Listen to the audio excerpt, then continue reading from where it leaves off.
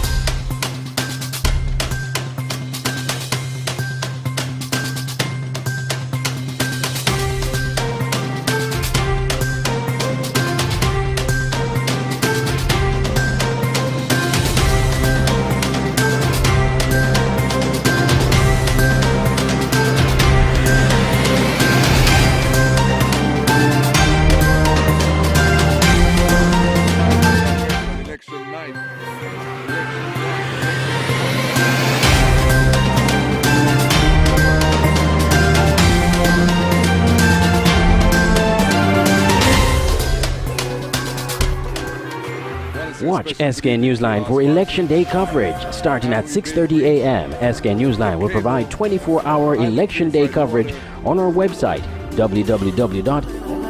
And Domino's. We're just about getting started here on this election night. We'll bring you up to date with more after this short break. SKNewsline.com, our Android mobile app, and our Facebook page. We'll present you features, profiles, and analysis on all 11 constituencies in St. Kitts and Nevis on Election Day.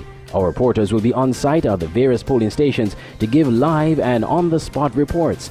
Then, from 7 p.m., SK Newsline and Voice of the Caribbean Radio, in collaboration with Freedom FM 106.5, will provide election night coverage all night until the last count. Our commentary team will provide analysis as the results come in live from the election center. Join political commentators Dr. Patrick Martin and Chesley Hamilton in the Freedom FM studio and political poster Peter Wickham live from Barbados with hosts Tony Frederick Armstrong, Junie Liburd, and yours truly, Andre Huey. It's 24-hour Election Day coverage on SKN Newsline, Freedom FM, and Voice of the Caribbean Radio, your Election Day coverage powerhouse.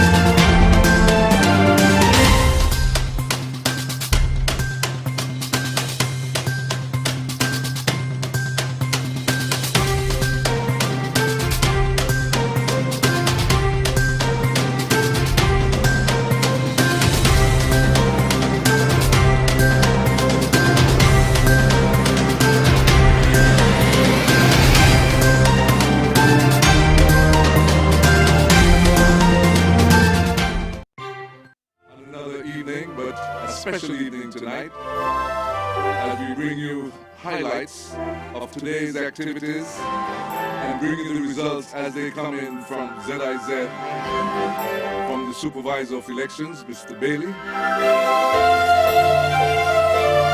But much more. At the end of it, you will have seen either change of government or the same government being installed. What will it be? We'll bring you the analysis, the perspectives, the narrative, the in-depth coverage tonight with a distinguished panel which includes Dr. Patrick Martin, Glenn Bart, Chesley Hamilton, Tony Frederick, and Peter Wickham. Did I say Andrew Huey? Of course, Andrew Huey, the man making it all possible through SKN Newsline. And he's here with his team, and we say welcome to them as well to Freedom FM. All right, so we have started the ball rolling now. First of all, I want to ask my panel, Glenn Bart and Dr. Patrick Martin. They were out in the field today covering what was happening. We've had some reports of irregularities and late starts and technical difficulties and all of that, and they were on the ground, and right now they're going to give us their perspective as to how things went down. We're going to start first with Dr. Patrick Martin. Patrick, good evening to you. Good evening to you, Julie, and to Freedom FM listeners, and to SKN Newsline, Palm Branch Media. I almost said Palm Beach. That too. And so it's really wonderful to be part of this collaboration as we cock our ears towards the Supervisor of Elections and hope that the night will not become morning. It will. It will, trust me. Because from what I'm hearing, there's still some polling stations that are open, though. Even though it's, 8:24, there's a couple of stations that are still open because the lines have not been completed. People are still there waiting to vote. Well, for those persons who were not listening to us earlier, some polling stations did open late. Yes. And the supervisor of elections, Mr. Elvin Bailey, gave the undertaking that those that started late will be afforded additional time for the voters to exercise their franchise. So as I was coming in, I saw the lights at Kim Collins still on, which suggests that activity was still taking place there. That was one of the, Kim Collins Stadium was one of the areas where voting started 2 hours late, if my memory serves me correctly. We had Kim Collins? Kim Collins. Yeah. Well, as I went around the island of St. Kitts, as usual, the citizens were orderly, some friendly banter. Now in English and Spanish. I didn't hear any banter in Mandarin. I don't know if Glenn Bart heard any. Mandarin Chinese. Early, people were out in the lines early. And so it is very disappointing that the electoral officials were not ready to receive the voters who came out early as per instructions. Come out, get out early, and that was very disappointing in the areas affected. Nevertheless, people stayed, vented on Facebook, but they stayed, and throughout the island, I didn't detect any disorder.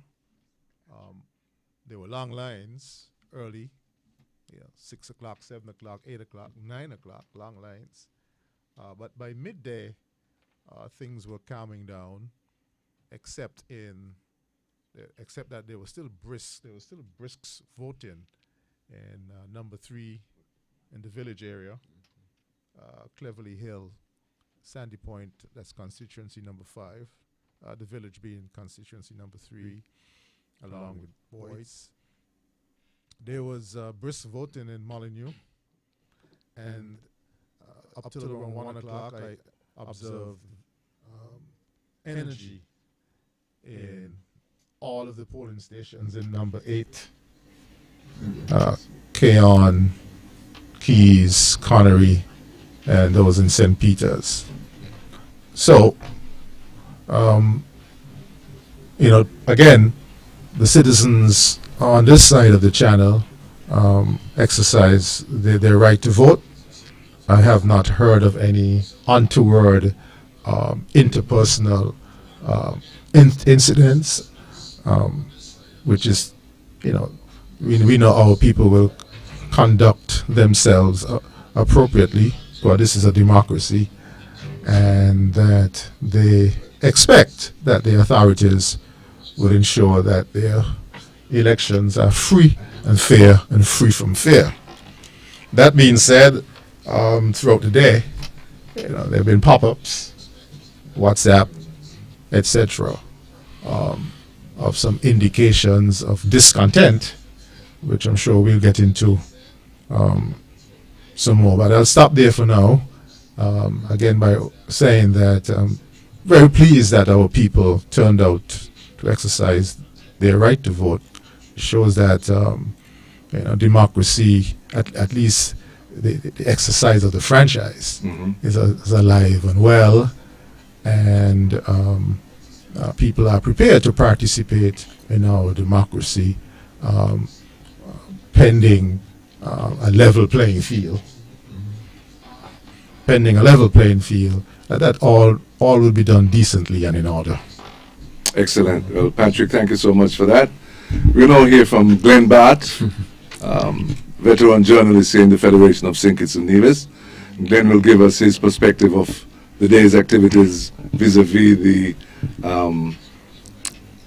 the turnout in terms of whether people were on, it was a humongous crowd. I think at one time Patrick was saying that it looked like music festival crowd, you know, of it. Well, the cars parked King Collins. Okay. You know, it looked like a music festival But parking lot. Glenn, also, we had reports of things starting late and people coming with tables and desks and chairs an hour after the polls should have started and so on. What did you see and what did you observe? Okay, well, with regards to that, I did not actually see it firsthand, but I was told about it. I was told that in the stadium, the King Collins Stadium, that things started about approximately 2 hours late. And people were standing there from since probably around 6:30, and persons were getting tired. They were a bit agitated, and but as the supervisor of elections did indicate, fortunately, that these persons would have had the chance to exercise their franchise by the extension of the hours. I went to one of the polling stations in 3 down at the Bonte Welch Primary School, and that's where we started. And I could tell you that things, when I spoke to some of the agents from both political parties, they indicated to me that the process had been going very smoothly from early. A lot of people turned out very early too.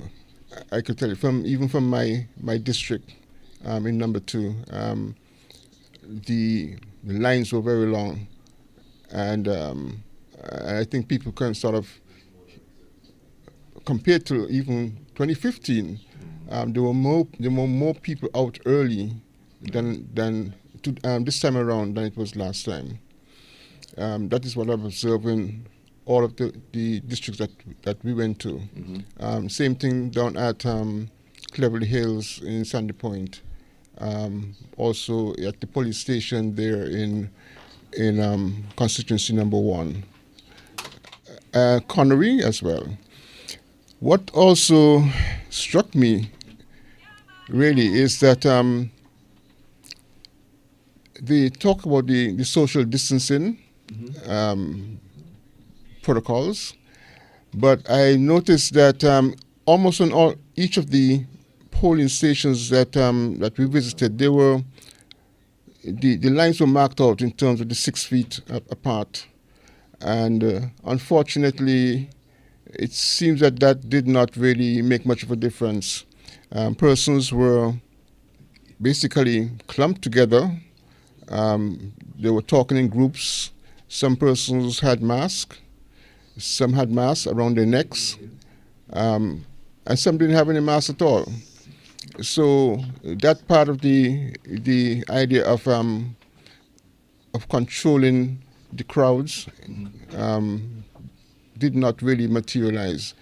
It worked well within the polling stations itself, but on the outside, things were a bit more chaotic, I thought.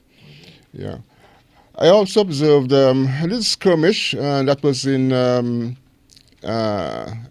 Connery, at the polling station close to the playing field. When we arrived there was a lot of people in the street and there was a lot of commotion. But it turned out that it had nothing really to do with the polling stations, but it's just that someone or some persons apparently tried to jump the line.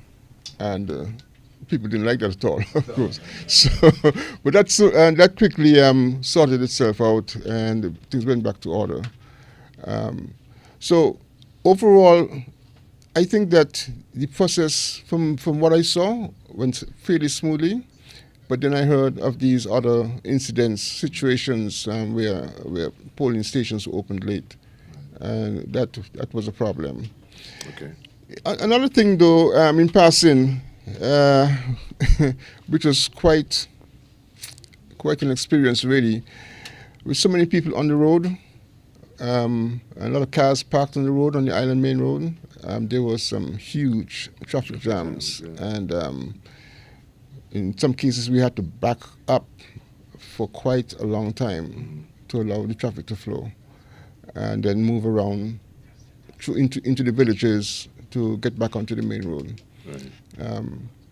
But overall, I think what we saw on the ground was that, for example, I saw more of the Team Unity candidates walking into the polling stations, taking a look around, see what was happening. I didn't see many of the Labour Party candidates. We just could have been at the wrong place at the wrong time. Right. But that's what we saw. Right. Yeah. Okay, thank you very much, Glenn Bard. It's 8:35. We haven't received any results as yet, and probably there are some polling stations which are in the process of closing at this time because of the crowds. And did you take the turnout of the electorate?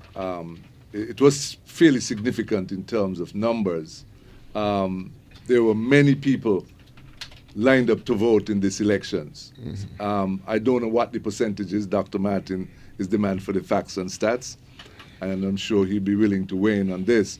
But I got the impression, speaking to the Honorable Troy Liburd from Nevis this morning, that it was a slower and a much less, the numbers then in Nevis were not as high, perhaps, as in St. Kitts in terms of turnout. Mm-hmm. I don't know what the figures are again, what the percentages are, but he was saying that people were getting through. There weren't any long lines. Mm-hmm. It was slow and steady. You know, people came. They probably did about a half an hour, maximum an hour, and they were able to go after that, which was what we're accustomed to. I mean, this election has been different in that it's been really taking a long time to vote. People have been in line for 3, 4, 5 hours before they vote. And it seems as if the planning and preparedness for this election was really missing in action, lacking. And that perhaps is something that needs to be addressed for future elections. Then we had the question of the ballot boxes. I see Chesley has arrived. Perhaps he might want to weigh in on that. Chesley Hamilton, Freedom Kessie is here, and he's going to be he is a part of the panel. But we now have this Tupperware plastic-looking kind of boxes with ties. How secure is that? What did you guys think about that? I was taken aback. Perhaps the electoral officials made an announcement to that effect, but I'm accustomed to a box of sturdy material with a slot at the top and a lock, with a mechanism for latching and locking. Right. In fact, someone sent me a copy of the law, referring to that. Chesley may want to weigh in. And so that departure from the law took me by surprise, and it caused me some concern because, you know, on polling day, if the electoral officials slip, they slide. You know, polling day electoral officials have to be on point 100% of the time, with some allowances for human error. And if there is human error, it must be rapidly addressed. Otherwise, in a atmosphere of error and persistent error, will emerge suspicion. And suspicion can then boil over into anger. And so I was taken up. I was surprised, if not disappointed, to see that.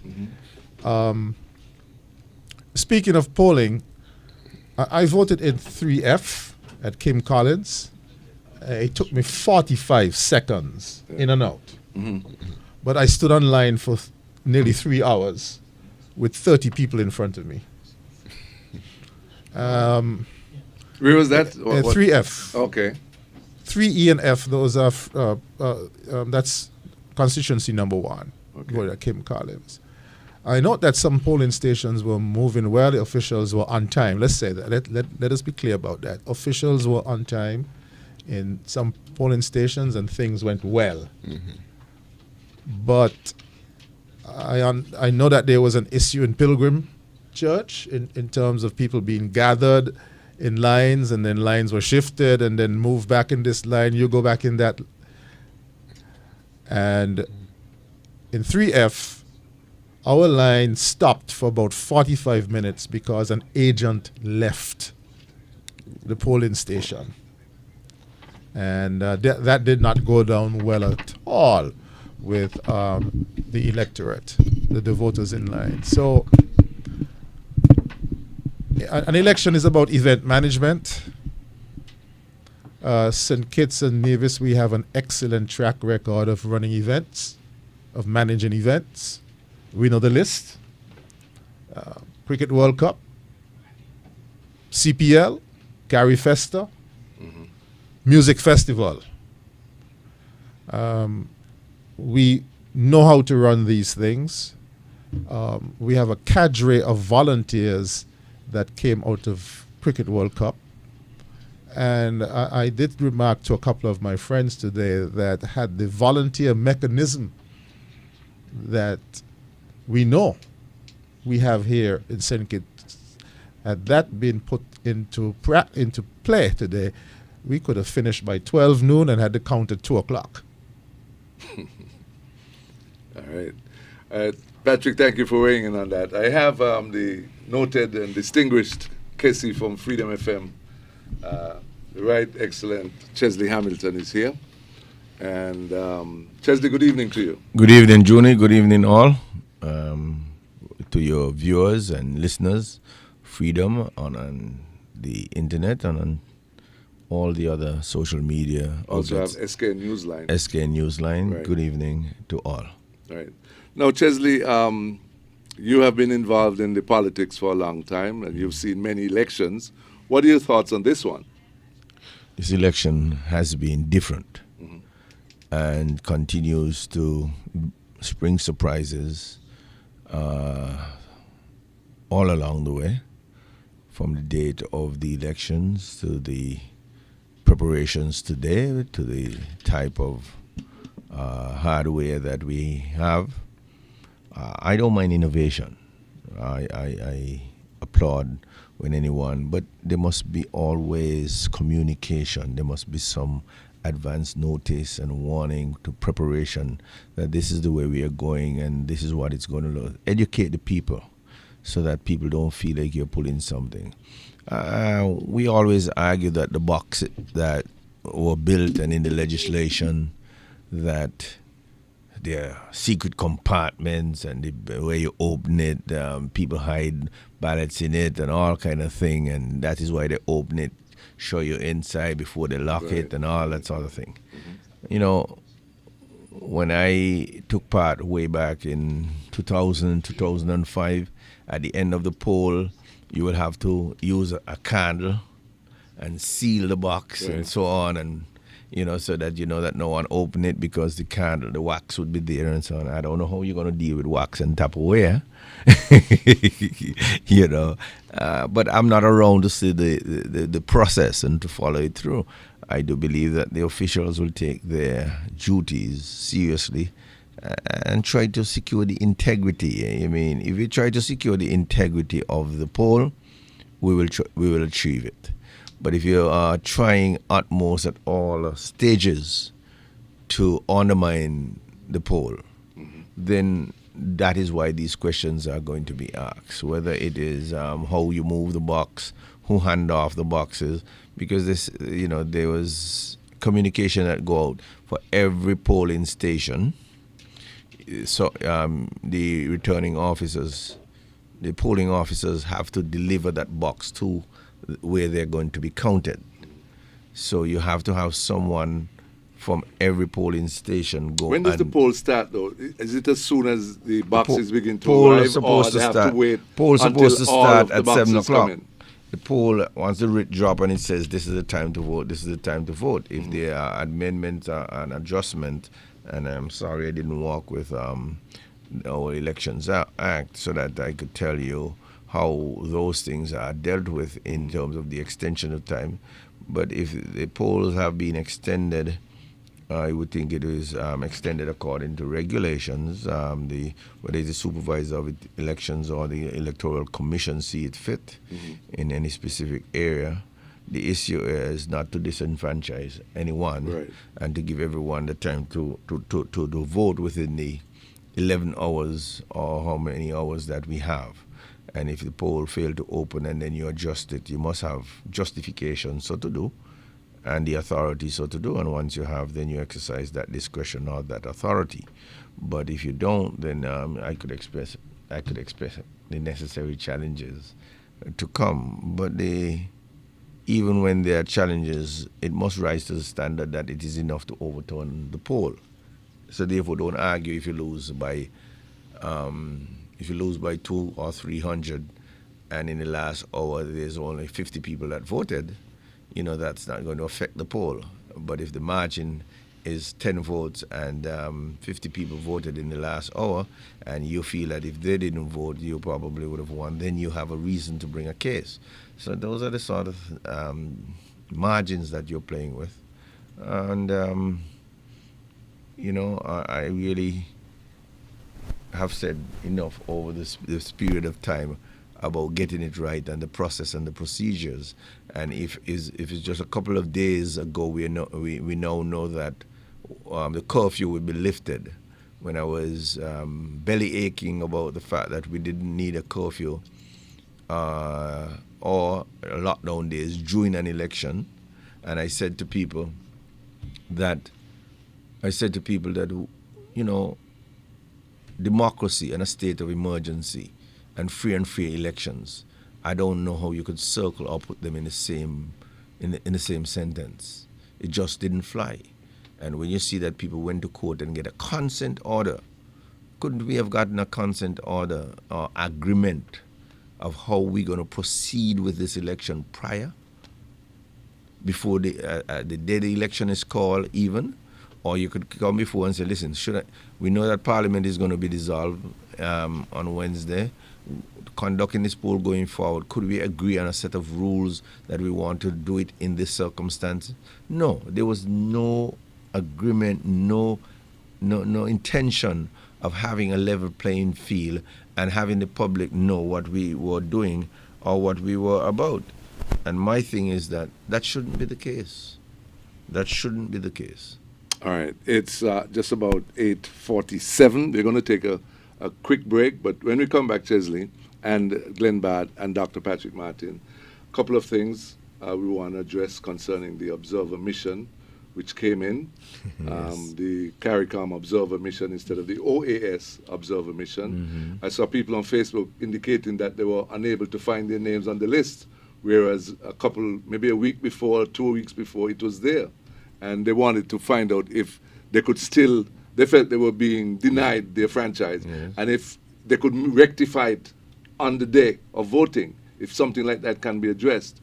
Also, someone was prevented from voting because he made use of indecent language at the polling station, and he was denied the opportunity to vote as well. But we'll speak to those issues and more when we come back. We'll take a break right now.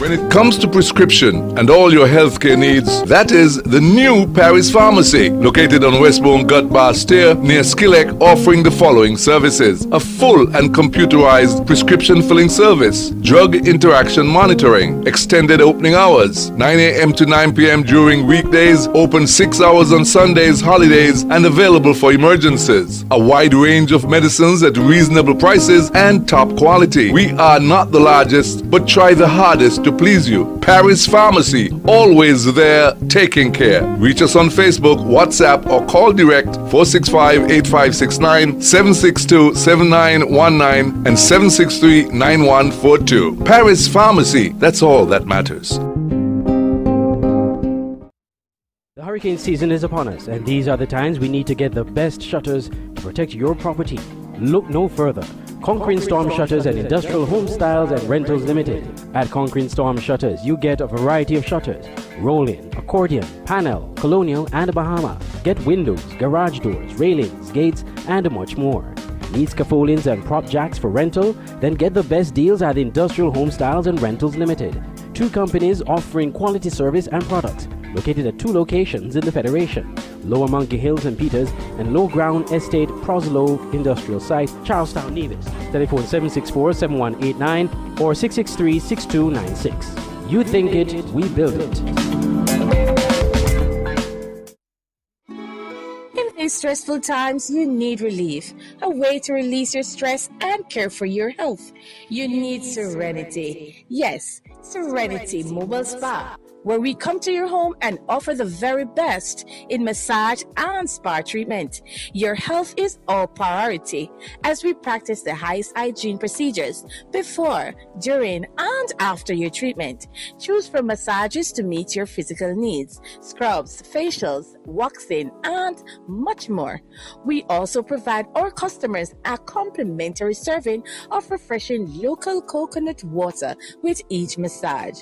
During these restricted times, we urge our customers to stay healthy.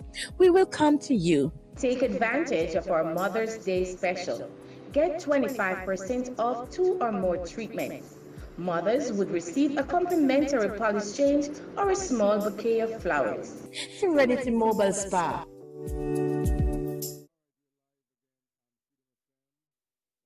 The hurricane season is upon us, and these are the times we need to get the best shutters.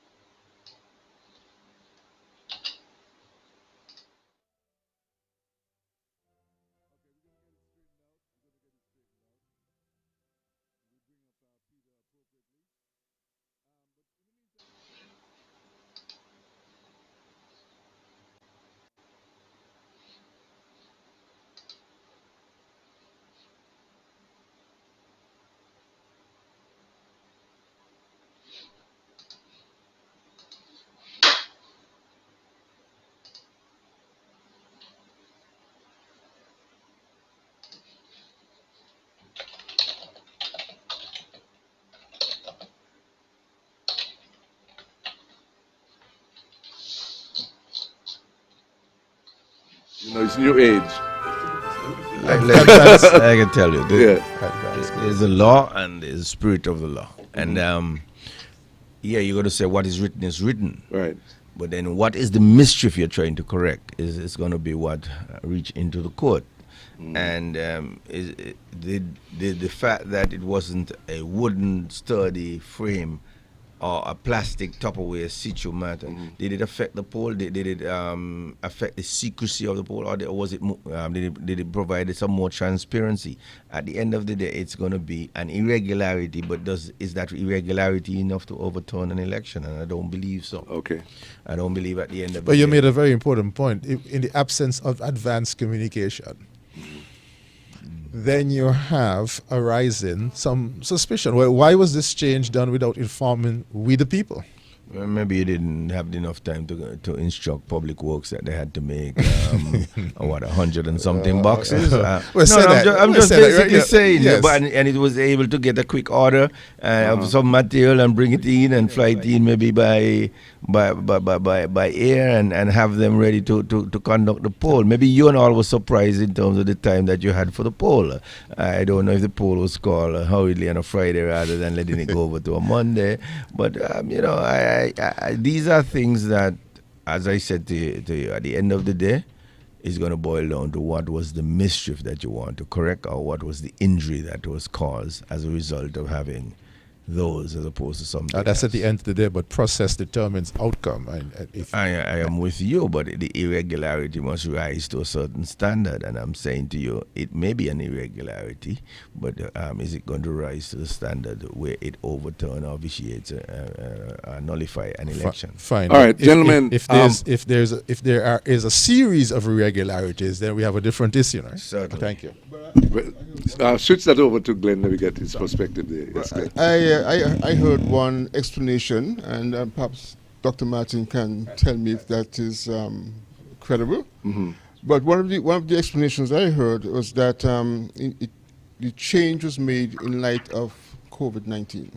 Oh. That the plastic boxes could be sanitized. Yes, I see what you're saying. And the other thing is that the issue of wood versus plastic. You're saying that the plastic is just as strong, maybe even stronger. And it's than transparent. wood. You can't see the wood and what's in the box, Right. but you could see what's in the plastic. Right. Yes. So All right, it's shouldn't be anything wrong. 8:55. Thanks, Glenn. I think we have Peter Wickham on the line here.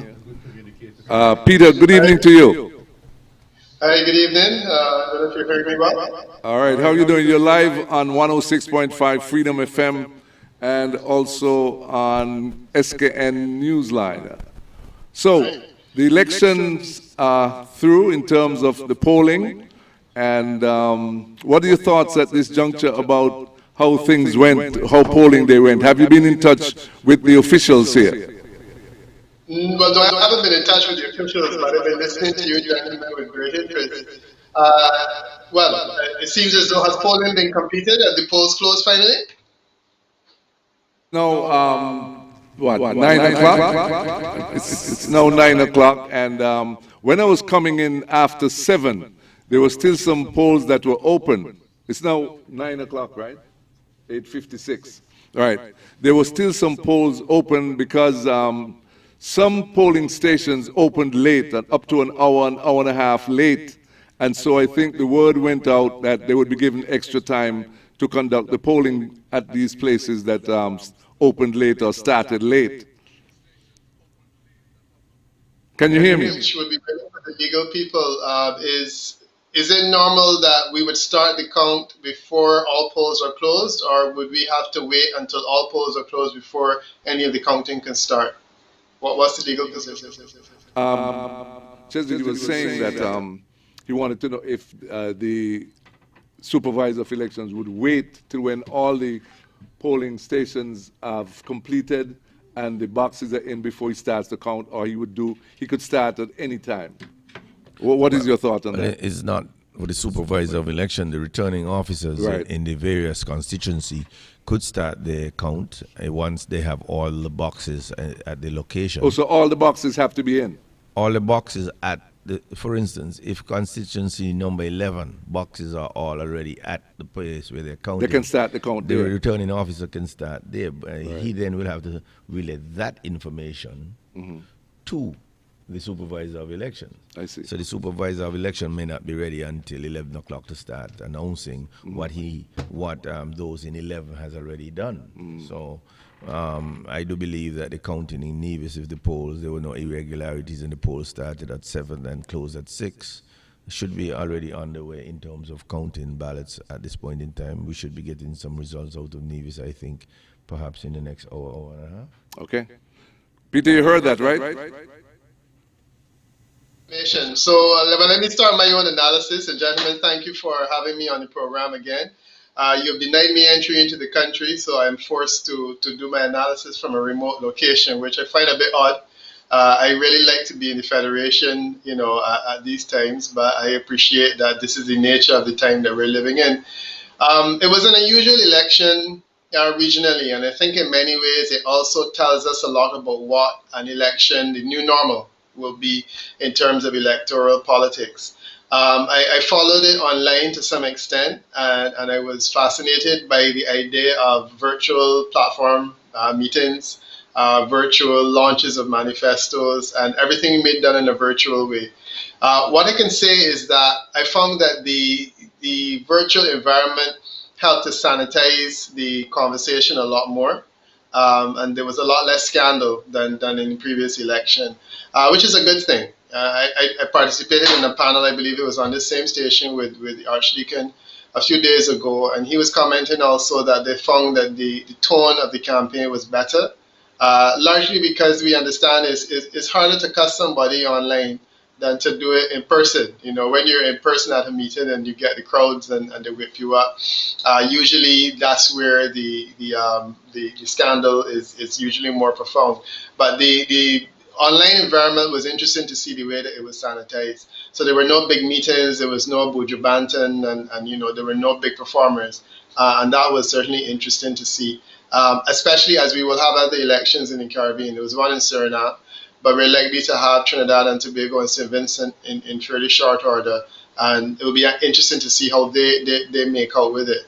So that was one thing. It was the idea of the virtual election campaign. I think for me, the big thing about this election, though, was the absence of the overseas vote. I was in the studio with you last election in 2015, and I complained bitterly. I remember I arrived in the Federation in the afternoon, and I was struck by the fact that, you know, there was almost no space for landing at the airport because of the large number of charters. I thought that was a bit profound.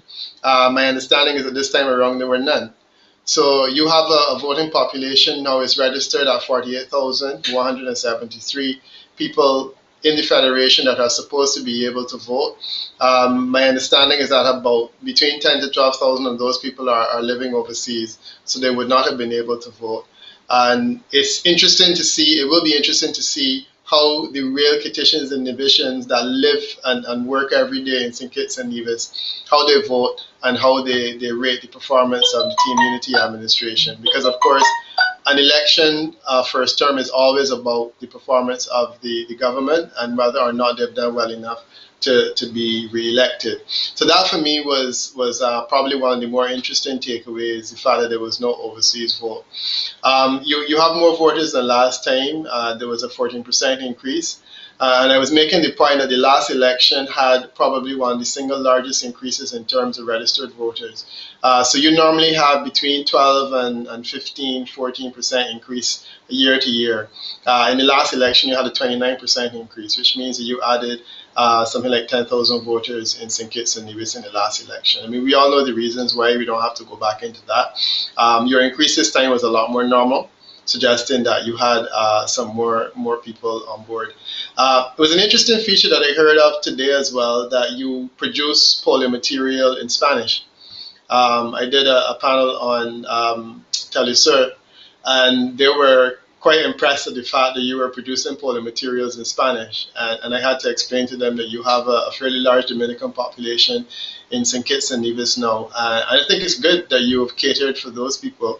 And I am assuming that part of that 14% increase may be some of these people who have lived in the Federation long enough now to be registered as voters, and they're part of the St. Kitts and Nevis family. And I think that is an interesting dimension.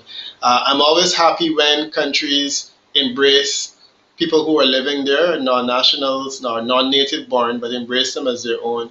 And not only that, that you move your electoral system to a point where they can participate, because ultimately, if they have the right to participate, they need to be facilitated in that regard. So that was also something that I thought was commendable. So those were the good takeaways. The bad takeaways, and you know what I'm very concerned about is the situation with the late start and the late ending of voting. And one of the panelists tonight is saying that you stood in line for 3 hours. That's unacceptable, in my opinion. You do not have a lot of people voting in St. Kitts and Nevis. The population is relatively small, 30 or 40,000 people will vote. How do you get to a situation where that process cannot be streamlined to be done more efficiently? We had problems last time around in 2015 as well. I mean, we were in the studio until 5 in the morning, actually even longer. But then that was problems in terms of the declaration of results. But we also had a late start to Compton. And definitely, when this is all over, regardless of who wins, the electoral officials need to sit down with both parties and say, look, let's see how we're going to deal with this situation and streamline it better, because we can't have a situation where such a small population, we're looking at 9 o'clock in the night and polls are now closing and things of that nature. I don't know that sits very well. The ballot box conversation was an interesting one. Yes, I agree that wood and metal is more sturdy, but the idea of transparency could very well be better facilitated by plastic. And I was interested in hearing about the COVID and the sanitization of the ballot boxes in plastic and whatnot. And I do wonder whether the plastic might not be a step in the right direction, because the idea that you can see through and you can see what goes in and what's in there might make a lot more sense than the situation where you are using metal or wood that is opaque and you really don't know what goes inside at that stage. So those are some of the observations in terms of the count. As far as expectations for the outcome are concerned, well, I guess very shortly we will begin to see results and we'll see what movement is. But this is my position. I think that the Labour Party goes into this election with two relatively safe seats, which would be the one of Dr. Douglas and also the Patrice Nisbet seat in Nevis. My inclination is that neither of those two seats will move significantly. So one would assume that at the end of the night, the Labour Party will hold on to those two. As far as Team Unity is concerned, I'm seeing them having four seats that are relatively safe, which would be the seat of the Prime Minister, sitting Prime Minister, Sean Richards in number 5, and I also figure that for them, Nevis 10 and 9 are relatively safe. So that's the situation. Now, in between there, we have other seats. We have 5, I would say 7 seats. Sorry, we have 5 and 2, the 7 seats, and all of those seats are relatively marginal. I'm keen on looking at what's going to happen in some of those, because those are seats where a percentage point or 2 in terms of swing will ultimately make a difference. So we're going to watch those fairly closely. In terms of the Marcella Liebert seat, which is one that I'm particularly interested in. I'm sorry, not the Marcella Liebert seat, the Eugene Hamilton seat. I'm sorry, Corus Maynard seat, number 3. So case number 3, I'm particularly interested in that one because that one is a Labour seat, which is a seat which Labour currently holds. There is a fairly large swing required to move it, which is a 6% swing. But I noted that that seat had probably the single largest transfer of voters in the last election. Now, if those voters came from overseas and they're not available to Maynard this time around, it could make for an interesting outcome in that seat. And that is, I would say, one of the stronger Labour seats. And that's the reason why I flagged that one as being a marginal seat, because were it a seat that did not have that large overseas vote last time around, I would imagine that it would be fairly easy for Labour to hold on to it. But because of the fact that we saw from the registration numbers in the last election that it had an unnatural increase in voters. If those voters came from overseas, then, as I said, on this election, it would be, Congress Maynard will have a fight on his hands. So I think that's enough for my initial observations. I look forward to looking at how the swing and the analysis is going as the night progresses, and I'll be able to sit with you and share some of the data that I'm collecting during the course of the evening as we go forward. Barbadian pollster Peter Wickham, who has been commissioned from time to time to do polls. He did some polls for the St. Kitts Nevis Labour Party at one time, and latterly the Team Unity administration also commissioned polls from Peter Wickham. That was his analysis of what he sees on the ground here in St. Kitts and Nevis so far, and what he thinks are safe seats and what are up for grabs, and we'll get back to that. But Peter, before you go offline, I'm hoping that you could also indicate to us if you think a large turnout would be in favor more of the Team Unity or the St. Kitts Nevis Labour Party. And we had a large turnout. It seems that way. There were many, many voters lined up from 5, 6 o'clock in the morning. And that is why, for instance, it led to some problems and in the polling not finishing at 6 o'clock. I mean, there were late starts as well. But even in places where the polling started on time, there were huge lines in St. Kitts and not so much as in Nevis, not so much numbers in Nevis. What are your thoughts on that? Yeah, that's always a difficult question to answer. If you look at the history of St. Kitts and Nevis, the situation with you before 2015 was 2010 was one of relatively low turnout, and the low turnout had a lot more to do with the fact that the list was cluttered, it was dirty. My expectation is that on this occasion, you will also have a low turnout in terms of the statistics, which doesn't necessarily mean that less voters have turned out. It just means that less voters who are available to vote have been able to participate. As I said last time around in 2015, you had a 30% increase in the number of voters, and 72% of those persons voted in the last election. That was, of course, an election in which you had a fairly large overseas vote. In the election before that, in the 2010, which is the one that Labour won, and won, with just one, literally. The electoral turnout was 84%, and remember that had more to do with the fact that the list was clean. There was an electoral reform which cleaned the list, and as a result, you got your 84% because the list was clean. So 2015, you're down to 72%. Labour loses. So on the face of that, one could argue that the higher turnout in 2010, Labour won, and then the lower turnout in 2015, Labour lost.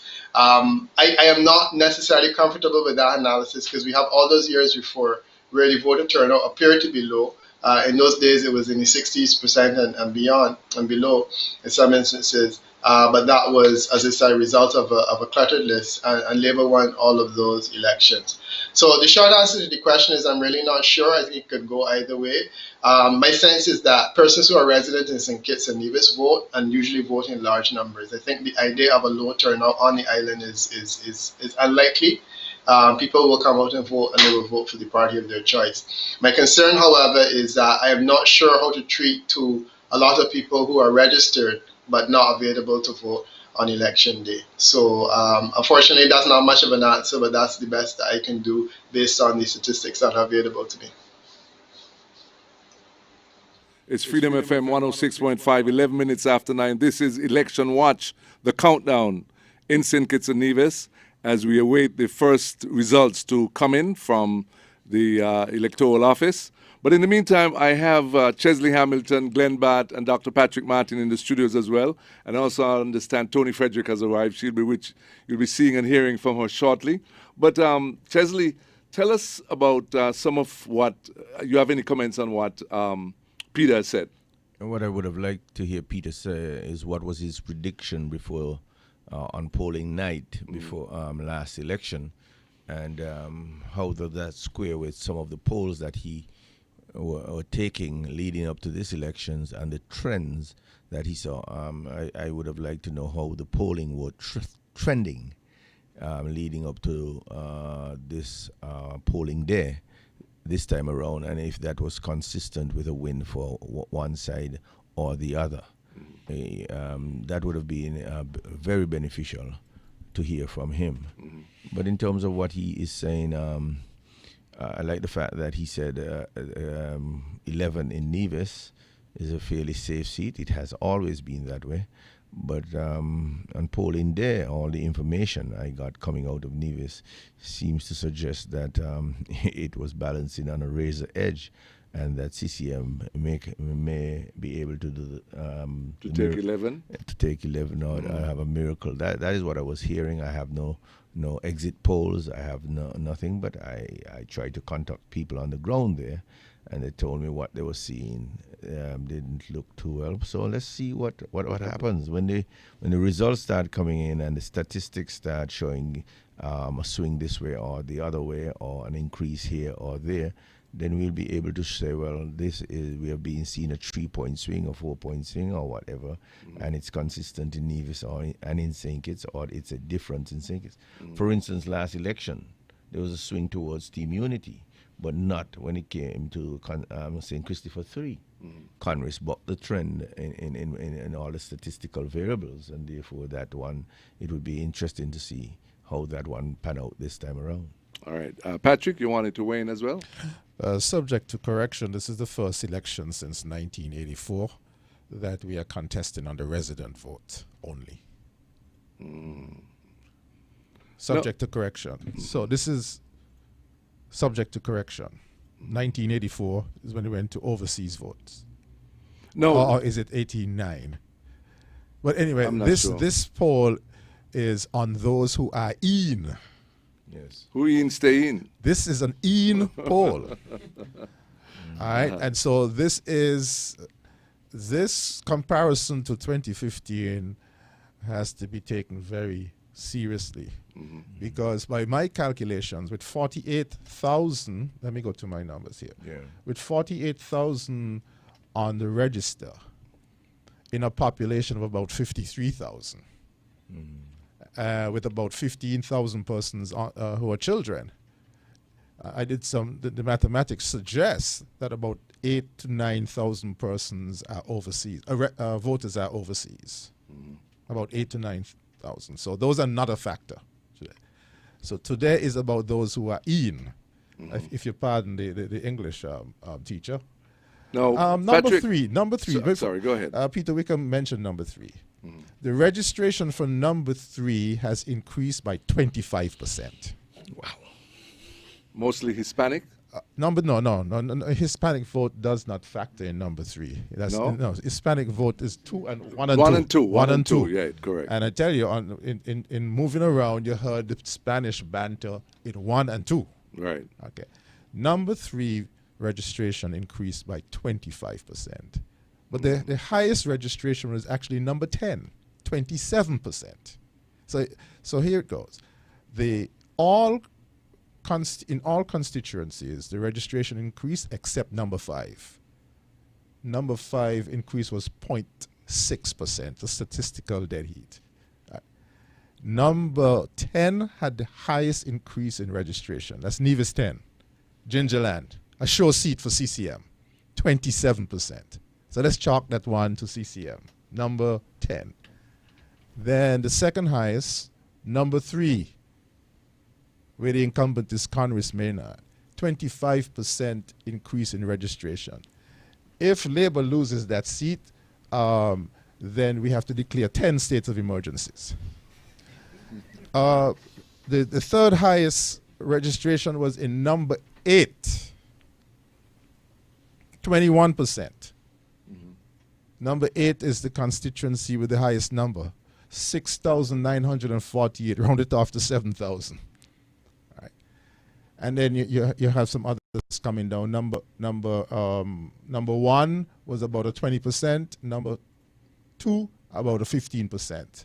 I'm saying about because the numbers jumped up in the last shower of in the last 2 days, and I didn't get to plug them in. But it's about 20% in number 1 and 16% in number 2 in terms of the increased registration. So those are some of the factors we have to pay attention to. I think Chesley is right. We have to wait for the trends after the first couple of votes, first couple of boxes coming in. But if Congress loses number 3, then Glenn Bart will lose more here. Glenn? Well, yes, I wanted to comment on number 3 actually, because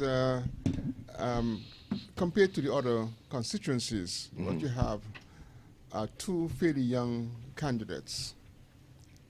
And you must remember also that both of them are Labour-oriented. One is is being presented by the People's Labour Party. The other is being presented by the Sincus Nevis Labour Party. But both candidates have their roots solidly in the Sincus Nevis Labour Party. In the case of Akila Byron, who is representing the People's Labour Party, her family, her background is really from the Sincus Nevis Labour Party. They're both well-known personalities in constituency number 3. But they bring this youthfulness, this youth voice, this new perception, a new way of doing things, and they appeal very much to the younger generation of voters.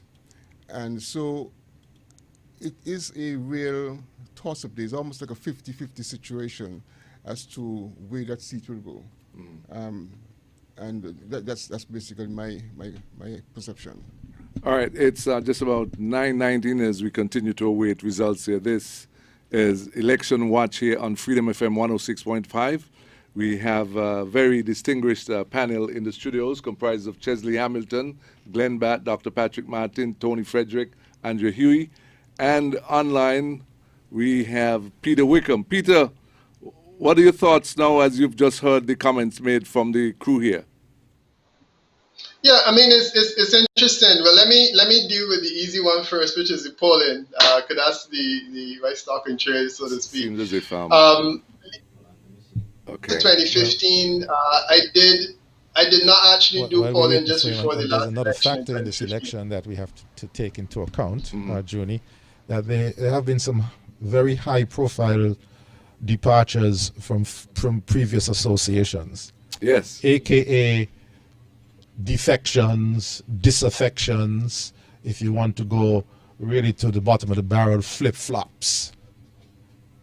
And so high-profile persons, people who are well respected in their various areas.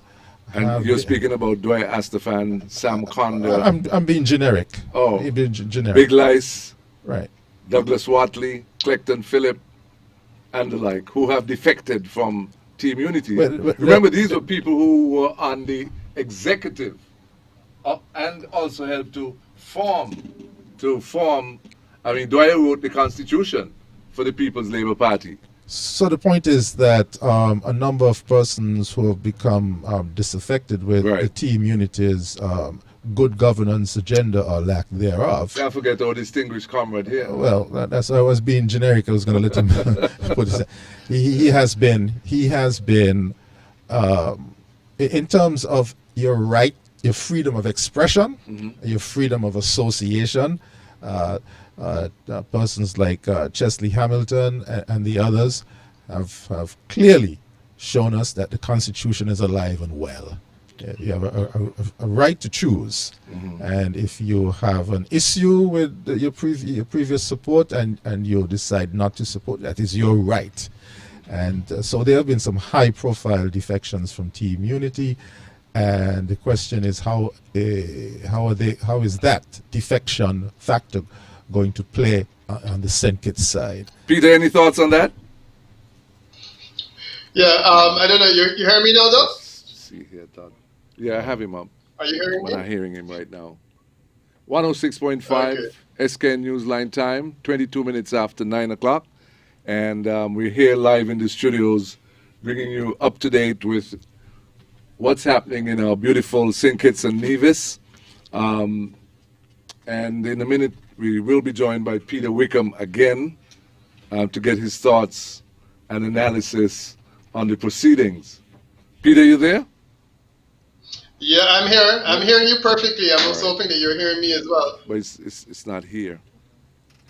It's not coming through here on the board.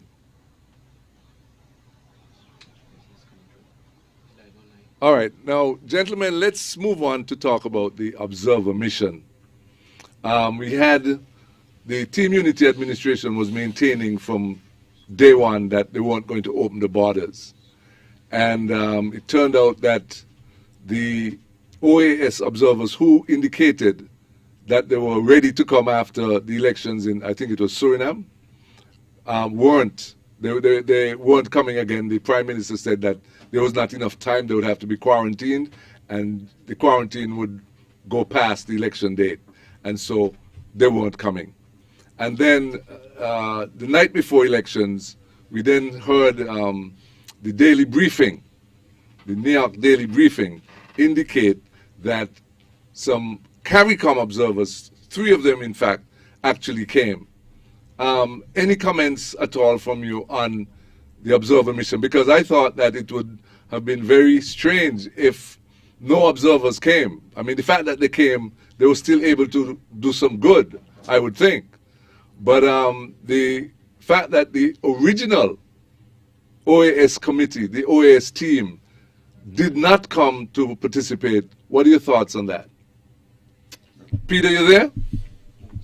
No, I'm not hearing him. Okay, Glenn, go ahead. Right, okay. Now, okay, gentlemen, we're getting some results in, so let's pause. Let's see Okay, we're getting some results in. The total number of votes cast was 165. In polling station 5 at the Hard Times Center, 543 voters were assigned. Eric Evelyn of the Concerned Citizens Movement received 219 votes, that's 219. Beyond Hanley of the Nevis Reformation Party received 36 votes. There was one spoilt ballot for total validly cast votes of 255. In polling division 6, where 342 voters were allocated to the Gingerland High School, Eric Evelyn of the Concerned Citizens Movement received 124 votes. Beyond Hanley of the Nevis Reformation Party received 42 votes. There were no spoiled ballots and there were no rejected ballots. 166 votes were cast.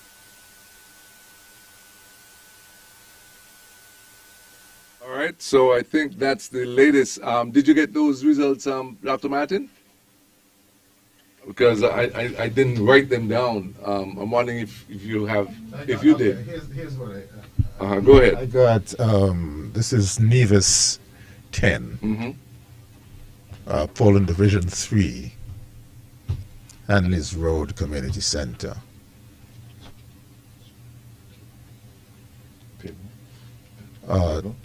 Eric Evelyn 219, Beyond Hanley, as Eric Evelyn CCM 219, Beyond Hanley NRP 35. And then Polling Division 6, Gingerland High School, Eric Evelyn 124, Beyond Hanley NRP 42. Again, as expected.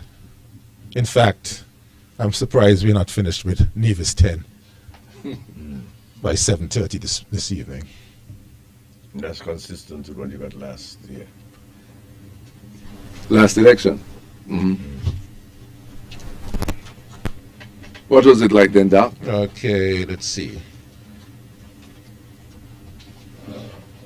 The spread was, let's see, Polling Division 3, but that was on the Wesleyan Holiness Church in Buck Hills. It's okay. It was 123 to 72. No, I think that there's been some changes in the polling the division locations here, so that might be difficult. For example, this year it's Hanley's Road Community Center, and I'm not seeing Hanley's Road Community Center from 2015. So, but what has not changed is that CCM will win this by a margin of about 2.5 to 1, maybe 3 to 1. Okay. That's Nevis 10. Right. So no surprises in the trend out of Nevis 10. Right. Okay. Fairly consistent with what took place the last election. Glenn? Right, we were talking about the observers. Observations. Yes. Mm-hmm. Yeah, I think that it really would have been, well, first of all, I must say that in the Caribbean, it has become common practice to have observer missions. All right. I believe it's because of our system of governance that really is a bit ancient and needs to be modernized, and I think also that some form of transparency needs to be pumped into the systems. Mm. And so you have these observer missions to basically say to the general public, hey, for the most part, things were good or bad or whatever it is, and things can move from there. But so in that context, therefore, it would have been very problematic, I think, for the government to proceed with the general elections without having observers on the ground. I think that it was not handled in the best way possible. Mm-hmm. there should have also been some dialogue, some discussion with the opposition parties involved with regards to what was happening and what they would intend to do, and come to some agreement as to how they will proceed. And so to unilaterally determine that there will not be any observers on the ground, I think that would have been very difficult. It would have been the first time since 1989. Yes. 89? Yeah, 89. Even in the context of COVID-19, some kind of arrangement could have been worked out if things were done early, if things were done properly, and in order. So in that context, I think that it is in one sense good that they had a change of mind, and at least there is some kind of expertise on the ground observing what is happening. As you well know, that the local coalition of NGOs had indicated to the government that they were not in a position to do the role of professional observers in the elections. They just didn't have the capacity, nor the knowledge, nor the training. And so to depend on them to deliver would have been really shortchanging the people of St. Kitts and Nevis. All right. Julie, Your thought, Doc? and I'm getting an indication that probably one of the figures I called out was not correct. I'm asking the person to... we joined them kind of late, right? Yeah, the supervisor. in progress. Yeah. Right. So if the person can please... if we can get those two polling station numbers again, because we joined him in progress, that'll be good for our numbers. All right. The observers? Yes. Well, if you if you want a definition of flip flop,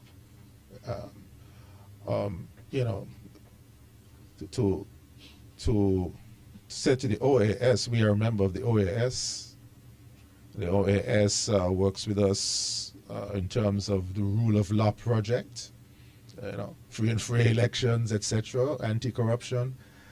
I think was I'm looking for a softer word than insult. To the it was a disrespect. It was a dissing of the OAS to disinvite them. All right. The OAS team could have been here. They have their own infrastructure in terms of medical doctors and testing and stuff like that. And if we had any questions about their medical infrastructure, we could have referred to PAHO, which is an OAS. We are a member of PAHO, and PAHO is an OAS collaborator. Is something coming in? No, not yet. Okay. I was just monitoring. And so we could have had the OAS observers here, along with the CARICOM observers, Commonwealth observers. If you have a free and fair elections, then free it up. The more observers, the better, right? Chesley, any comments on this? I am still baffled because if you could bring them in 2 days before, what's the situation? They were tested, they were quarantined. What were the excuses for bringing them in 1 day before the elections, when they could have been here way before, a week before, after dealing in Suriname? Why the excuse? Why do we have to agitate for things like this? These are standard operating procedures. I don't see why it takes people to agitate and to cry foul and that sort of thing. It's something I really don't want to spend too much time commentating on or harping on. It's one of those things that I just don't feel good. I don't like to speak about ills. I prefer to speak about the positives.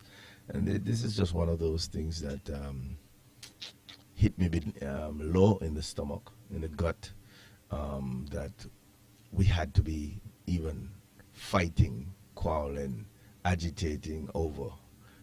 It really left a bad taste in my mouth. I want to apologize that it even had to happen in St. Kitts and Nevis. This should not have been an issue. We should have done all that we can to accommodate observers. whatever it took, whatever the protocol is, even if they had to go around in what do you call those med hazard suits, so, so that they're here.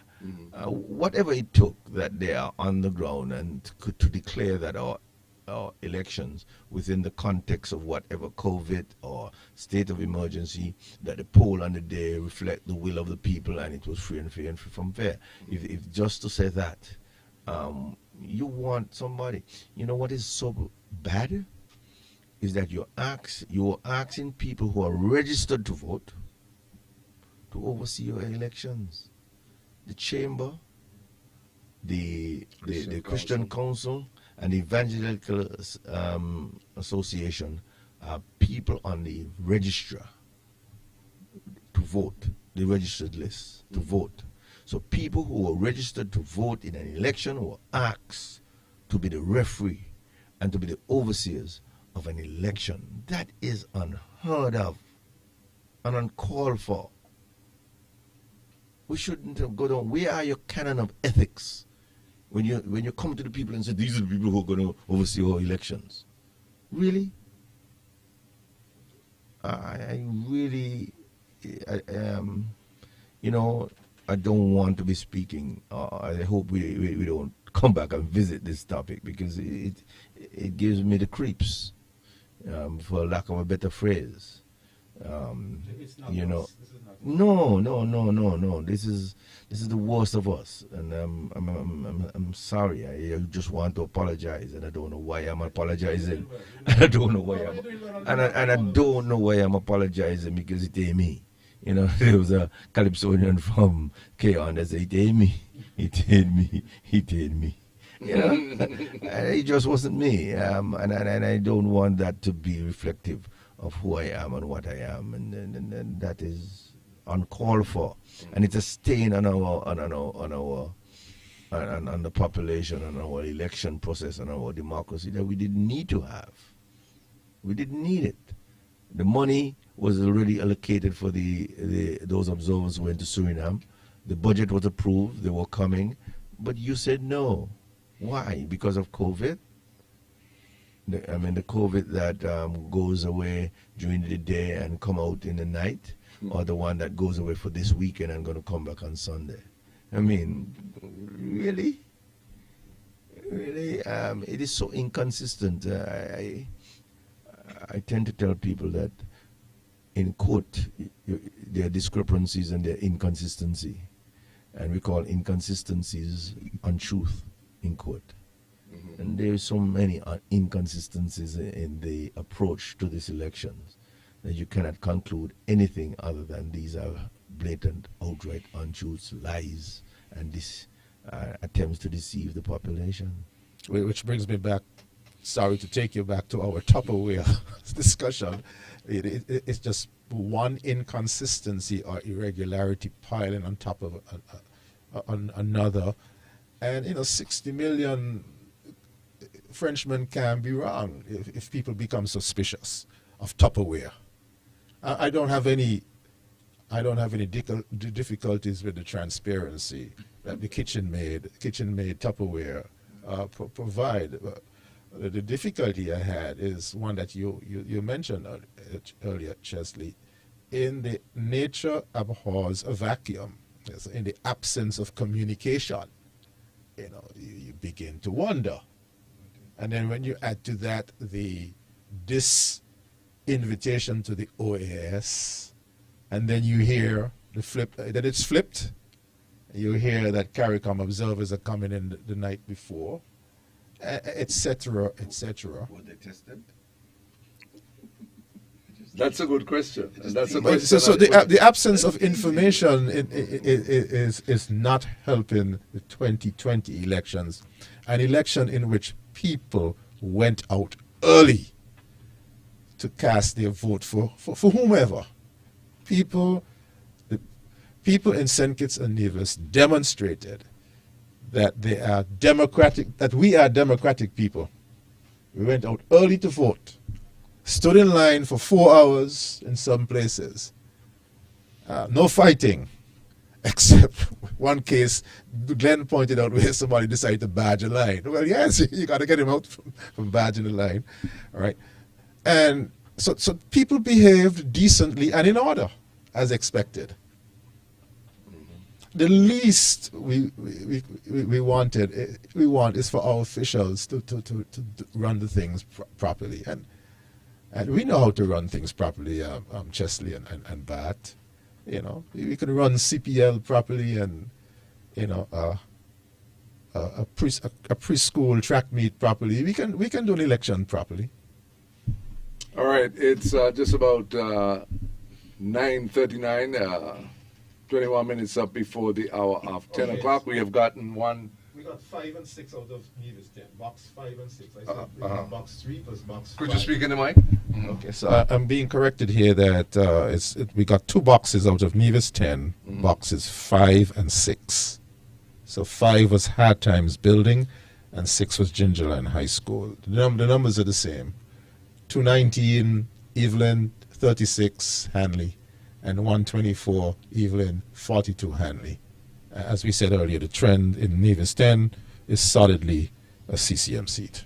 Now here's a tweet from Louis Almagro from the OAS. He says, on election day in St. Kitts and Nevis, we wish the people and political parties a democratic celebration. The OAS has observed elections in the country since 2010. Regrettably, the government withdrew invitation to observe this time. The OAS team was COVID-19 free, and ready to deploy. That's a tweet coming from the OAS. Well, we went into that already, so we won't revisit it. We're looking at, it seems as if an election result might be coming through shortly, so we're going to stand by to join them. But gentlemen, when we look at the issues before this electorate, what were some of the major issues for you? Do people vote on issues, or are they more candidate and party oriented? What are your thoughts on that? Because some people, regardless of the issues, if you tell them their party is wicked and cheat, they say it don't matter, I'm going to vote for them still. They don't want to hear about the issues. This is my boy, this is my guy. I'm going to support him 100% regardless of what he does. And we had some issues there to do with transparency and good governance and misappropriation and all kinds of things. And it didn't seem to matter too much, it seems, to people who support the administration, the current, well, can't say current now, but the former government, if you will. So what goes on? Are we looking at issues, or are we looking at party and candidates?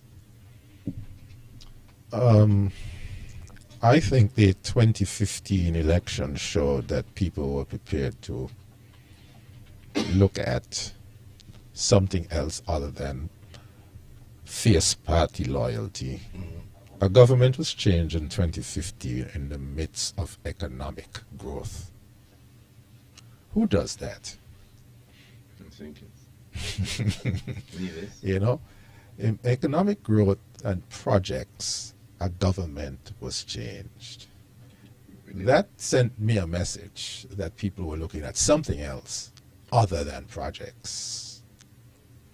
And then you could boil that down to that the swing vote, or the independent vote, the vote that is not fixed to a party, is the biggest block in this country. You got to go even further back. I think if you were to go back to the 1995 elections,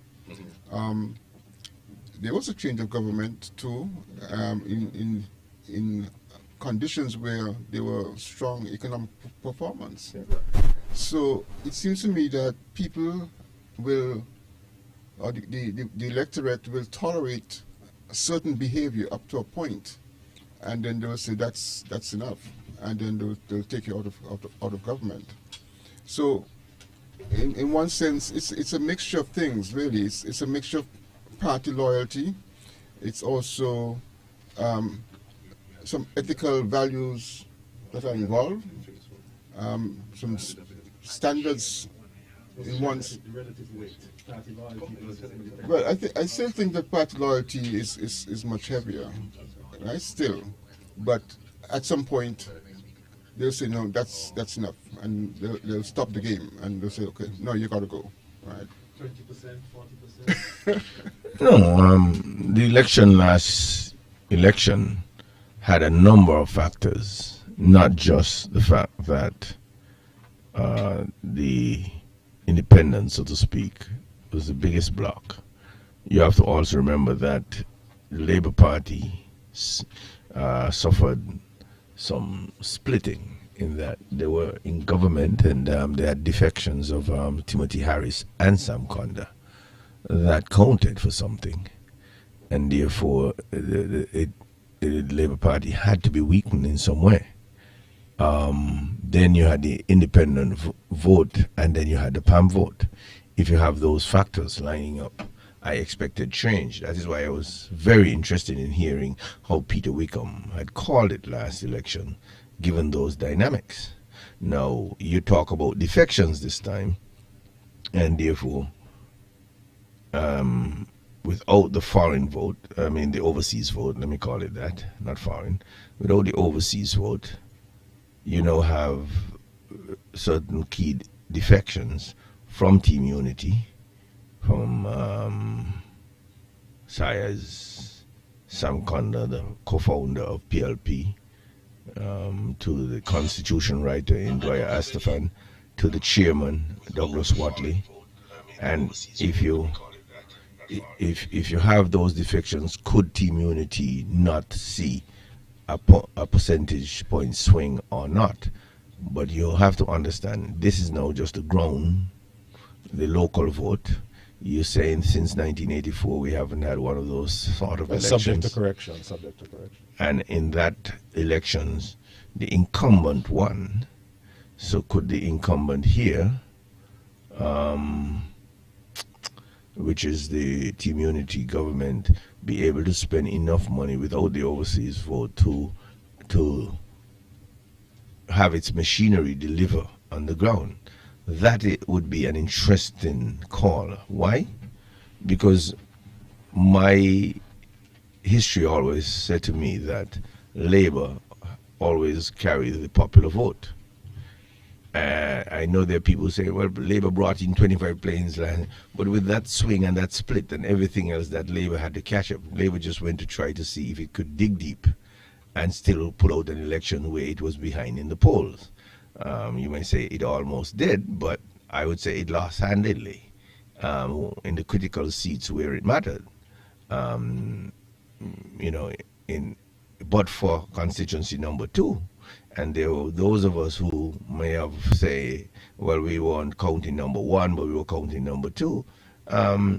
It still showed that 2 of the Basti seats went to 2 of the Basti seats went to Labour, and Team Unity was always expected to get at least one of them. So if you look at it in that way, what is going to be the difference here this time around when those marginal seats start coming in? That's what I really want to see. What is the trend? It would be interesting to know, not because in the absence of the overseas vote, and also see what is the trend in terms of the home base vote. Who carries that this time? It will be a new reset.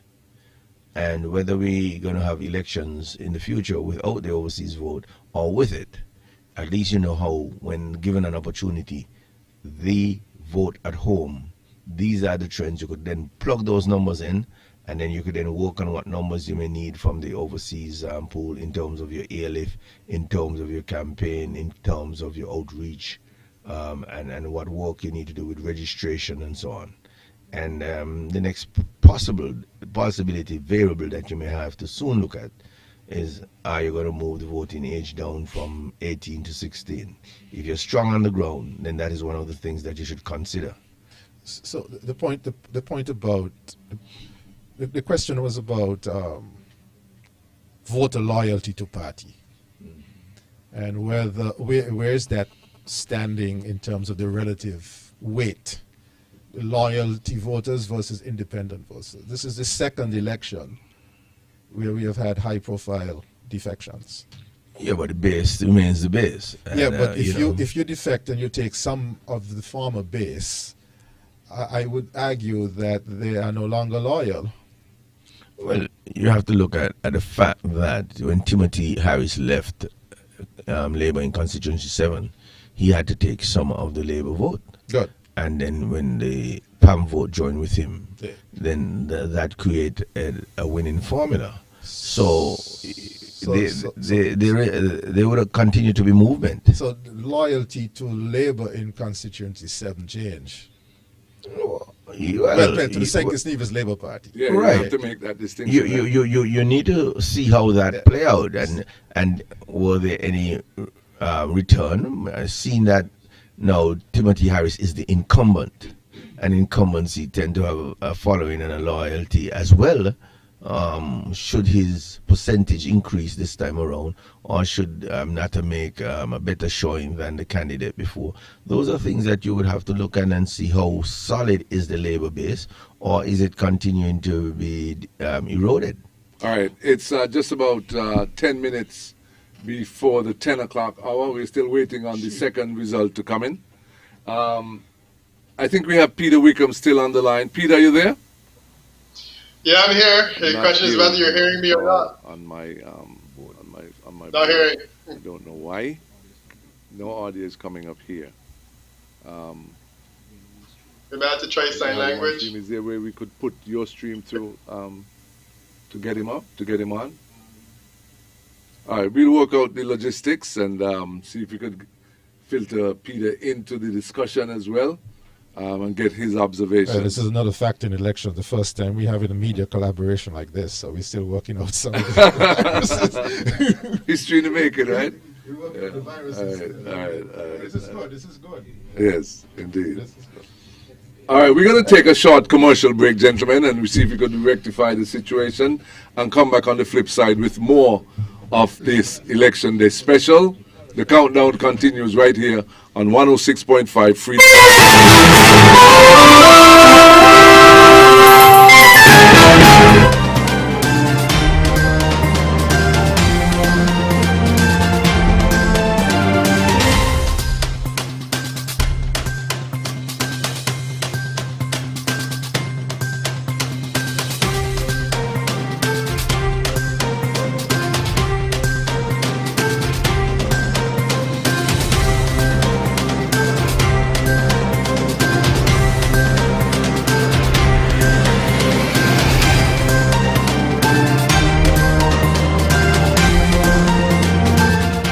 The hurricane season is upon us, and these are the times we need to get the best shutters to protect your property.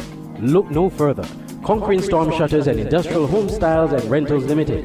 At Conquering Storm Shutters, you get a variety of shutters: roll-in, accordion, panel, colonial, and Bahama. Get windows, garage doors, railings, gates, and much more. Need scaffoldings and prop jacks for rental? Then get the best deals at Industrial Home Styles and Rentals Limited. Two companies offering quality service and products. Located at two locations in the Federation: Lower Monkey Hills and Peters, and Low Ground Estate Proslow Industrial Site, Charlestown, Nevis. Telephone 764-7189 or 663-6296. You think it, we build it. In these stressful times, you need relief, a way to release your stress and care for your health. You need serenity. Yes, Serenity Mobile Spa, where we come to your home and offer the very best in massage and spa treatment. Your health is our priority as we practice the highest hygiene procedures before, during, and after your treatment. Choose from massages to meet your physical needs, scrubs, facials, waxing, and much more. We also provide our customers a complimentary serving of refreshing local coconut water with each massage. During these restricted times, we urge our customers to stay healthy. We will come to you. Take advantage of our Mother's Day special. Get 25% off 2 or more treatments. Mothers would receive a complimentary polish change or a small bouquet of flowers. Serenity Mobile Spa. clear your mind and clean your hands. High Five Sanitizer is committed to changing mindsets in personal hygiene. Educating families in St. Kitts and Nevis about the importance of keeping our hands and surfaces clean is our top priority. It takes a village, and it starts with all of us setting a good example and inspiring a positive mindset. Our pocket-sized 2-ounce hand sanitizer bottles and their convenient dispenser caps are the perfect size for you and your kids on the go. You could also purchase our 1 or 2 liter refill spigot bottles for instant top-up. Our superior hand sanitizer is made with local aloe vera from our farmers in St. Kitts and Nevis, blended with 70% alcohol approved by our Bureau of Standards. So clear your mind and clean your hands with High Five hand and surface sanitizer.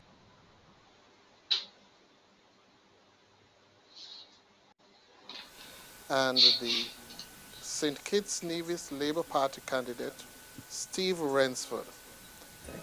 Coming soon, our car sanitizer. Contact us on 869-760-6229. When it comes to prescription and all your healthcare needs, that is A, to those whose surnames begin with L, Lindsay Grant of the People's Action Movement received 119 votes. That's 119. Independent candidate Thomas received 1 vote, and the St. Kitts Nevis Labour Party candidate Mr. Steve Rensford received 61 votes. There were no spoilt ballots, there were 6 rejected ballots, and 187 votes were cast. And for the benefit of the persons who missed the first 3 results, they came from Nevis 10, where the candidates are Eric Evelyn of the Concerned Citizens Movement, Bjorn Hanley of the Nevis Reformation Party. In polling division 3, Hanley's Road Community Center, where 327 voters were allocated, Eric Evelyn of the Concerned Citizens Movement received 128 votes, that's 128. Bjorn Hanley of the Nevis Reformation Party received 35 votes, 35. There were 2 rejected ballots, and 165 votes were cast. In the Hard Times Center, polling station 5, where 543 persons were allocated, Eric Evelyn of the Concerned Citizens Movement received 219 votes, 219. Bjorn Hanley of the Nevis Reformation Party received 36 votes. There was 1 spoilt ballot. There were no rejected ballots, and there were 255 votes cast. At the Gingerland High School, where polling division 6 was located, there were 342 voters allocated.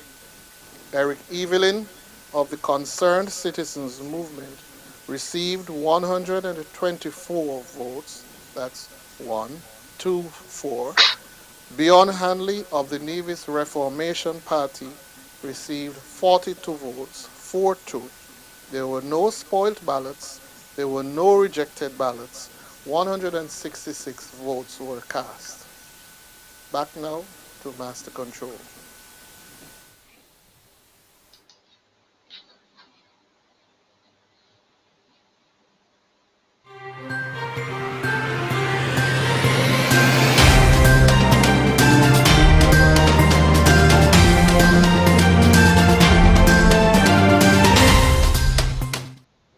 An election result coming up.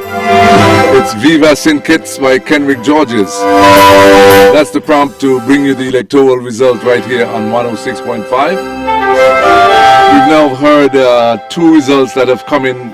Dr. Martin, could you just announce again for the benefit of our listeners what was just announced from the Supervisor of Elections? Constituency number 4, the first box, 1A, Challengers Community Center, surnames A to L, Grant, People's Action Movement 119, Rensford, St. Kitts Nevis Labour Party 61. 6 rejected, 1 spoiled. Okay.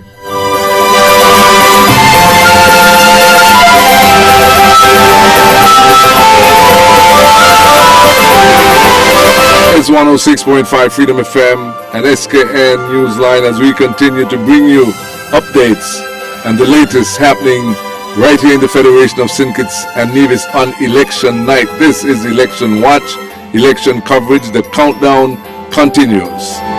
It's just about 1 minute before. Yes, Patrick, 10 o'clock? Yeah, go ahead. Looking at 2015, same box. Challengers Community Center, same surnames, A to L. In 2015, Grant 127. In 2020, Grant 119. In 2015, Glenn Phillip of Labour 98. In 2020, Rensford of Labour 61. Both down, but bigger margin for Rensford, for Labour.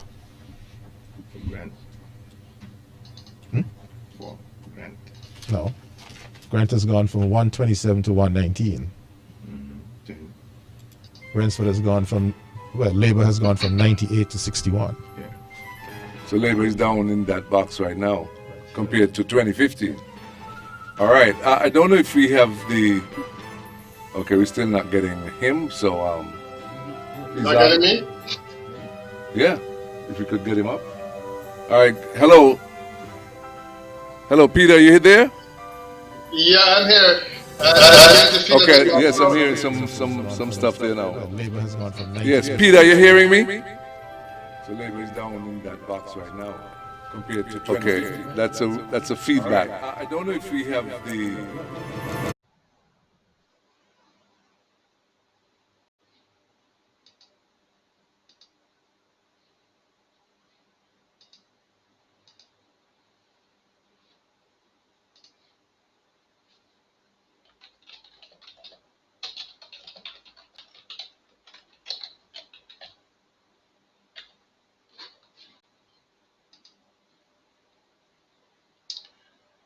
Is this any better? Testing, 1, 2, 3.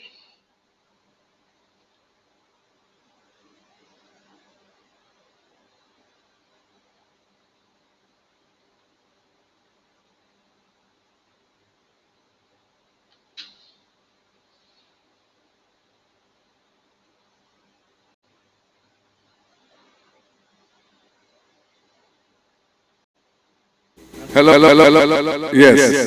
Yes. Peter was asking if you have any comments to make on the 2 results that have come in from constituency number 10 and number 4. Number 10 in Nevis and number 4 in St. Kitts.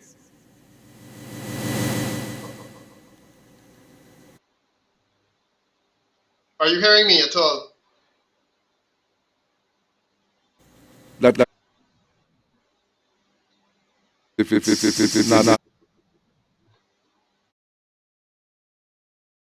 To say about the 2 constituencies, but I just wanted to be sure that I was actually being heard before I started. Let's proceed with the analysis.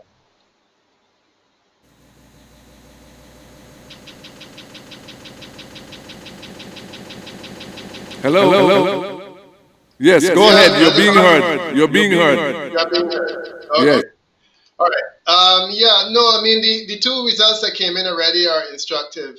In constituency number 4, we've seen a swing away from Labour just in that part of that box, which is A to L. There's a swing away to Labour, away from Labour that's double digit, and a swing towards People's Action Movement that's also double digit. In the case of Nevis, we're seeing a similar situation. We've had two boxes declared in Nevis 10, and already we're seeing a swing in favor of the CCM, which I thought was a bit unusual because I was expecting that with the change of candidate, with the former premier going, that there may have been a fall off in support. So I think that the CCM, certainly Team Unity Group, for those first two boxes, can feel that they have done reasonably well under the circumstances. Of course, we have a long way to go. I mean, the entire country has to be counted, but I would say that in the basis of those, I'm seeing a swing in favor of Labour, of the Team Unity. That for the time being is impressive. I also wanted to answer some of the other questions that were posed. I don't know whether I can go ahead and do that now. Yes, go ahead. Yeah, okay. Yeah, there were questions about polling the last election. The challenge I have is that in the 2015 election, cadres polled up to about a year before the election. The moment that we actually had a breakdown in relation to the split in Labour, we were not involved any further in election polling around then. What I can say though is that when we did poll at that time, Labour was still polling strongly. Well, not strongly, Labour was still polling ahead, but already there was a clear indication that the Labour vote would not be able to withstand the impact. And certainly, truth be told, my advice was that the Labour Party could not withstand the impact of the departure of the two individuals. My sense was that exactly what happened, what has happened, what did happen or would have happened in terms of the polling that we were doing then. But we never polled up to an election time, so I don't have any comparative data to use. But I would say that we have to remember also that in the last election, the Labour Party got more votes than the Team Unity. At the same time, however, they didn't win, but they got more votes than Team Unity. So technically speaking, had I been polling the entire country, it would not have been surprising to find that you had Labour support. And that's the reason why the slightly more nuanced polling that I was speaking about was instructive, because it was suggesting that in some of the more marginal areas, that Labour would have lost enough support for it to lose the election. Similarly, the last time we polled in October, November last year. And at that time, the polls were showing in favor of Team Unity. I think that both of the polls we did were published, and it showed that. The concern I had was that I thought that post-COVID, that data would no longer have been relevant, because I feel that a lot has changed. We normally say a poll is good for a month. And we had a situation where we had not only a month, but we had a fairly major impact of the COVID that would have made the polling more or less irrelevant, quite frankly. Going into tonight, though, as I was saying earlier, I felt that the reality of the absence of the overseas vote would have made a huge difference. And comments were being made regarding the number 3, with Congress Maynard, and that's one that we're watching keenly. That vote, as one of the other commentators quite rightly said, was clearly targeted in terms of the overseas vote. It had a massive increase in registration. I think it was about 40%. It was one of the highest in the country. And that, to me, would make it a difficult seat to retain. Even though the margin looked manageable, it would be a difficult seat to retain in an environment where we're having a swing based on a localized vote. And that was my concern about number 3. And I agree with the analysis of the other two gentlemen that the massive increase in support in the registration in that constituency, which was clearly targeting Sam Condor in the 2015 election. And I remember that well, because on the morning of the 2015 election, Sam Condor was on with electoral lists, and he was saying he had not seen these lists before, and there were a lot of people on it that he didn't know. I mean, these were clearly people who were brought in from overseas. And it was interesting that the list that was published, he saw, was a surprise to him. If those voters are taken away, it's going to be a very, very different game. And certainly from what I'm seeing already, if the Team Unity is consolidating support, I would say that Congress Maynard is going to be in some interesting waters as the night progresses, unless of course we see a very different result coming in from some of those other boxes, because it was clear that a lot of the support he had was support which was borrowed from overseas. And if that support is not returned this time, we'll see how it goes. I think those were the two key points I wanted to make. Oh, the defections. The defections were interesting to analyze, and I do take the point from the gentleman that where you have key personnel leaving and moving out, it does create challenges to the incumbent. At the same time, however, I said it, and I mean, in the interest of full transparency, this is a conversation I had with Sam Condor himself, that in this business, you normally don't get the chance to leave a party twice or to leave and come back. Usually, when you leave a party, that's it. When you start to move around after that, the credibility issue comes in. In the case of Sam, that is probably even more acute because he served not 5 months, but 5 years under the Team Unity administration in a fairly senior position. He resigned on the eve of the election, or he resigned actually when the election was called. I think it was the same day. And he returned to defend the position against that government. I think that there are a number of questions that come up, and one is if it is that you were having all these issues with governance, why did you stay right up until the end? And my sense is that the credibility, certainly of Sam Condor, has been fairly hard hit by his decision to return to Labour.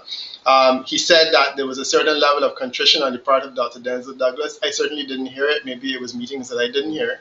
And I do feel that, a number of people would ask the question, if it is that you had all of these challenges with Dr. Douglas' leadership before, you're no more comfortable with it. What was the reason for that comfort?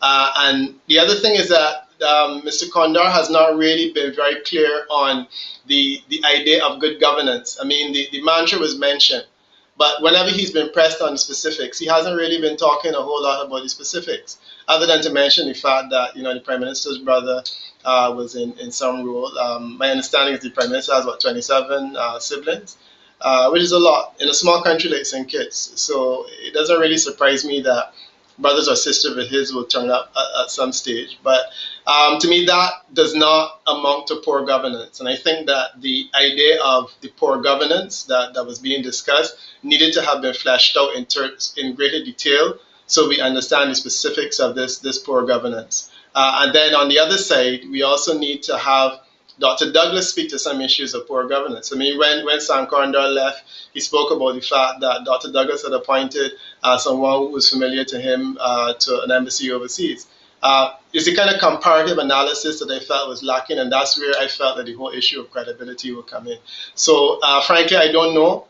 My sense is that the departure of these individuals was not have made a significant difference. I think that probably some of the other characters that left Team Unity may have been more impactful. But certainly Condor, for himself, I think that probably would have been the least of the impacts, largely because, as I said, he served the entire term, and then he left at a point when it appeared convenient. And I think that convenience won't be lost on voters. Those were the points that I think that were being mentioned that were fairly key.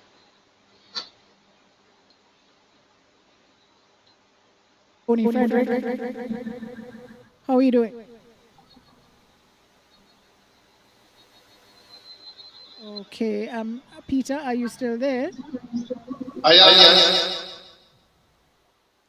am. One of the questions I wanted to pose to you, Peter, is the matter of the observers, the observers being brought in, the OAS observers more or less having their invitation, or having the invitation rescinded.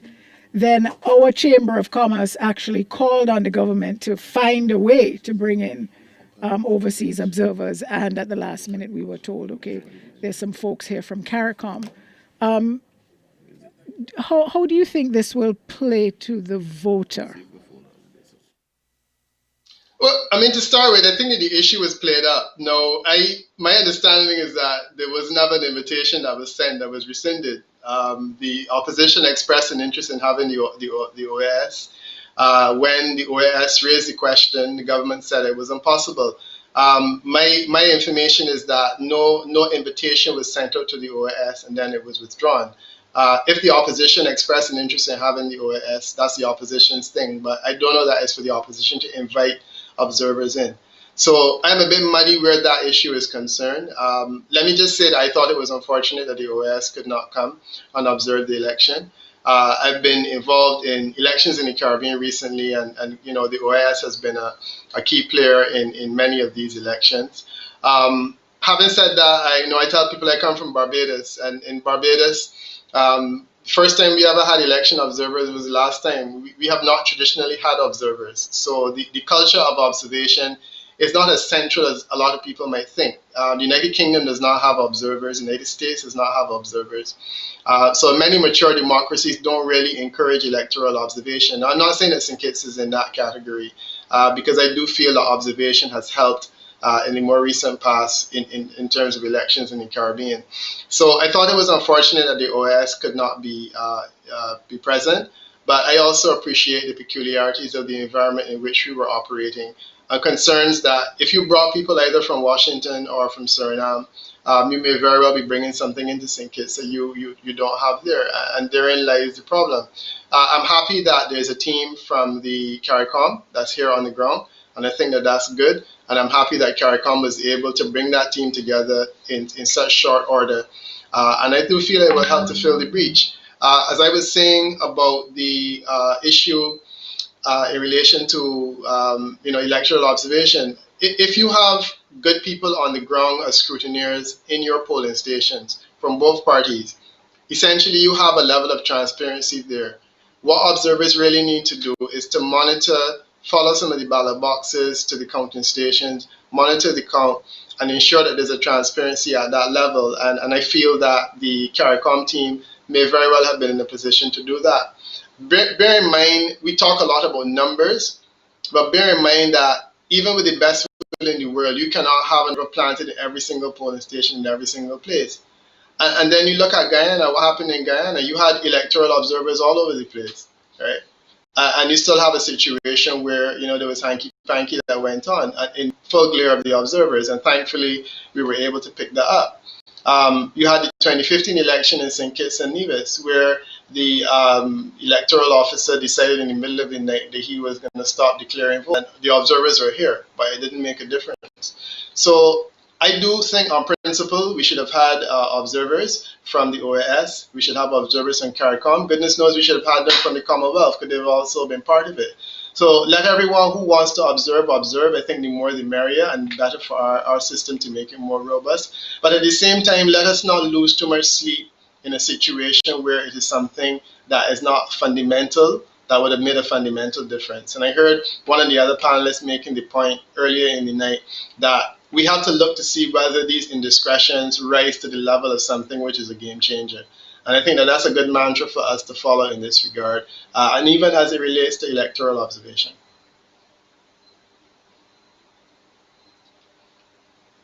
The panelists, but I'll throw it out to you first. We traditionally here in St. Kitts and Nevis, the boxes are taken to another location for counting. Is that necessary? Are there, I know in some countries, they are counted on site. What does it look like across the Caribbean? And does this not just create another layer for suspicion and accusation?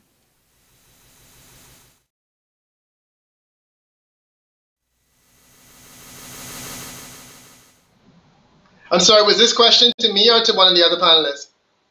To me.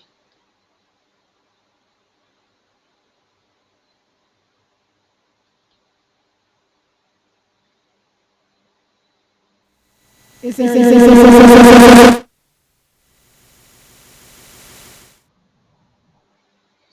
I'm sorry, I didn't realize the question was to me. No, let me speak to it.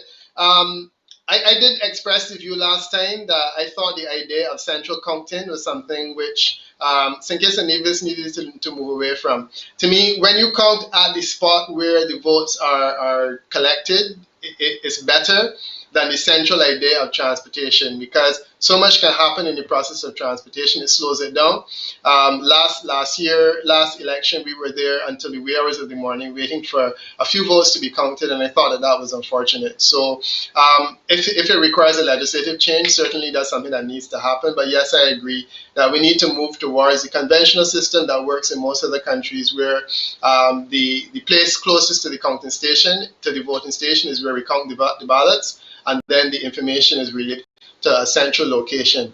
In India, we've been hearing a lot about the statement of polls and so on, and that system is essentially more sophisticated ways of conveying information, because what happens is you vote, and at the place of voting almost, you have a count, and you're in relation to a statement of poll, what was recorded, that information is then conveyed to Georgetown in duplicate or triplicate form if necessary. And that's where you just do a tabulation in Georgetown and you come up with the result. Of course, that didn't happen. But in the case of St. Kitts, it would be a lot easier because you're dealing with less votes. So yeah, I agree that we need to move towards a system where we vote and we count in the same place and we declare our results. Okay, Peter, if you can hang out with us for a while, we would appreciate that. But I actually wanted to get Chesley's thoughts on that whole counting in place as opposed to moving the ballot boxes. That is one part of a bigger problem for me, Tony, the moving away from central voting. And I do agree that if we count the ballots where they're cast, we will get results quicker. And if that is the preliminary results, then that's a good thing. However, we need that to be part of a bigger picture where the electoral system is independent of government.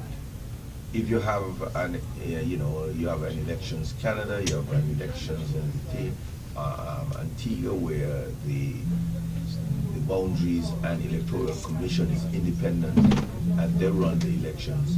If you have something like that, where the people, the representation of the People's Act govern these things, once you begin to get something like that, and you have well-trained full-time officers of elections, St. Kitts Nevis, you will have no problem and no difficulty counting the votes where they are.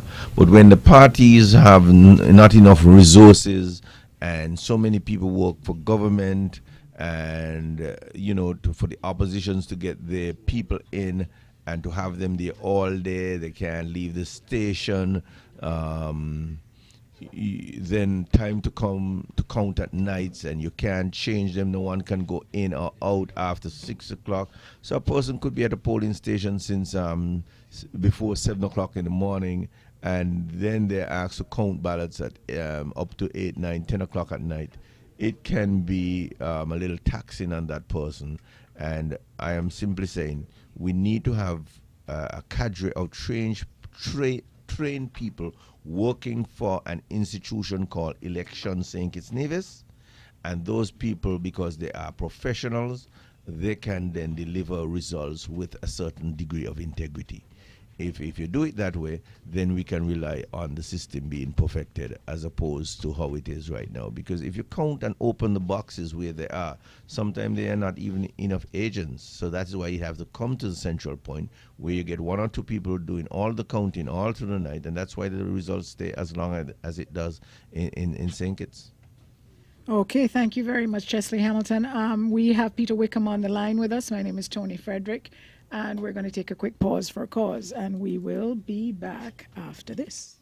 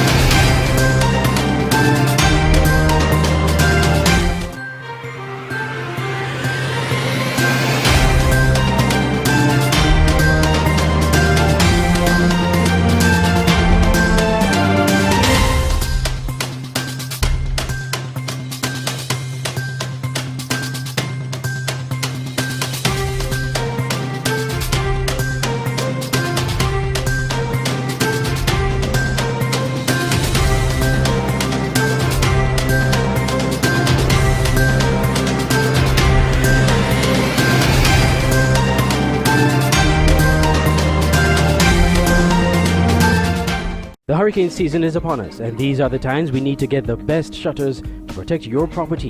Look no further. Conquering Storm Shutters and Industrial Home Styles and Rentals Limited. At Conquering Storm Shutters, you get a variety of shutters: roll-in, accordion, panel, colonial, and Bahama. Get windows, garage doors, railings, gates, and much more.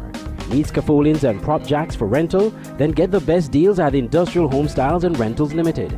2 companies offering quality service and products. located at 2 locations in the Federation, Lower Monkey Hills and Peters and Low Ground Estate Proslow Industrial Site, Charlestown, Nevis. Telephone 764-7189 or 663-6296. You think it, we build it. In these stressful times, you need relief, a way to release your stress and care for your health. You need serenity. Yes, Serenity Mobile Spa, where we come to your home and offer the very best in massage and spa treatment. Your health is our priority as we practice the highest hygiene procedures before, during, and after your treatment. Choose from massages to meet your physical needs, scrubs, facials, waxing, and much more. We also provide our customers a complimentary serving of refreshing local coconut water with each massage. During these restricted times, we urge our customers to stay healthy. We will come to you. Take advantage of our Mother's Day special. Get 25% off 2 or more treatments. Mothers would receive a complimentary polish change or a small bouquet of flowers. Serenity Mobile Spa. Clear your mind and clean your hands.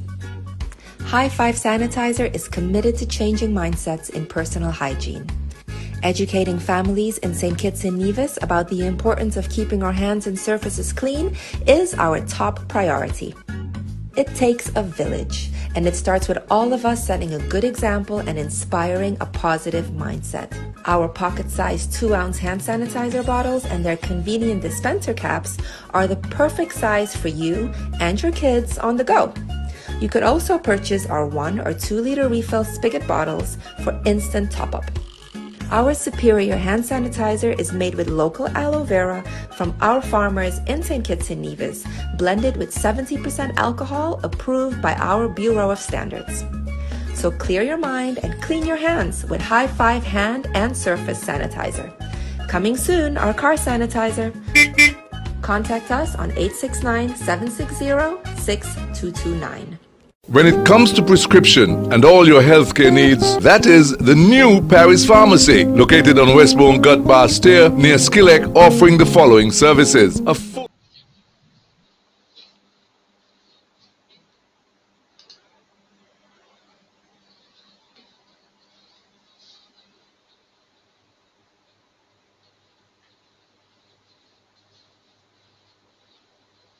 Will vote.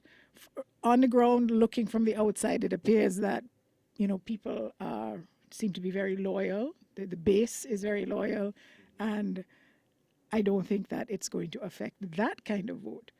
But do you think that, there may be those people, I guess you could call them independents, but there are a few people who do seem to vote issues and so on. Do you think that this is going to affect the results significantly?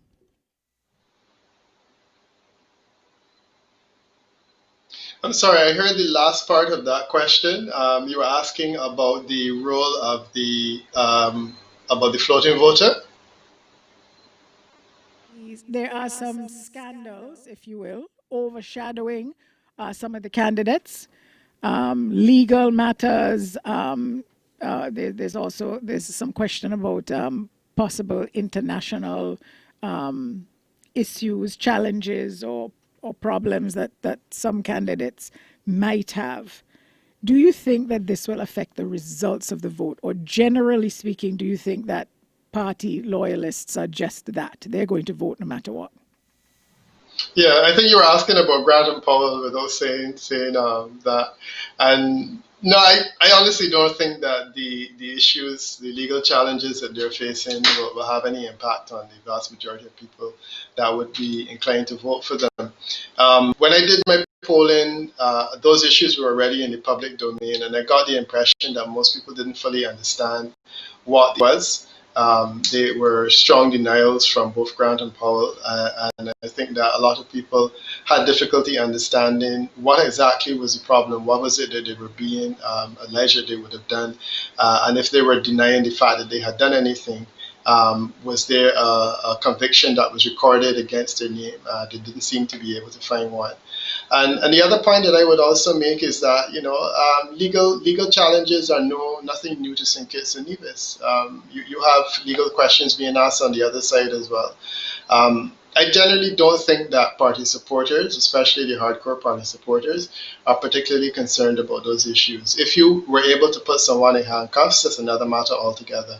But when you are talking about speculating about a person having legal challenges one way or the other, and there's no hard evidence to suggest that this is happening. This is something that I don't really see is going to impact. And as I said, we had a recent situation where it was being alleged that someone on the other side had been charged with a legal matter.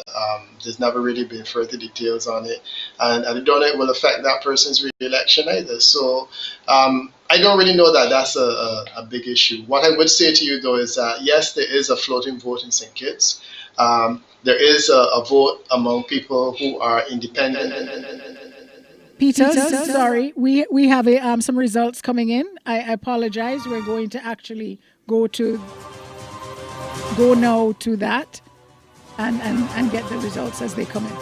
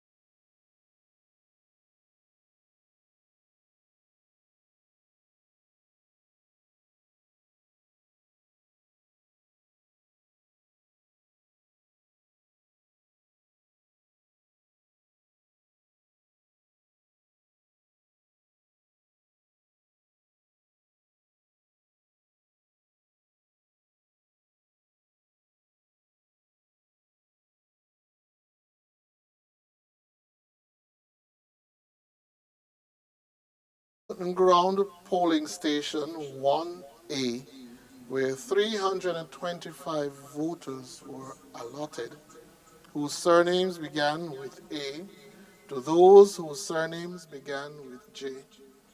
Denzel Douglas received 141 votes, that's 141 votes. Kevin Williams of the People's Labour Party received 71, that's 71 votes. There were no spoiled ballots and there were no rejected ballots. A total of 212 votes were cast.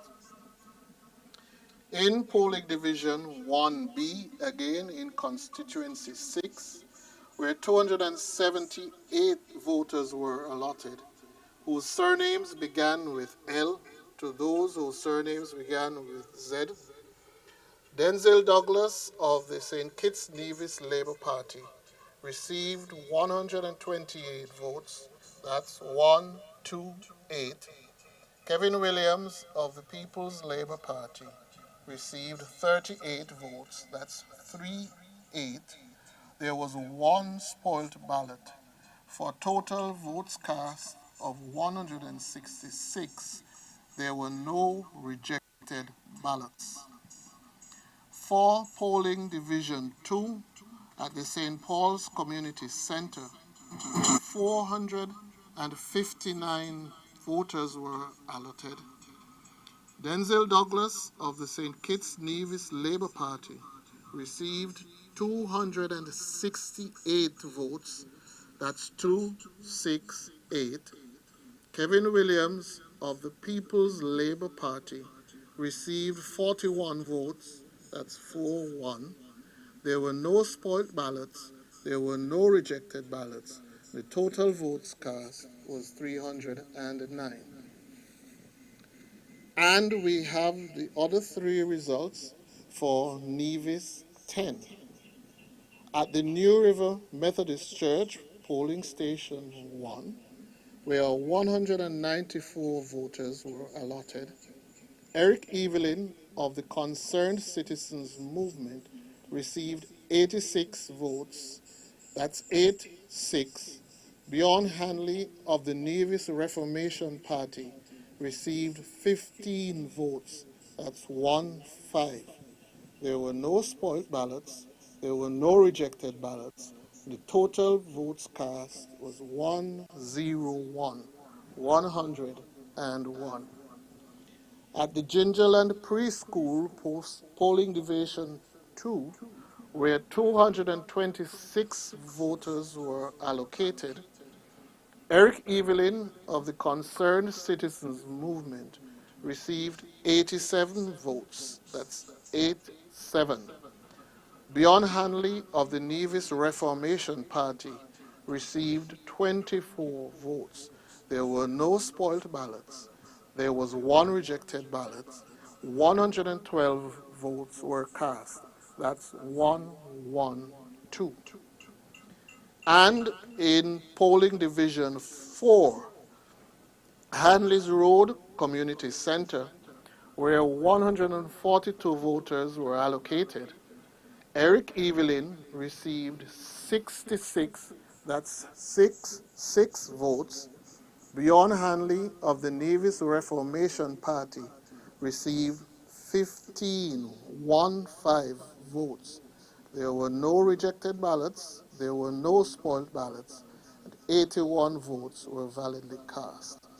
Therefore, for Nevis Constituency 10, where 1,774 voters were allocated, Eric Evelyn of the Concerned Citizens Movement received 710 votes.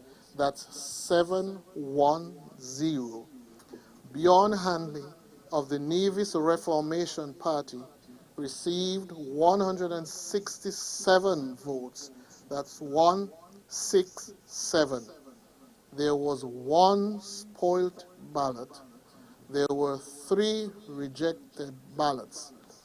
Total votes cast was therefore 880.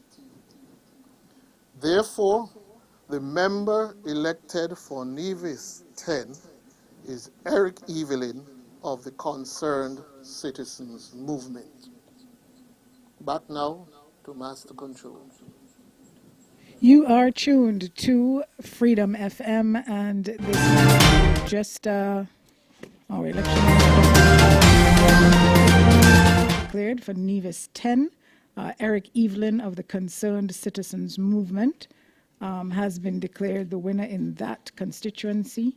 He actually won all of the boxes for a total of 710 votes to Bjorn Hanley's 166 votes. Now, what is interesting, there are 1,774 people registered in that constituency. So, Dr. Martin, the statistician, we're looking at less than 50%. 49.38%. 49. Okay, we'll give it 50%. So, I mean, it is a resounding win for Mr. Evelyn, but we have a 50% turnout. What was the turnout like for that seat in 2015? And we still have Peter Wickham on the line. So while you're doing your stats, let's get Peter in on the action. Peter, your thought. No, I mean the voter turnout in 2015 was 76%. The voter turnout now is 50%. So I mean, this is the answer to your question. That's obviously an imported vote that would have made a difference. My sense is that you're not going to have a 35% decrease in voter participation based on the local component in a place like Nevis that is so small. So yeah, I mean, it's an impressive victory. It's a 10% swing on what was happening last time. Vance Emery gained 71% support in that last election. Right now, Mr. Evelyn has 81% support in this election. So as I said, it's a 10% swing, and swings of that nature are not particularly normal. So my sense is that one is a vote of confidence in the CCM's governance, but I think more importantly, it shows the impact of the absence of the overseas vote that has materialized in a whopping 10% increase in relation to the level of support that the CCM gained. And the NRP has fallen away to the extent of 10 percentage points from 306 that they received in 2015 to 167. If that situation carries forward in Nevis, then my idea about the third seat in Nevis being safe, essentially that goes to the toilet, and that seat now also is in jeopardy because Patrice will have to do some serious work to be able to resist a swing like this that's coming in terms of Nevis. I didn't hear all the data for the other constituency that was being discussed, which was the constituency of Dr. Denzel Douglas, but I'm hoping that that will be repeated at some stage so that we'll be able to get some analysis on that as well.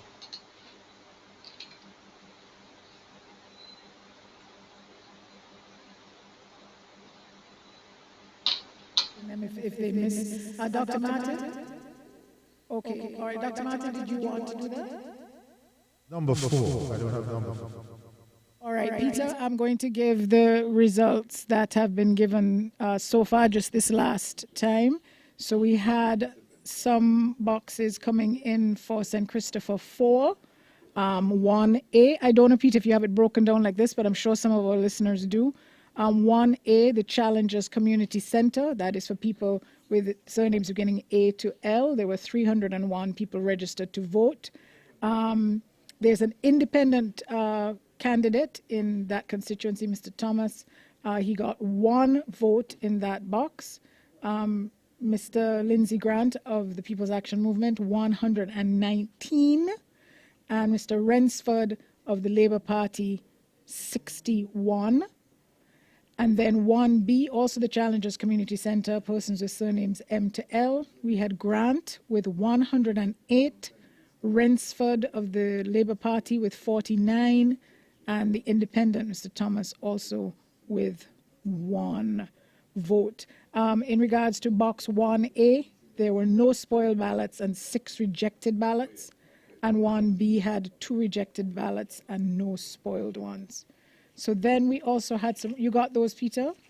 We also have some results coming in for 6, and this is the seat that has it always been held by Labour, Dr. Martin?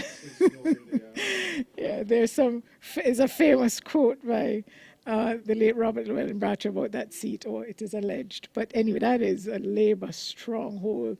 And Dr. Douglas has held the seat for over 20 years. And we have Newton Ground Primary School, box 1A, and that's persons with names beginning A to J. And for the Labour Party, Douglas, 141 votes. And Williams of the PLP, 71.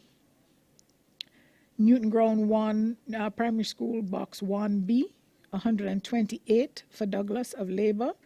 And for the PLP, Williams, 38, 1 spoiled ballot, no rejected ballots.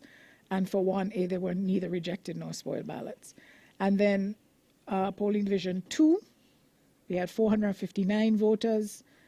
Douglas got 268 ballots cast for him. Williams of the PLP, 41, no spoiled, no rejected. I know for those of you doing your stats, you might want to know the number of people registered, so I'm just going to go over that again. 1A had 325 people registered, with Douglas getting 141 and Williams 71. No rejected, no spoiled. 1B had 278 people registered, 128 for Douglas, 38 for Williams, 1 spoiled. And 2 St. Paul's Community Centre, 459 people registered, 268 for Douglas, 41 for Williams. I think that was it. That's what's coming so far, yes? So there you go, Peter.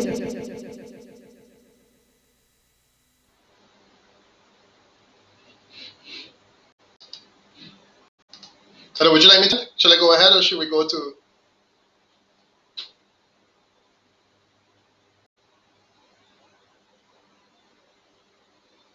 Go ahead. Go ahead. Okay. Yeah. No. No. The two ones that you have called again. You know, there's a clear swing that I'm seeing here. You only have one box out of the 5 in Grant's constituency.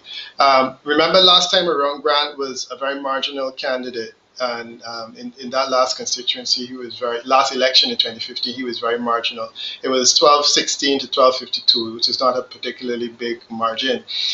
In the one box that's been declared, he has increased his level of support. Last time around, Grant had 51%. He now has 89% so far.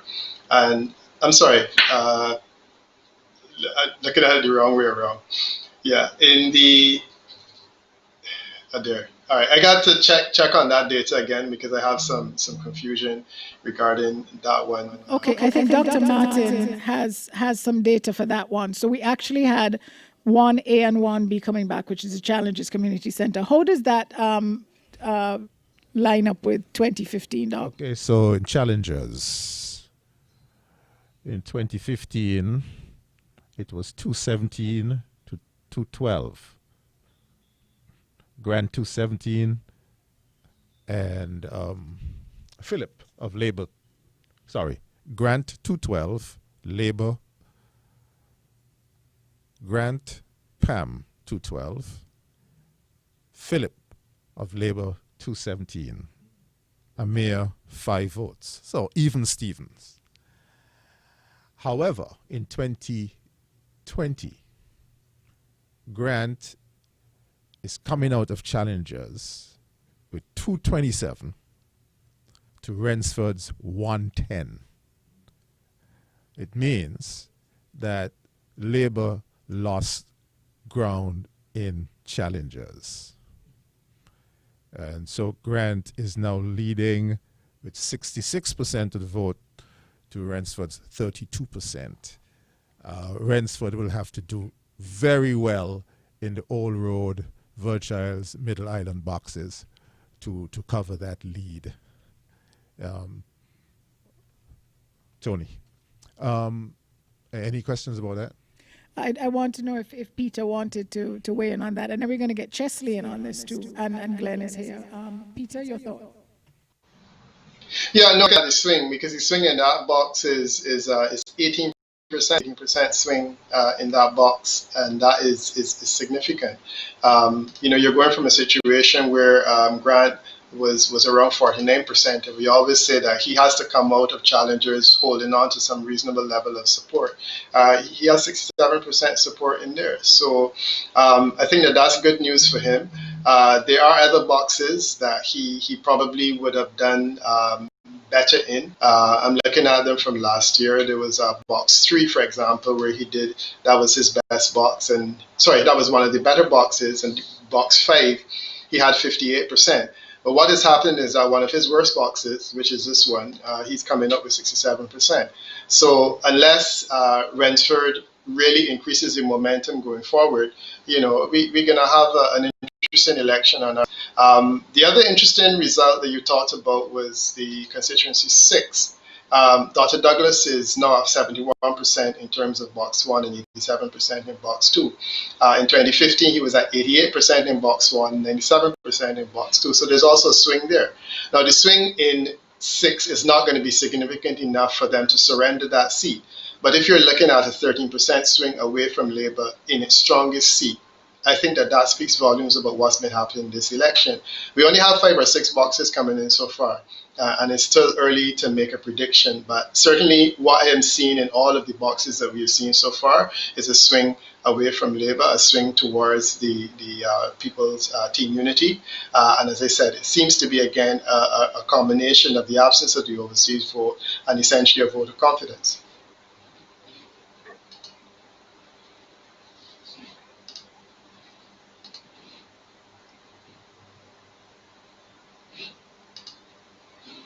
Kate, when you want in on the action. We're going to hear from some of the other folks here in the studio this evening. Glenn, we haven't heard from you for a little while. Glenn Bart is with us tonight.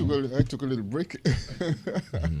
Yes, I think we have to factor into the equation also for this election an incumbent who has made a fairly large mark, mainly because of a lot of the physical infrastructure. I think that has played on people's minds because I think in that constituency they were basically asking for a lot of things to be done over the past years, and to have someone who can deliver in 5 years some major projects in that area, I think that has a lot to do. Well, in the old road area. I think that has a lot to do with perhaps how people are perceiving Grant versus Rensford. Rensford will be fighting a kind of uphill battle in that constituency, I believe, and I also believe that the other factor that we mentioned earlier, issues of propriety in terms of one's the financial issues that were taken to court, I don't think they have factored into this situation as well as yet. The indicators are not there. Chesley? Yeah. Well, Lindsay would always want to come out of challenges with a lead of about 100. I think the lead here is more than that, 117. Because the more he goes west, the stronger he intends to get, the PAM vote would be.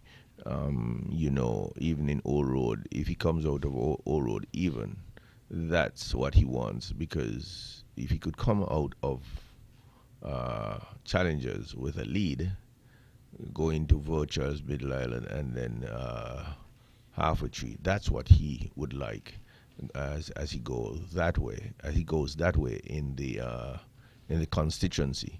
So to come out of challenges with over 100 voter lead is where Lindsay wants to be. Whether there is the overseas votes or just the local votes. And for years, he'd been struggling with what he felt was a padded list. And to win that battle of having the 178 names that he wanted disinfected from his list, I think he should be very confident and comfortable going as the polls come out tonight, going further towards Middle Island and Half-a-Tree. That's my take on that trend. Okay, and I know that you're quite familiar with the lay of the land down there. Are you still registered in 4? Yeah, I still live in 4, you still registered live in and 4. Registered in 4. Yes. And of course, a former chairman of that party. You probably walked the ground quite a bit back in the day. Well, Lindsay would walk the ground because he goes house to house. I did some house to house with him from time to time, but he would have known the Old Road constituency very well. He probably would have walked that 2 or 3 times before this election. One thing, you would not be able to say that you don't see him in his constituency. That's he is that much of a worker. So Rensford is not. It doesn't seem like he's measuring up to Glenn Goes Phillip, and the beat on him might have been that he was a weaker candidate, and therefore, even though there might have been some questions on Lindsay vis-a-vis the quote cases on the civil side, being the incumbent this time and having come out of a history where he was a leader of PAM, fought in those in 2 elections, lost them close to incumbents in on the Labour Party, incumbent government and incumbent candidates, to win this time, and him now being the incumbent with a new candidate, not as popular and as athletic as Glenn Ghost Phillip and so on. I think he, as the incumbent, is taking advantage of that, and to come out of challenges with 100, I know that would always be his goal. Okay, and Dr. Martin, and actually, and you can weigh in on, because none of us has spoken about the fact that we've had the first results back. For folks just tuning in, you're tuned to Election Watch here on Freedom FM, and we have had the results back for Nevis 10. And that has been declared for Eric Evelyn of the Concerned Citizens Movement. And of course, he now the holding the seat that was held for years by the former Premier, Mr. Vance Amory. So yes, certainly a CCM stronghold, but I think I think we'll talk about personalities later, but I suspect we can give Mr. Evelyn some credit because seems to be quite a likable, an affable kind of fellow. Dr. Martin, we'll talk about personalities later, but it matters. It matters, especially now with social media and people being visible, even how you look. It's really unfortunate, but it is what it is. If you're a fine-looking candidate and you know how to dress nicely, perception is half of the problem, or half of the battle. And I'm going to ask Peter about that, because it seems I'm seeing more and more politicians turning to being stylish and looking a certain way and dressing a certain way, and it's almost a competition between them, not just here in St. Kitts and Nevis. But Dr. Martin, we have a long night. We have lots to talk about. Well, your thoughts on the results. The Nevis 10. 50% turnout, and Eric Evelyn beats the NRP candidate by a 3-1 margin. It's a 25% turnout or 1% turnout in the Gingerland areas. That's a safe CCM seat. My concern is that it took 2.5 hours for that to be declared. With how many boxes? Let's see, 6 boxes. Nevis 10. 6 boxes, 2.5 hours to clear. I think not me. I'm leaving that.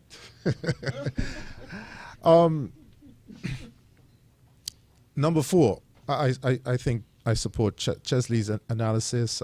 Grant has come out of challengers with an impressive lead. Steve Rensford will have to do massively well in Labour's traditional stronghold, quote unquote, which is all road. If Rensford does not narrow the gap down to 25, if he does not narrow that down to 25 or build a lead, then then the prospects for Rensford there are dim. The registration in number 4 increased by 7.4%. That 178 names taken off the register, Chesley, that is factoring here. And so we look forward to what comes out of Old Road. Number 6, swing, no swing. Okay. All right. Does Grant, and I'm going to put this to Peter first and then you all, does Grant have to win by more than 178 votes for it to be a convincing win? No. I think win by half a vote is convincing. It has gone back and forth over the years. But I'm saying because these 178 names were removed and it was challenged and the final court ruling came down just at the last moment, and there will always be people who are going to say that that could make or break. Well, an election is a numbers game. You manage your list. You know, you know how many you need to put on. You know how many you need to take off. Well, Lindsay. So the question is, does he have to win by 100, at least 178? He has to win by 1. Not to win, for people to say, okay, fine. No. Not in a seat that has been declared marginal. Yeah. You just have to win by 1. Okay. Yeah, he has suffered in that seat and been trying and struggling to in that quest. Whether it was done procedurally right or not is another question. If that is the case, then it might form or becomes the basis of a challenge that procedurally the names weren't taken off properly and it could have affected the result, and that may form the basis of an appeal. But Lindsay was when you listen to him campaign, he said he wants a big win. He wants to win by more than 300 votes. And I think that if he is factoring in the removal of the 178 and coming out of challengers with 100-point lead, 117. he sound with more than 100-point lead. I think his analysis of he wants to win with more than 300 votes seems like what he was shooting for, because as he goes that way, you do the math and you can see what the projection is. All right, let's hear from Peter. Yeah, I mean, I guess it would be nice for him to win big, if for him, to justify his own self. But if, as the other participant said, if we look at the court result and we assume that the court result is right, the court has taken the right position regarding the removal of the names. He just wins by 1, and that's fine. I think that he would certainly want to make it a slightly stronger seat. But at the same time, if he gets home by 1 or 2 votes more, that's all that's needed, because one presumes that the court took the right decision in terms of removing those names. I do feel, however, that the more significant factor here in terms of Grant is the absence of the overseas vote, because there has been a decline in the registration level. I think that we're looking at an increase in registration of 7% compared to what it was in 2015, which was a 19% increase. So the increase appeared to be a lot more marginal than it was in a number of the other constituencies. And he definitely seems to be able to capitalize on that. What would be a contraction in the growth of the constituency, he seems to have been able to manage that reasonably well. Having said that, though, I think the other point that I was making earlier, which is important, is that if you look at challengers as being one of his hardest areas, because 1 and 2 were his weakest performance in 2015. And to be able to do so well in 2020 speaks volumes. So if he can bring that level of growth to the other constituencies, I think a 300 distance may very well be entirely possible. And then Dr. Douglas, I noticed that the other panelists didn't see much in that, but I still feel that the contraction of Dr. Douglas's support by 13% in the 2 boxes that were declared is something that I would imagine is somewhat worrying, because yes, he's winning it comfortably, but at the same time, I mean, do you really want to see that level of contraction in your support in this stage? Thanks, Peter. We have had a request to repeat the results so far from the boxes in 4, so I'm just going to do that no.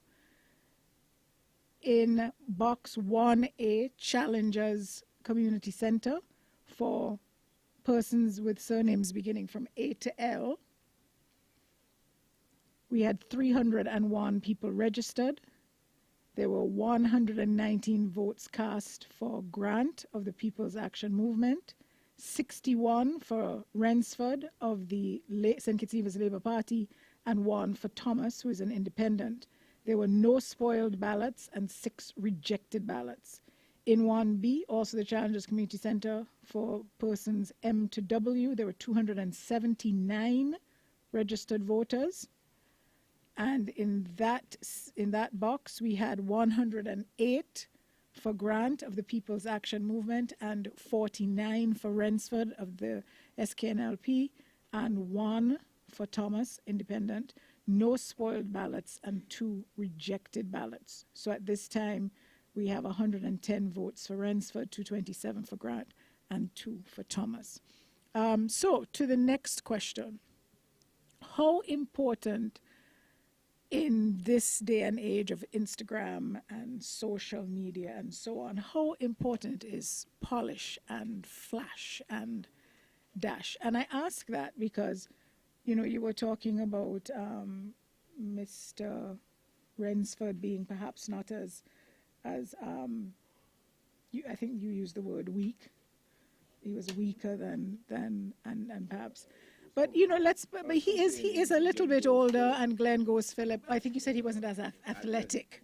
But you know what I heard him say was Glenn was young and fit, and Mr. Rensford was a little bit older, you know, and probably not as, and you know, and generally with age comes more calm, and you're more demure and so on.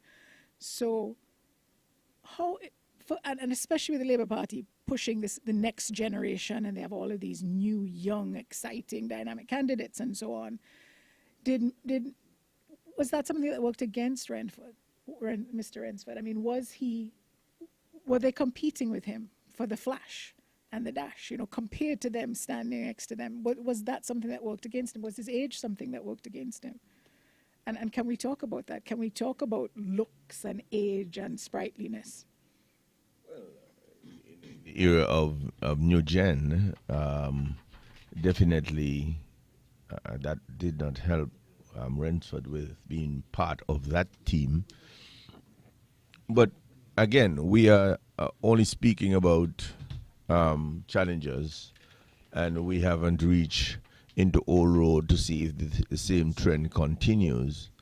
When we got into Middle Island and Halfway Tree and Godwin Gut area, we would see if the same trend continues. But if you're marketing next gen, and someone doesn't fit into that profile, coupled with a swing in your key constituents of your leader away from you, we might be without the overseas vote picking up the slack. We might be in for an education in terms of the stats and the trends in these elections, in terms of how the incumbent fits into that matrix for an election without the overseas vote and on those variables. Mr. Peter, tell me about the appeal. Is physical appeal and energy and personality becoming more important in Caribbean politics?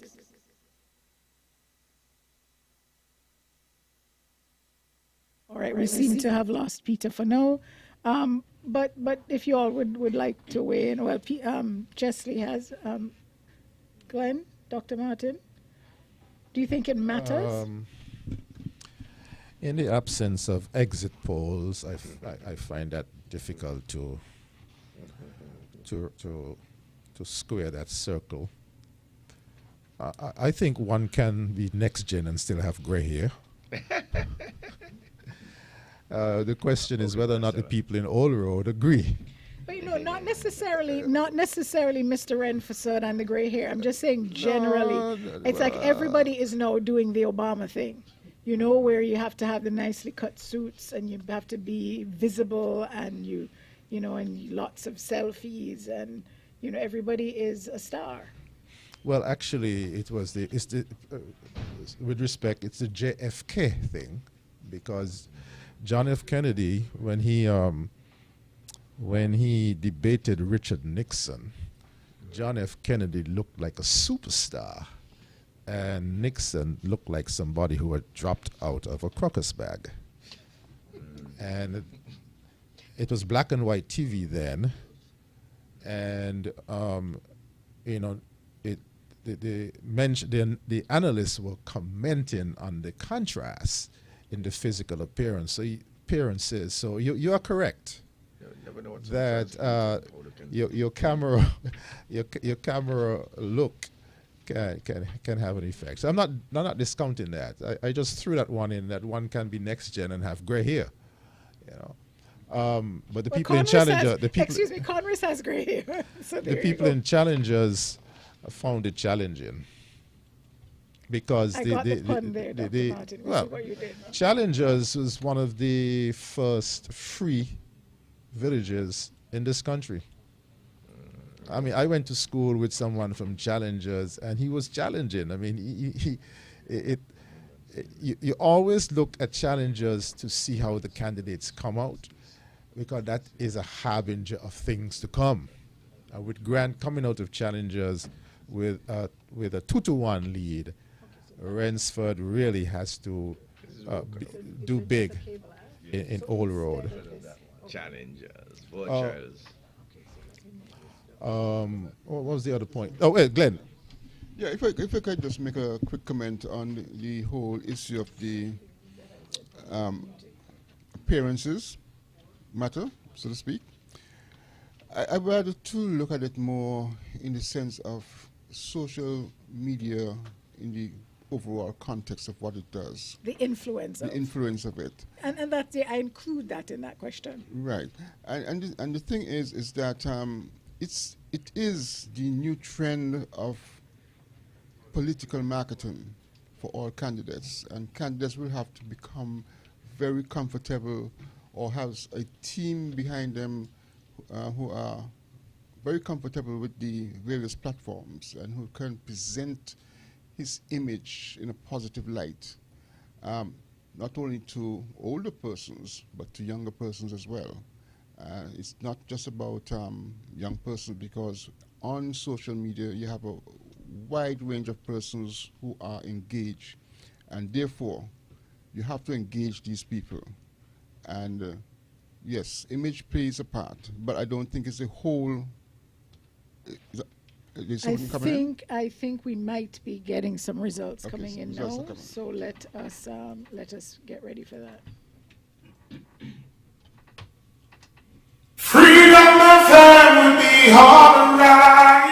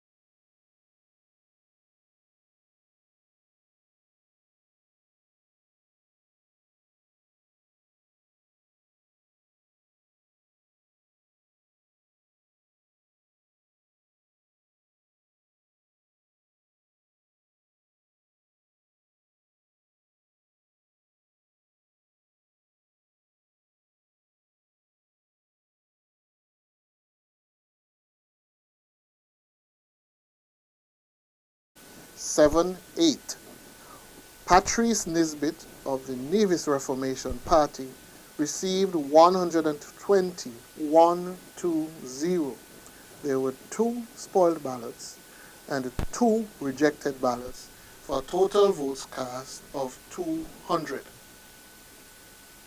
At the Cotton Ground Community Center, where 587 voters were assigned, Alexis Jeffers of the Concerned Citizens Movement received 169, that's 169 votes. Patrice Nisbet of the Nevis Reformation Party received 186 votes, that's 186. There were no spoiled ballots, and there were 2 rejected ballots for a total of 357 votes cast. And in the constituency of St. Christopher 5, where the candidates are Kenneth Douglas of the St. Kitts Nevis Labour Party and Sean Richards of the People's Action Movement, at the Sandy Point Preschool Polling Station 2, 373 voters were assigned. Kenneth Douglas of the St. Kitts Nevis Labour Party received 71, that's 71 votes. Sean Richards of the People's Action Movement received 166 votes, that's 166. There were no spoiled ballots. There were 2 rejected ballots for a total of 239 votes cast. At Station 3A, the Apostolic Faith Church, 279 voters were assigned, whose last names began with A, to those whose last names began with I. Kenneth Douglas of the St. Kitts Nevis Labour Party received 81 votes, that's 81. Sean Richards of the People's Action Movement received 108 votes, that's 108. There were no spoiled ballots. There was 1 rejected ballot for a total votes cast of 190. 190. In polling station 3B, at the Apostolic House of Glory, 296 voters were assigned, whose last names began with J, to those whose last names began with Z. Kenneth Douglas of the St. Kitts Nevis Labour Party received 69 votes, that's 69. Sean Richards of the People's Action Movement received 120 votes, that's 120. There were no spoiled, no rejected ballots. 189 votes were cast. At polling division station 6, Wesleyan Holiness Church, 261 voters were assigned. Kenneth Douglas of the St. Kitts Nevis Labour Party received 54 votes, that's 5-4. Sean Richards of the People's Action Movement received 117 votes, that's 117, for total votes cast of 171. That's 171. Over now to Master Control.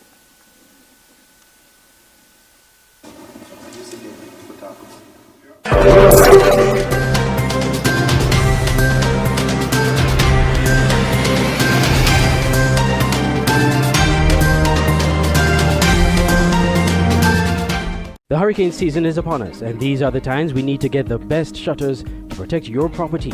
Look no further. Conquering Storm Shutters and Industrial Home Styles and Rentals Limited. At Conquering Storm Shutters, you get a variety of shutters: roll-in, accordion, panel, colonial, and Bahama. Get windows, garage doors, railings, gates, and much more. Need scaffoldings and prop jacks for rental? Then get the best deals at Industrial Home Styles and Rentals Limited. 2 companies offering quality service and products. Located at 2 locations in the Federation: Lower Monkey Hills and Peters, and Low Ground Estate Proslow Industrial Site, Charlestown, Nevis. Telephone 764-7189 or 663-6296. You think it, we build it. In these stressful times, you need relief, a way to release your stress and care for your health. You need serenity. Yes, Serenity Mobile Spa, where we come to your home and offer the very best in massage and spa treatment. Your health is our priority as we practice the highest hygiene procedures before, during, and after your treatment. Choose from massages to meet your physical needs, scrubs, facials, waxing, and much more. We also provide our customers a complimentary serving of refreshing local coconut water with each massage. During these restricted times, we urge our customers to stay healthy. We will come to you. Take advantage of our Mother's Day special. Get 25% off 2 or more treatments. Mothers would receive a complimentary polish change or a small bouquet of flowers. Serenity Mobile Spa. Clear your mind and clean your hands. High Five Sanitizer is committed to changing mindsets in personal hygiene. Educating families in St. Kitts and Nevis about the importance of keeping our hands and surfaces clean is our top priority. It takes a village, and it starts with all of us setting a good example and inspiring a positive mindset. Our pocket-sized 2-ounce hand sanitizer bottles and their convenient dispenser caps are the perfect size for you and your kids on the go. You could also purchase our 1 or 2 liter refill spigot bottles for instant top-up. Our superior hand sanitizer is made with local aloe vera from our farmers in St. Kitts and Nevis, blended with 70% alcohol approved by our Bureau of Standards. So clear your mind and clean your hands with High Five Hand and Surface Sanitizer. Coming soon, our car sanitizer. Contact us on 869-760-6229. When it comes to prescription and all your healthcare needs, that is the new Paris Pharmacy, located on Westbourne Gut Bastille near Skilek, offering the following services: a full and computerized prescription filling service, drug interaction monitoring, extended opening hours, 9 a.m. to 9 p.m. during weekdays, open 6 hours on Sundays, holidays, and available for emergencies. A wide range of medicines at reasonable prices and top quality. We are not the largest, but try the hardest to please you. Paris Pharmacy, always there, taking care. Reach us on Facebook, WhatsApp, or call direct 465-8569, 762-7919, and 763-9142. Paris Pharmacy, that's all that matters. Auto Plus Car Wash, located on the College Street Gut, Bastille, St. Kitts. Bring your car to Auto Plus Car Wash to remove water stains, wiper marks. Get your doors, roof panel cleaned, seat floor mats, buffing, headlights, and engine wash. You get quality service at the best price at Auto Plus Car Wash. They really care for your car. Call 765-5140 or visit them on the College Street Gut, Bastille, St. Kitts. Auto Plus Car Wash, where the service is number one.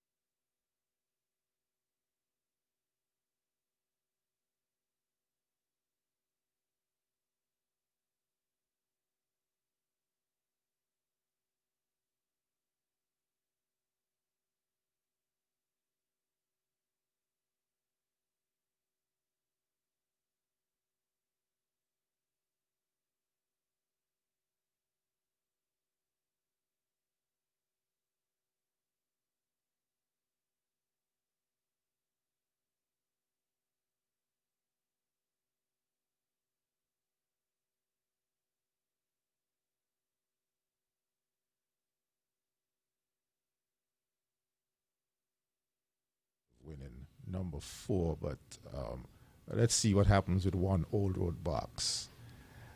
What was it? No, Nevis 11. Nevis 11. We just had all of the boxes of the St. Thomas Parish.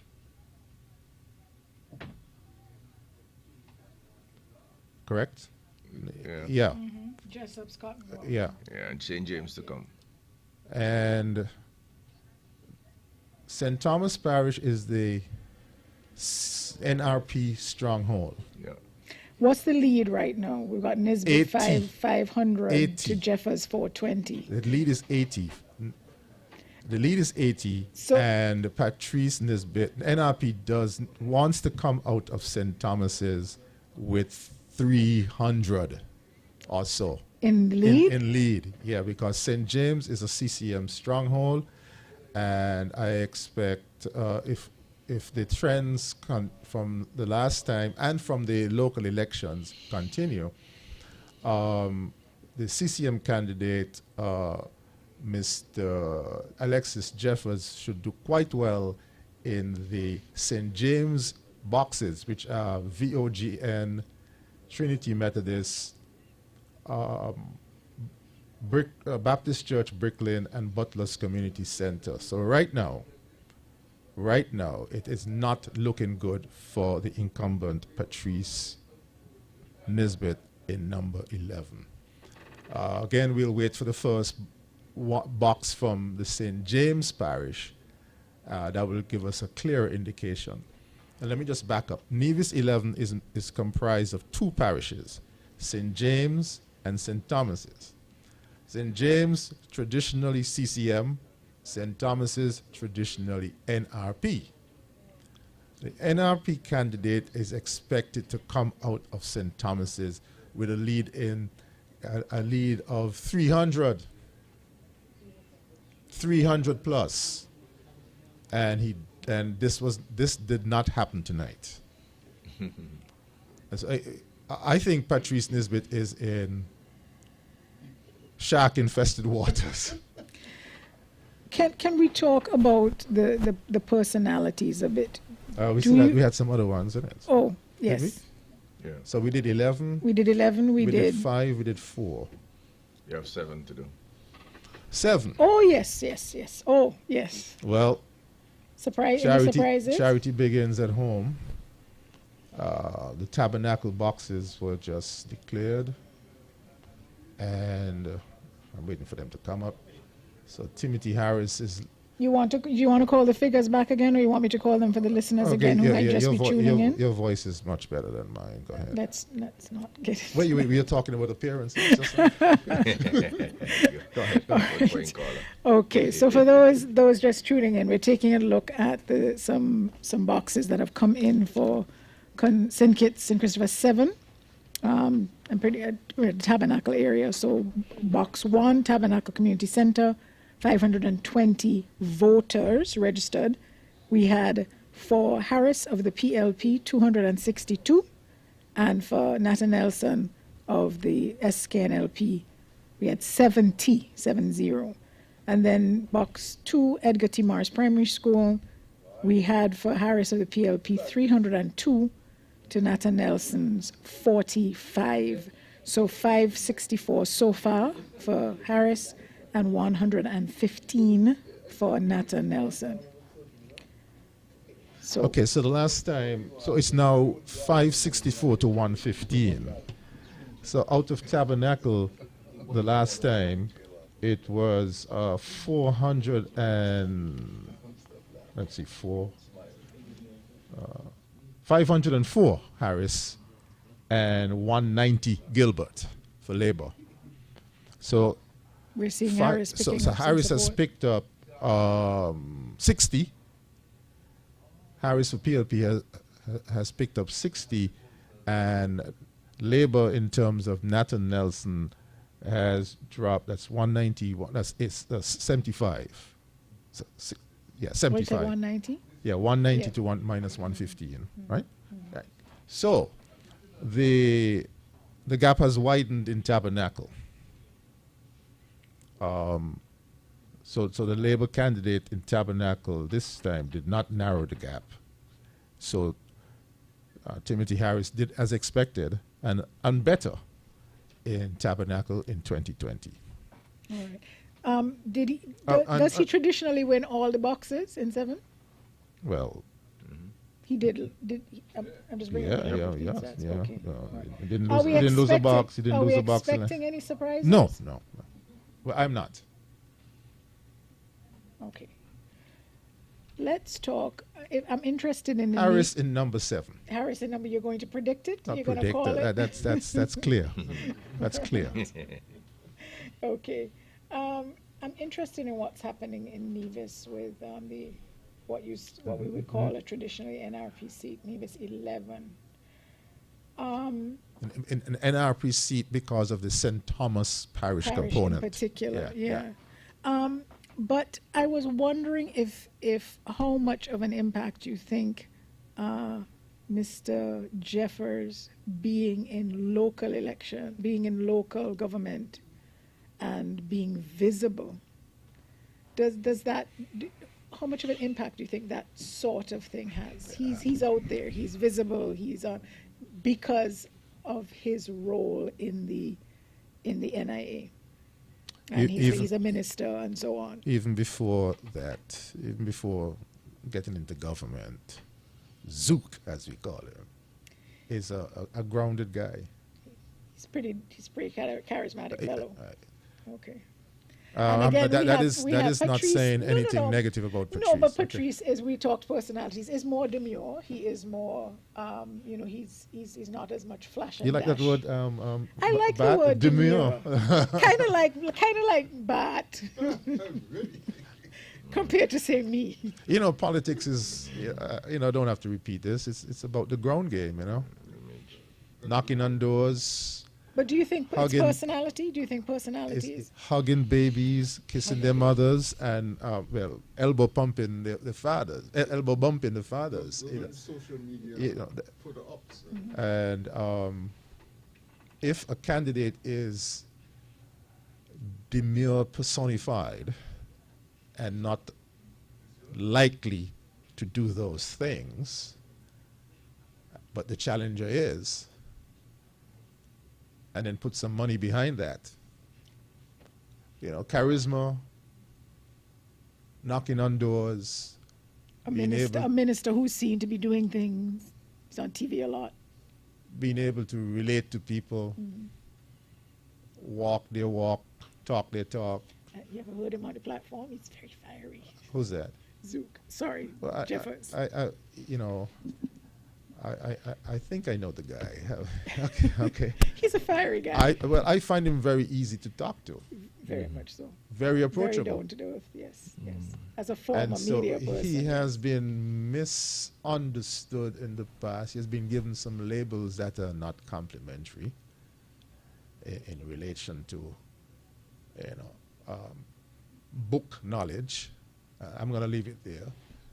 But in politics, as my friend Chesley Hamilton always reminds me, is how you walk the ground.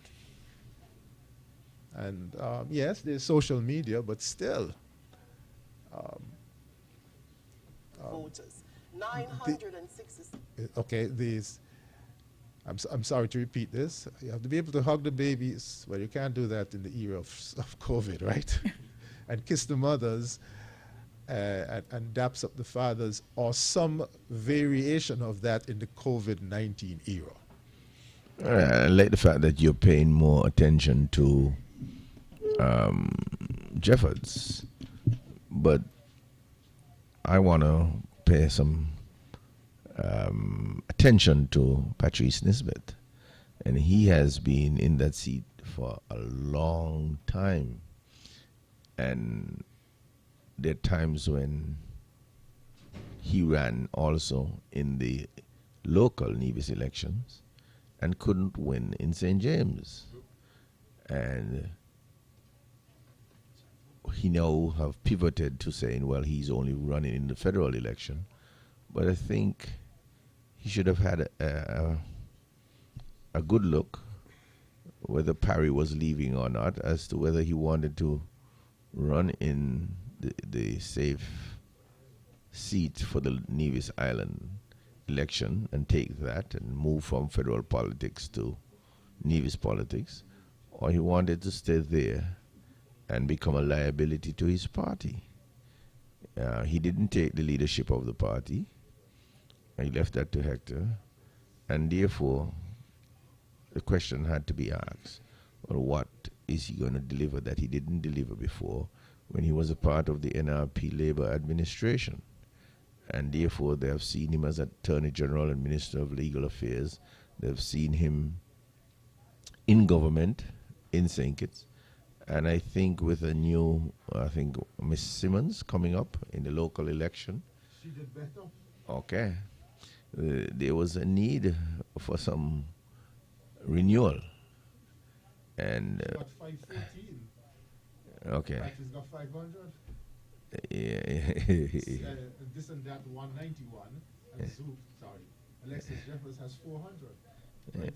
Yeah, right. So I'm just showing you if there's going to be some soul searching on behalf of NRP. Did they mix the trick? Parry retired from local elections, and they have said that they're not running the same person in both federal and local. Should somebody ever ask Parry if he's going to come out of retirement and go into federal politics and not local politics, I don't think he would have considered it. But the question... He's still very popular, though. Yes, you think he could have carried the seat? Yes, I do believe that he would have been able to give Mr. Jeffords a better run, because the problem is not as much that Zook is the better candidate and more popular, but I think that what we're seeing here is that there is a fatigue when it comes to Patrice Nisbet. Just one more point. And therefore, that fatigue and that resonance is not coming. And I use the word resonance, or, that oomph or effervescence that you would want, that you're getting from the Zook. Tony, you're just not getting. I don't like to disagree. In St. James, St. Thomas, from Patrice Nisbet. No, let's get some fire in the studio. I don't. I'm sorry for cutting in. Yes, please do. But I agree. The numbers are supporting what Chesley is saying. In March, there was a by-election in St. Thomas's, and the NRP candidate garnered 514 votes to the CCM's 191. Mm-hmm. Tonight, the NRP candidate is at 500 in the same parish. Oh, my. And the CCM candidate is at 420. So in 3 short months, St. Thomas's has flipped. 300 votes. 300 votes in St. Thomas's. So that NRP is only leading by 80, with the whole of St. James to come, St. James being a CCM stronghold. Prediction.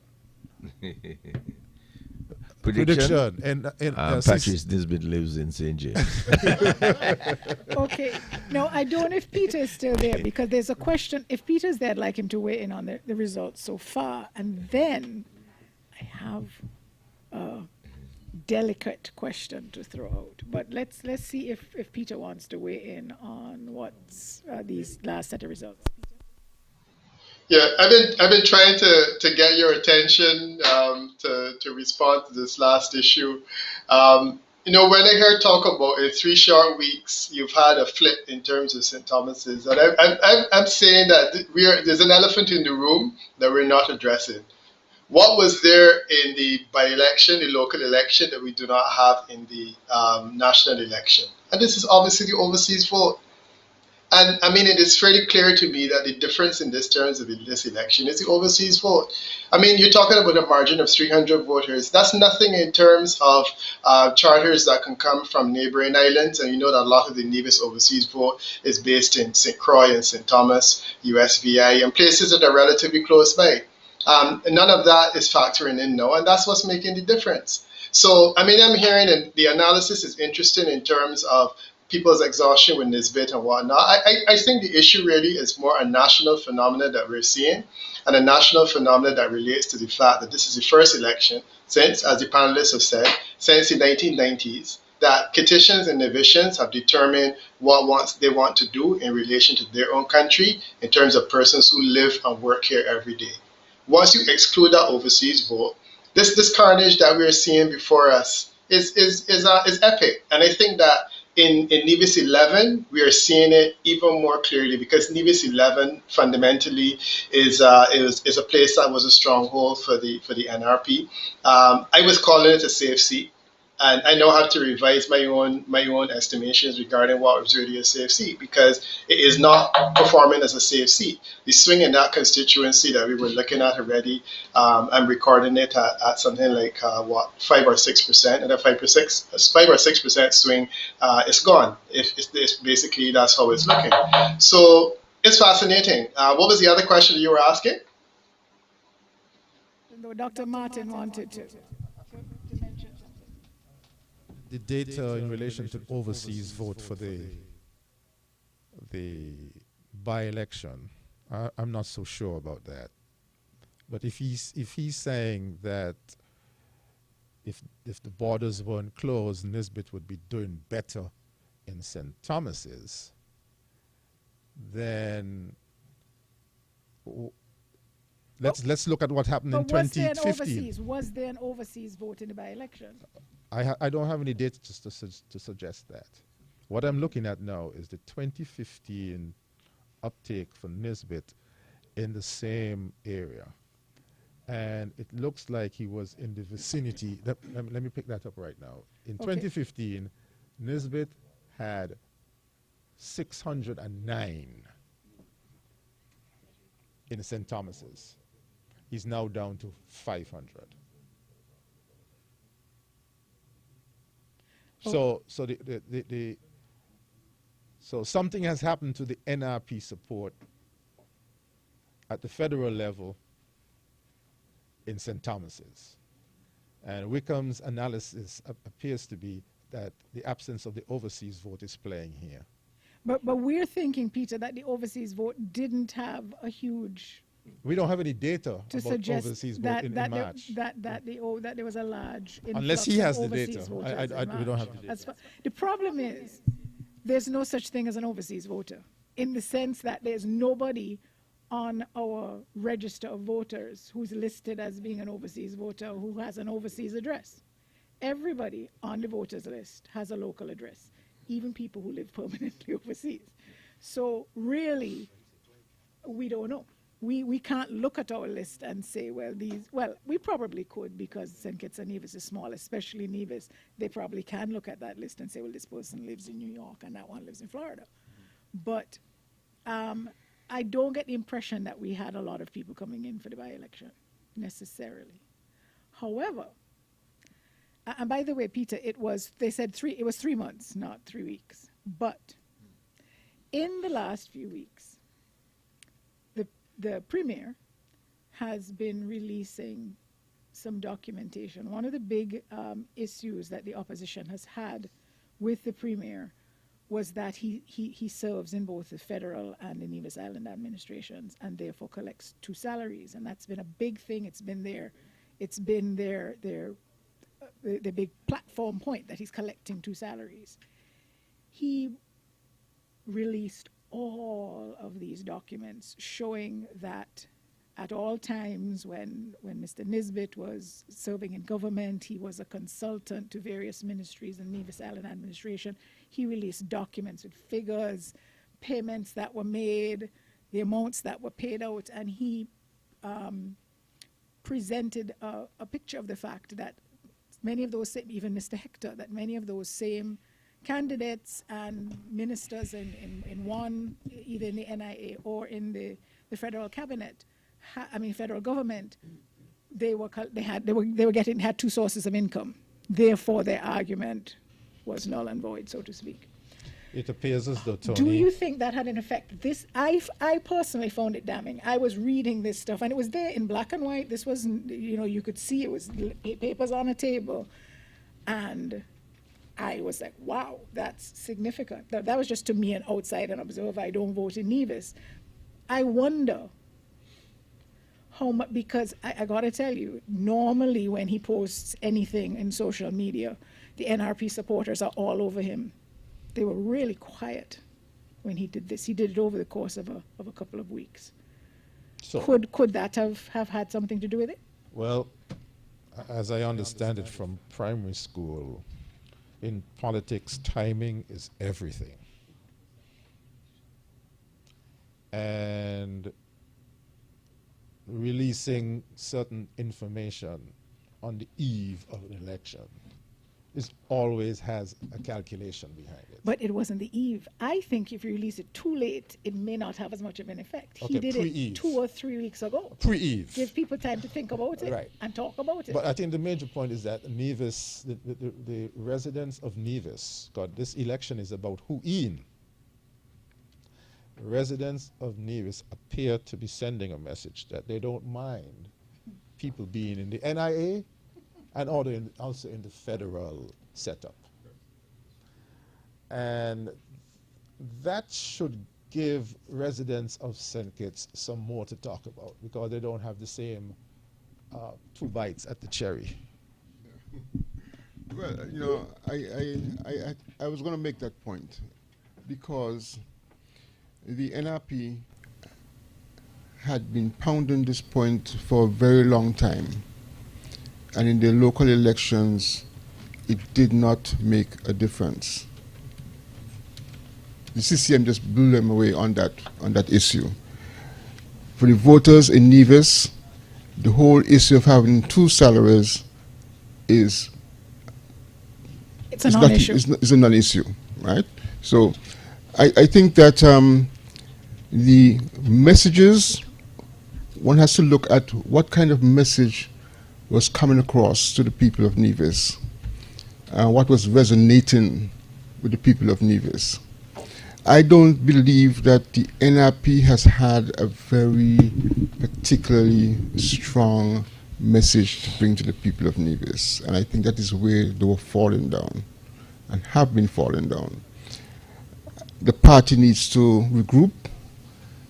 I think it needs some new candidates as well, and they have to look at their ways and means of getting across to the electorate in Nevis.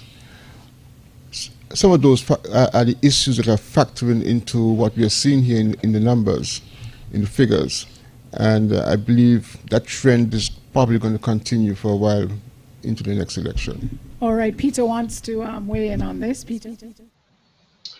Yeah, I mean, I wanted to get back to this whole question of Nevis 11 and the argument about the overseas vote. And as this gentleman was saying, there's not a lot of evidence. And again, yes, in terms of registration, you registered locally. There was a 67% increase in the registered voters in Nevis in 2015. It was the single largest increase in any constituency in either St. Kitts or Nevis in the entire federation. You had a 67% increase in the number of voters in Nevis. You had a 60% increase in number 1 in polling division 1. You had a 54% increase in polling division 2. So you move in polling division 2 from 362 registered voters to 559 registered voters in 2015. Now, I'm saying that if you want to have an overseas vote, there it is. Because clearly they're not people on the ground unless there was a population explosion or something like that. So they had to come from somewhere. If you're having now a decline in terms of voter turnout because the electoral turnout in those 3 that we have measured so far is down to 55%, 59%, and 60%, while in the last election, those 3 were in 70% and 74%. Something is clearly happening where voters who were registered have not been able to participate, and the result that we're seeing is that flip. As far as the local voters concerned, my sense is that these people probably did participate in the local election because at that time people were able to move around far easily. My sense is that the overseas vote, as it relates to Nevis particularly, seems to be a lot more Caribbean-based. So I don't believe it's people coming from Miami. I think it's people coming from U.S. Virgin Islands and other places that can come in by boat or by ferry or whatever form of transportation that's slightly more discreet. And that, to me, is the difference between the overseas vote on St. Kitts and the overseas vote in Nevis. The overseas vote in Nevis is far more, closer. And if neither of them have been able to come, I think that's what we're seeing. So I do feel that it's difficult for us to analyze what is happening in Nevis without paying particular attention to those registration numbers, because the registration numbers for 2015 were whopping. And that's the reason why I'm anxious to hear what's going on in constituency number 4, I believe, which would be, constituency number 4. Number 4 is where we also had a fairly significant increase. And I'm anxious to see, sorry, not constituency number 4, that would be constituency number 3 with Carnes Maynard. Because that was also one where we had a fairly significant increase in terms of the overseas vote, and I'm anxious to see how that will work out for him on this occasion. I did have a question to throw to all of you all. And know that we're seeing what's happening in 11. There is certainly a possibility that that the CCM could get all 3 seats in Nevis. This could actually put us in a situation where a party on St. Kitts really needs the CCM and their 3 seats. Just suppose that the Unity Coalition on St. Kitts only gets 3 seats. Just say. If they have their 3 and the CCM has 3, that actually is the majority. Because remember, it's not this party that has the most seats. It is the candidate, the most number of elected representatives say they are willing to support. So what if there were 3 coalition seats on St. Kitts and CCM says we have 3? Could you see a situation where they might have to offer Brantley the prime ministership? That is very clear in your logic, teacher. And that is one of the factors in the date of this election. CCM had everything to gain because they factored that they could win 3.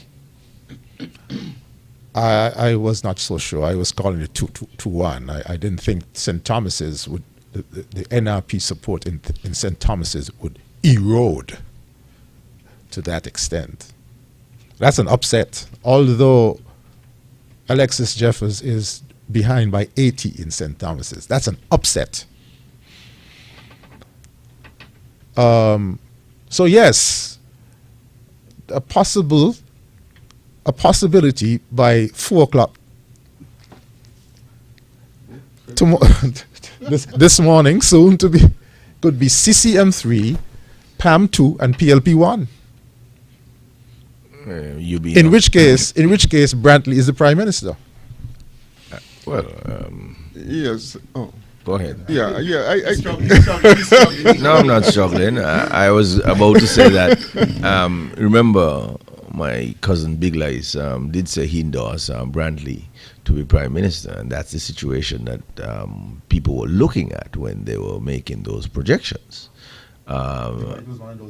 Yes, in terms of 3 coming out of Nevis, and if 3 comes out of Nevis, then you have this the instance where you hear it's time for Nevis to have a prime minister. You're hearing people in the launch and the pre-recording saying deputy prime minister, not deputy premier, and things like that. So I'm saying somebody may support Mark Brantley in that sense.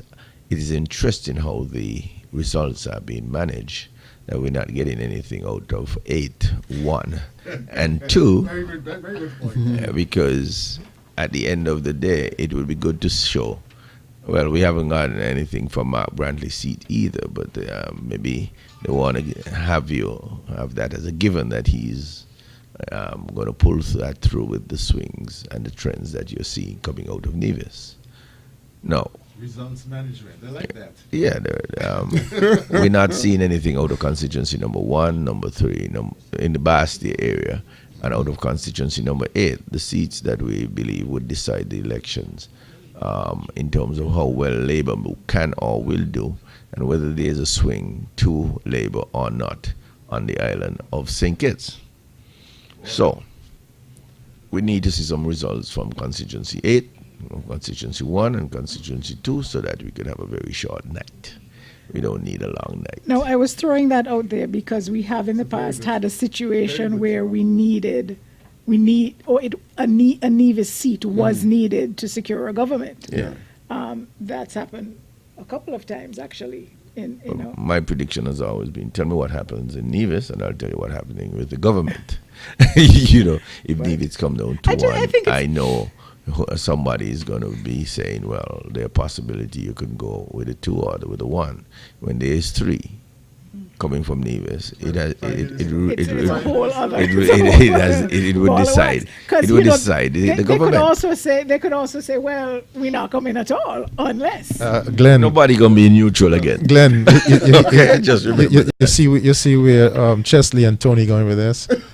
Some people have taken their suits to dry clean. No.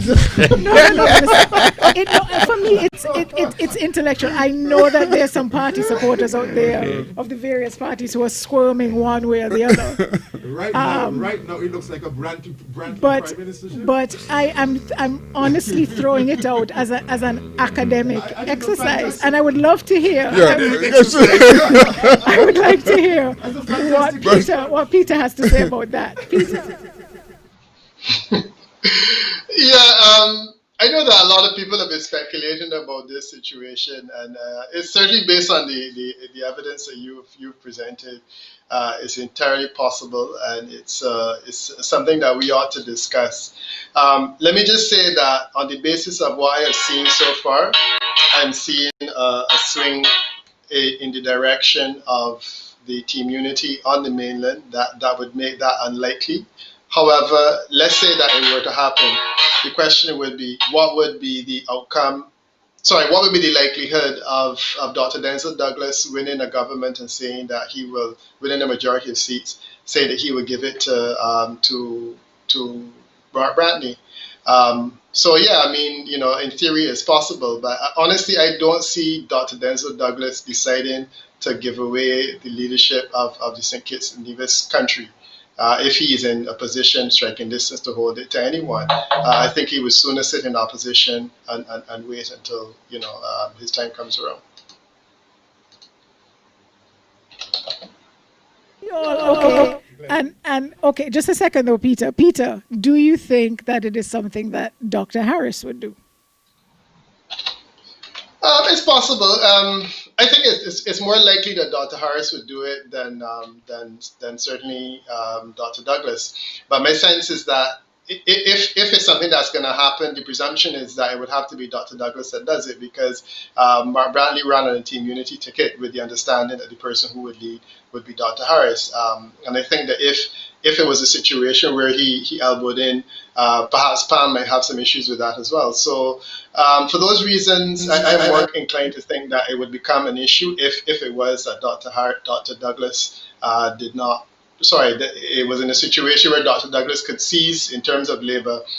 He needed those 3 seats, and he decided, okay, I'll go to you, and would you give up the leadership? And it's something, as I said, I would be very surprised if Dr. Douglas does it. But at this stage, I don't really know that it is something that is likely to be an issue tonight, because the way that things are looking, I don't believe that there would be that necessity. So hang on, I'm seeing a lot of shaking heads going on over in the studio on the Glenn Butt and Dr. Martin side. Let's hear what they're shaking their head at, Peter. No, listen. What's happening? Go ahead, Glenn. Yeah, go ahead. Oh, yeah, okay. Yes, yes, I agree that Mark Brantley as Prime Minister is a possibility. Can't rule it out. However, here's something that we have to remember and figure out how it will play into what happens next. The Team Unity organization was founded upon an agreement that all 3 parties had. And I believe that part of that agreement said that we'll have Timothy Harris as Prime Minister for no longer than 2 terms. All right, that's one aspect. Then, if you listen to Mark Brantley himself, many times reporters have asked him that very same question. if he will take the prime ministership, if it was possible to do so. And he has always denied that he will do that, that he will go that route. Really? But that was then. You That know was, how politicians that was say, then. you know what? I don't think I'm going to run next? again. What happens Oh, next? the people wanted could me be to run. different, right? So I just wanted to That's put, not the answer. I just want to put those things into the works, because you have one thing. You have on one side things that people are saying like could likely happen. On the next hand, you have these two gentlemen who are saying, well, listen, I'm going to serve for 2 terms. And you have Mark Brantley saying that he's not interested. No, what I've heard from Mark Brantley is this, that every young boy who grew up in Jessops or Roundhill must aspire to the highest and the best job in the land. And therefore, he would say it in that tense without saying, I would. He's saying any young boy who grew up in Brownhill or Jessops should aspire to be the best, to be in the top job of the land, whether it's an ambassador. He would never specifically say prime minister, but what I garner from that statement is that he has the ambition and he's aspiring to be prime minister at some point if it is offered to him. So I get a different message from what I read when I read the tea leaves. So there's 1 against 1 for. So I have this deciding vote. With all due respects to Vance Amory, Mark Brantley is not a neutralist. Exactly. So I support Chesley. People of Nevis appear to be sending 3 CCM representatives across the shark-infested waters for Mark Brantley to be prime minister. Right. And there is a possibility, trust me, Yes, if I Denzel agree. Douglas stand a chance to support Mark Brantley for prime minister, he will do it. And you want to know why he will do it? Why? Because the hate for Timothy Harris is tremendous. But you know, though, And he will quicker see Timothy Harris in the person that they opposition. dislike right after Dr. Harris is Mark Brantley. I don't They think mash so. him up. No. That just banter. That is just banter between See, that is them. why I could never be a politician. That 'cause is that is just boy, political sometimes banter. my skin gets sore hearing how they talk about each other. You remember when Mark became leader of the opposition, and I think when he had to first address for the budget, respond to the budget, he wore a red tie, and so he wanted to make Denzel feel comfortable. He wore a red tie. But didn't he then go on to say, no, but didn't he then go on to say, and also because the budget is in the red, and that's why he said it. Well, that's what I say. No, I'm just saying. That's the political banter that you're going to find. Yeah. So rough. remember, Mark, telling me, in politics, some people are arriving and some people are exiting, and he is definitely arriving. But so the words went back and forth across the aisle. But what if there are 6? Tony started this whole thing before 12, and we know after 12. But I'm just saying. He said, to you, what if? She said, what if? Yeah, but 3 CCM. But I'm just saying that it's a possibility even if Labour has 3. Okay, even if they don't increase their vote, for there to be a move, because PLP has won. No, they say on the platform that Timothy is the captain and it's going to be team unity and they're running together. But I'm saying to you that personal ambition sometimes takes precedent over team, and I've seen it play out, and it wouldn't surprise me. But the numbers are saying right now at midnight that PLP will win number 7. Mm-hmm. That's a given. Yeah. PAM will win number 5. Oh, yes. And PAM is more than likely to win number 4. Good. So that leaves Labour with either 5 or 4. Or 3. Or 3. Well, 3, 4, 5. Well, I didn't have 3 before I came to the studio, so I'm thinking about 3.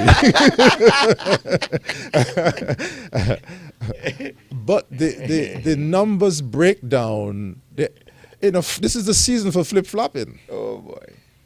And because CCM is likely to put 3 at the table. Mm-hmm. And you think that's a game changer? And whereas Pam put 4, right? 4? Pam put 4 and did not get the prime ministership. Okay. CCM will not do that. Let me ask a question. You think so? Do you believe? do you believe, right, that one of the reasons why NRP has not been doing too well in recent times is because of its association with the Labour Party? Can we ask Peter that first? Yeah, we can ask Peter that. Yes. Okay. Yeah, I mean, I think that's a No, that's a reasonable question, and I think the answer. I think the NR. It might, something that because I covered, was it 2015? No, I was on the ground for a Nevis election. Hear that. And it was, at the time, a lot of divisions were not, mind you, they seem to have accepted the coalition currently, but maybe that's because their members have positions of stature, I suppose, or they're more visible. But there was this huge issue with the NRP supporters. They had found it very difficult that they had teamed up with the Labour Party. Yeah, there's history behind it. Of course, because, they had formed a government with Pam previously. Right. But it was actually at the point where Mr. Parry was on the platform defending it.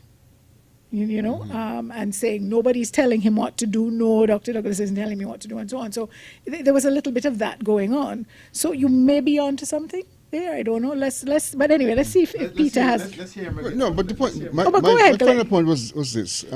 Before we go to Peter, if that is the case, that the coalition between NRP and Labour has hurt the NRP, what will happen to Mark Brantley and the CCM if he were to join forces with Labour? Because there is this thing that individuals have in relation to Labour, and this is a dangerous path to walk. You think that's historical? You think that's it is because historical? Of how things It has were gone in way the old back, days, way with back. no water and so on? People in Nevis have not forgotten. No, you can't factor that without factoring the relationship with Pam. And you see, the problem with NRP is this. They had a historic relationship with Pam. And when they left that and went to the relationship We've got with a Labour, countdown, gentlemen. that we're going to is the a countdown. factor.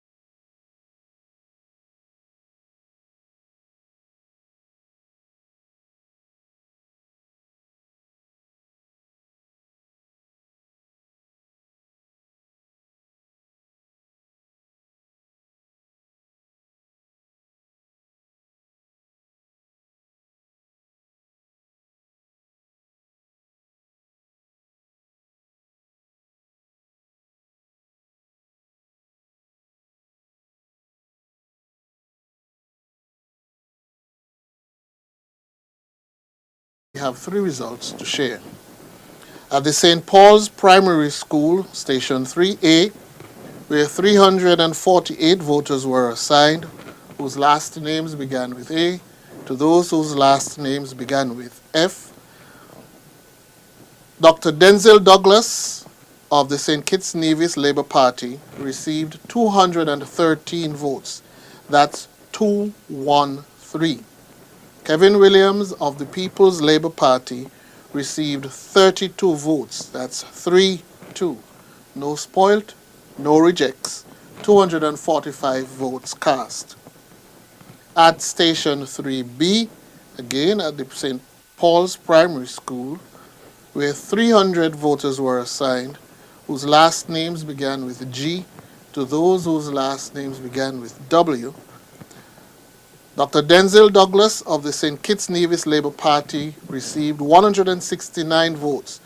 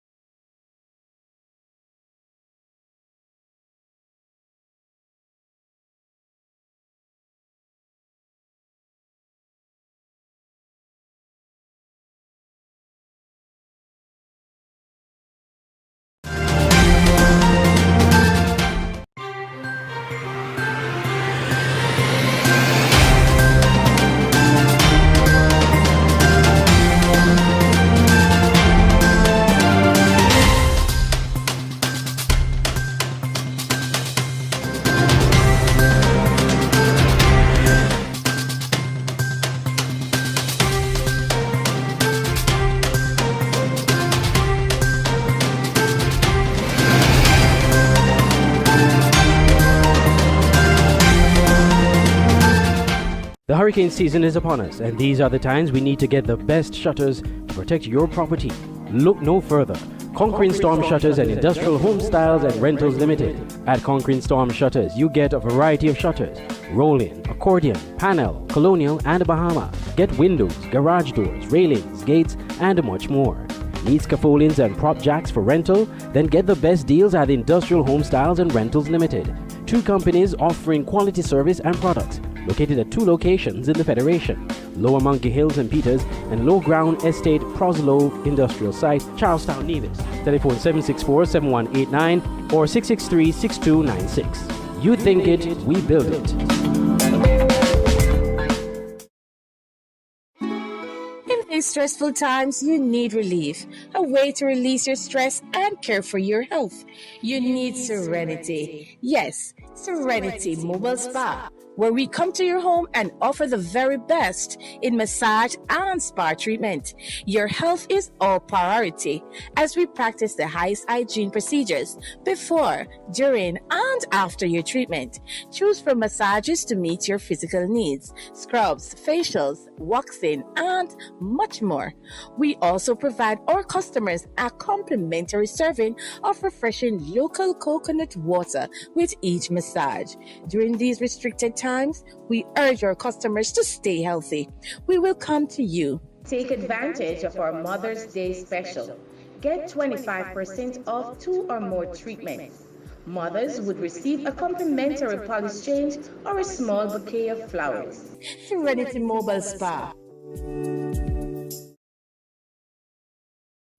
Clear your mind and clean your hands. High Five Sanitizer is committed to changing mindsets in personal hygiene. Educating families in St. Kitts and Nevis about the importance of keeping our hands and surfaces clean is our top priority.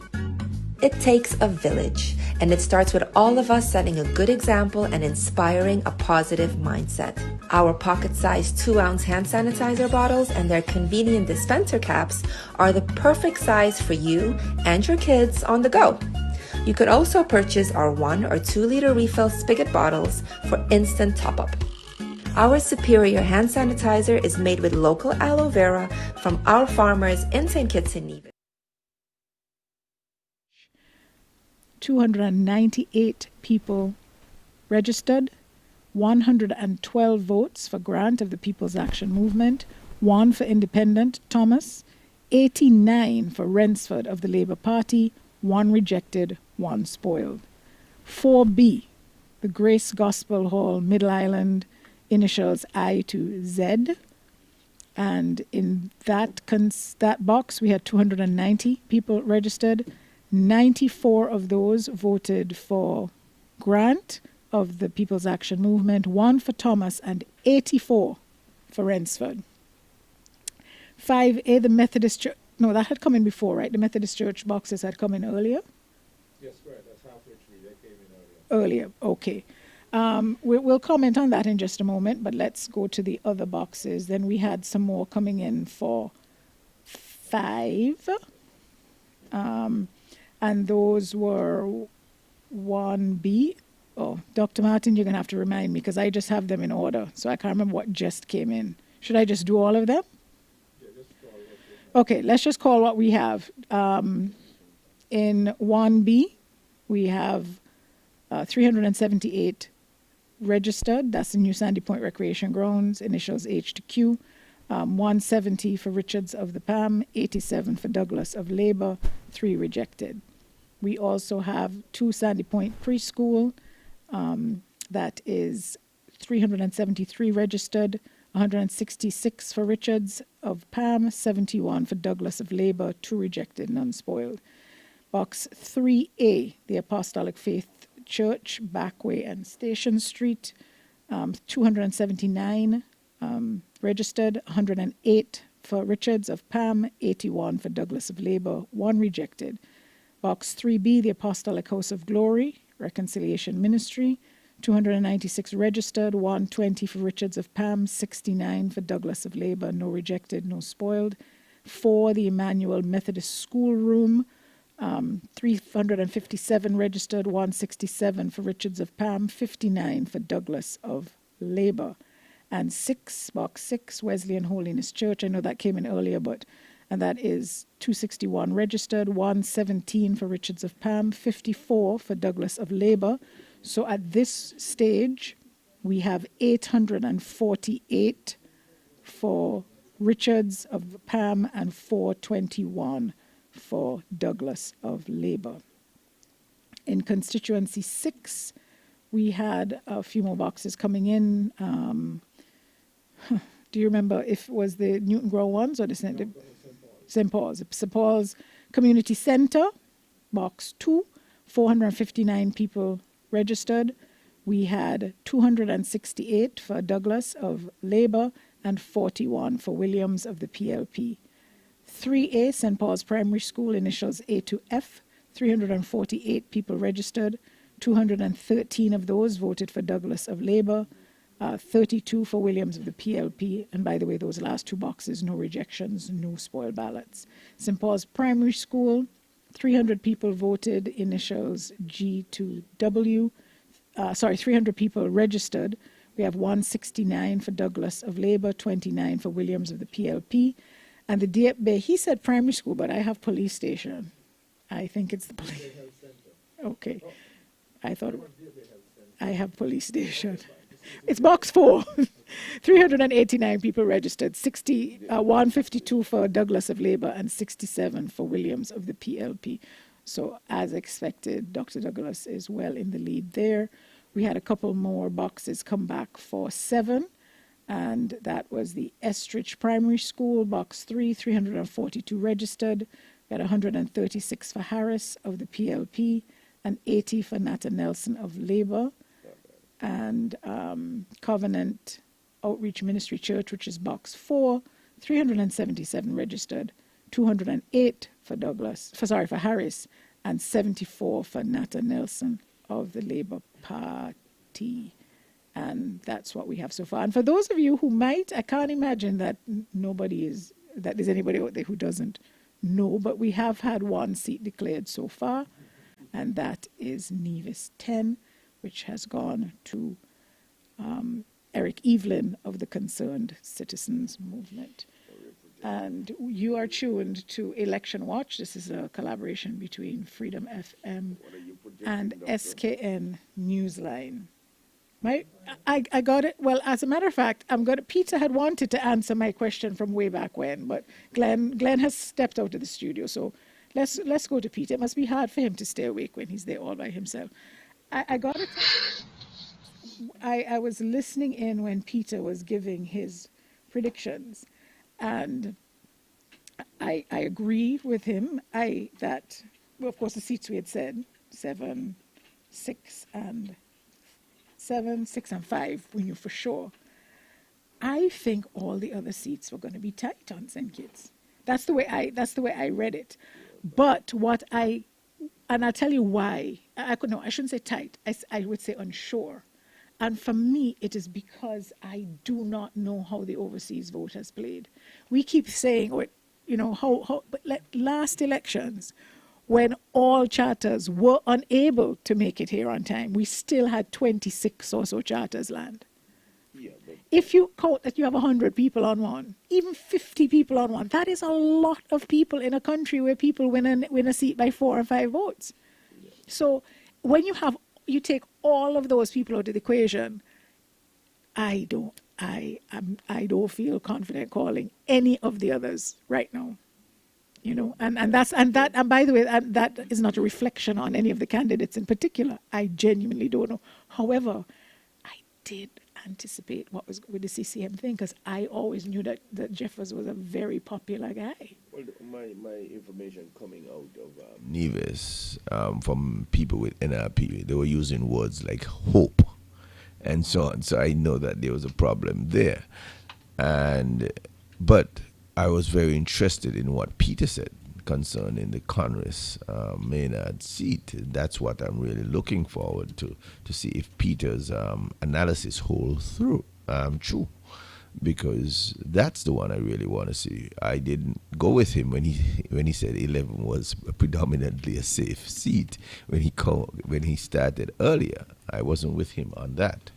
But I definitely am very, very interested to see if what he was saying in the Congress Maynard seat, which Dr. Martin doesn't agree with him on, and I would piggyback. I would piggyback on Dr. Martin. Remind me again what Peter had said about 3. I know he's because right of the amount of registration and so on. He was looking at it differently. Because of the uptick in the registration. Yes, he was looking at it. He wasn't calling it as a safe seat for Labour, and therefore, but Dr. Martin strongly disagreed, and I would piggyback on what he's saying.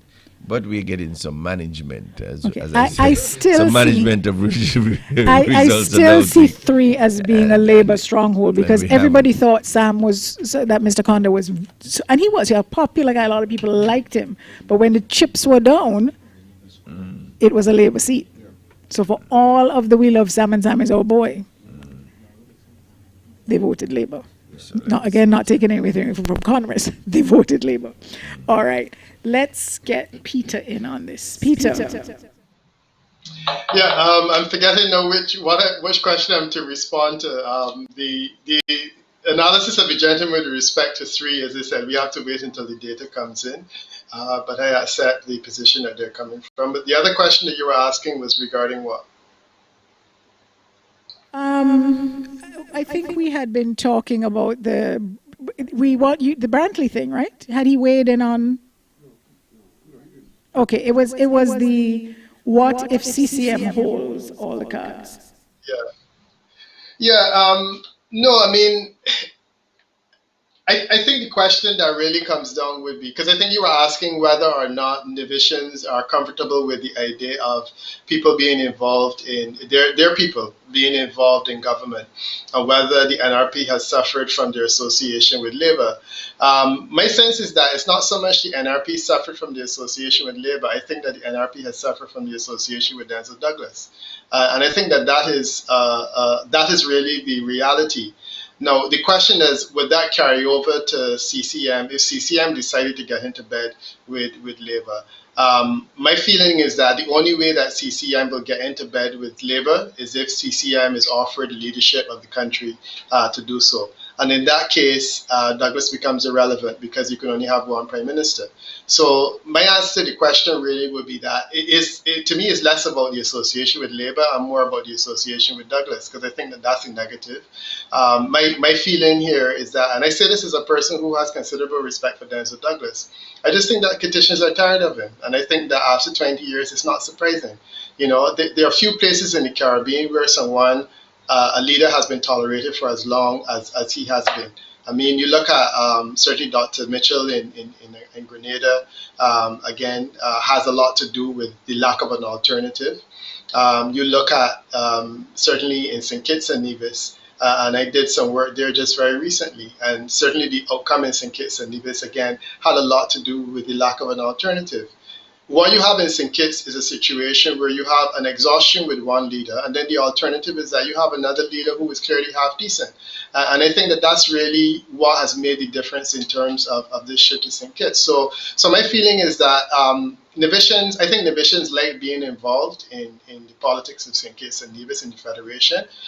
Frankly, I'll tell you that when I came to work in St. Kitts back in 2004, I found it a bit shocking that there was not greater involvement of Nevisians in the federal politics. And I'm really happy that the Federation has come together in the way it has in terms of sharing its politics. I would love to see the day when the idea of St. Kitts parties and Nevis parties disappears, and you basically have parties for St. Kitts and Nevis, because to me that's the way it's supposed to happen. And I think that Nevisians are comfortable with it. I believe that they like to be involved in the politics of their federation in a unified way.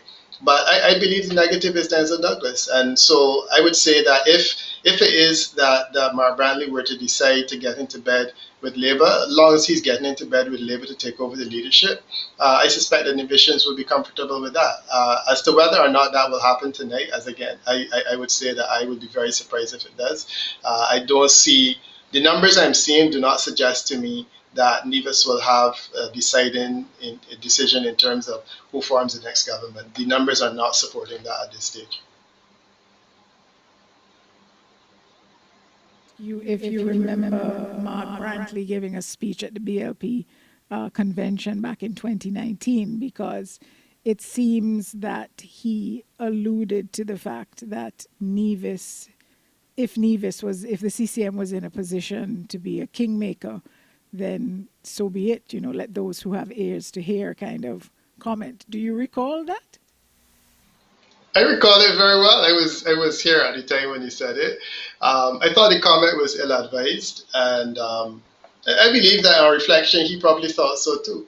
But no politician is perfect, and from time to time, politicians say things that are perhaps unwise. And I think that that would have been a moment where he got a bit ahead of himself. As that was an indication that he had plans on leaving and going. I mean, he subsequently said no, that's not part of his intention. And certainly every time in a public domain where he's been asked the question, he has resolutely denied it and said, no, this is not a part of his intention. So I can only assume that that's the case. Now, as to whether or not he might necessarily do it if he was given the opportunity to do it, I don't know if I can answer that. But to say the other part of your question, which is whether divisions would respond to it, I think that that's a question that I can probably answer more easily. And again, I say that, whether the comment at the BLP meeting was wise or not, the reality that we're dealing with tonight, I think, is somewhat different. And to me, the analysis now needs to go in the direction of saying what has happened that we have seen a swing away from Labour in a situation where Labour is not in government to defend. The tradition is normally that after you go into office, you lose support. It looks as though Team Unity has gained support tonight, and I think our analysis needs to speak to the questions as to why would that happen, more so than the question of whether or not Mark Brantley will become the next Prime Minister of the Federation. This is speculative, and I suppose fueled by the fact that we have no results in some of those constituencies that for some of us, they still, we believe, will be tight.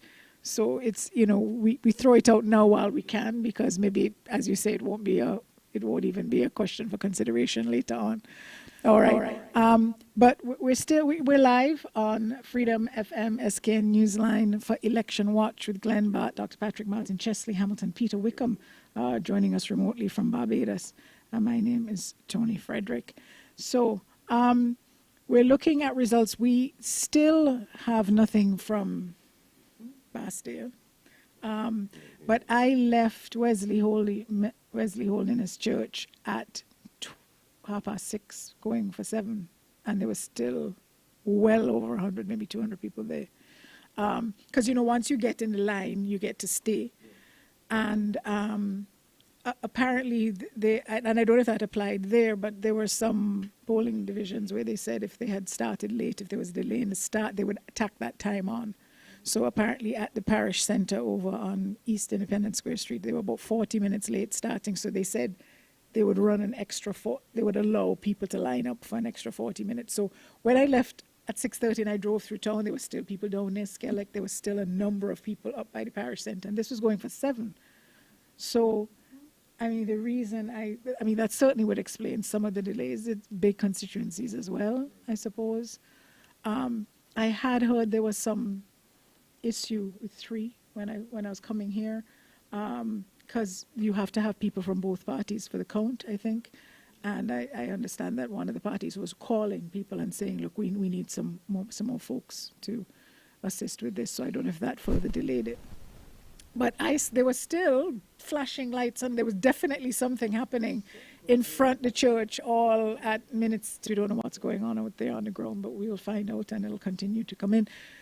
Okay, so let's look at number 4. What's your take on that? Number 4.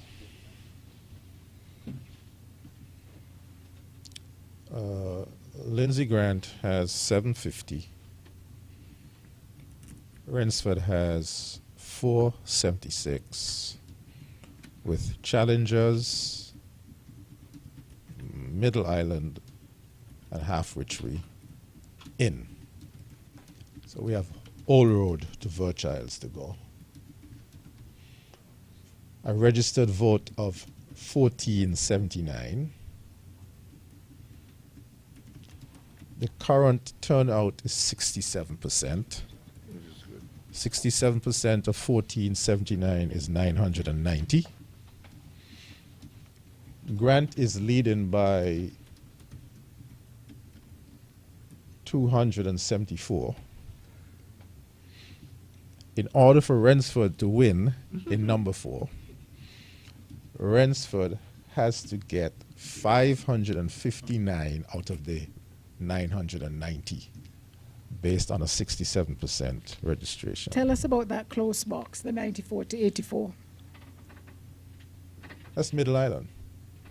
So he's from. So Middle Island in 2015 voted Labour by 21. Middle Island in 2020 has voted PAM by 33. Flipped. This is a season of flipping, man. 50 votes. Can Rensford get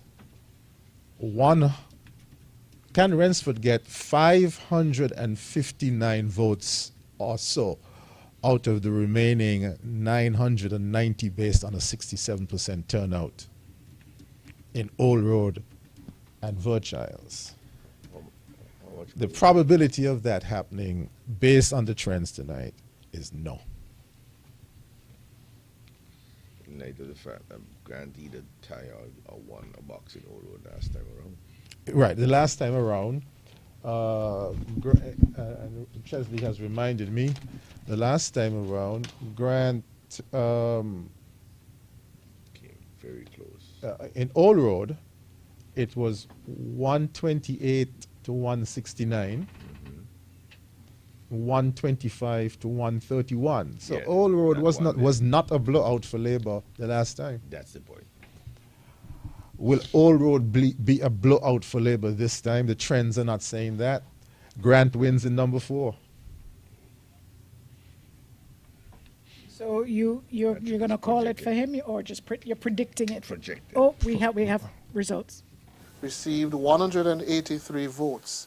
That's 183. There were no spoilt ballots and there were no rejected ballots. I'm sorry, there were 2 rejected ballots. 2 rejected ballots. 271 votes were cast.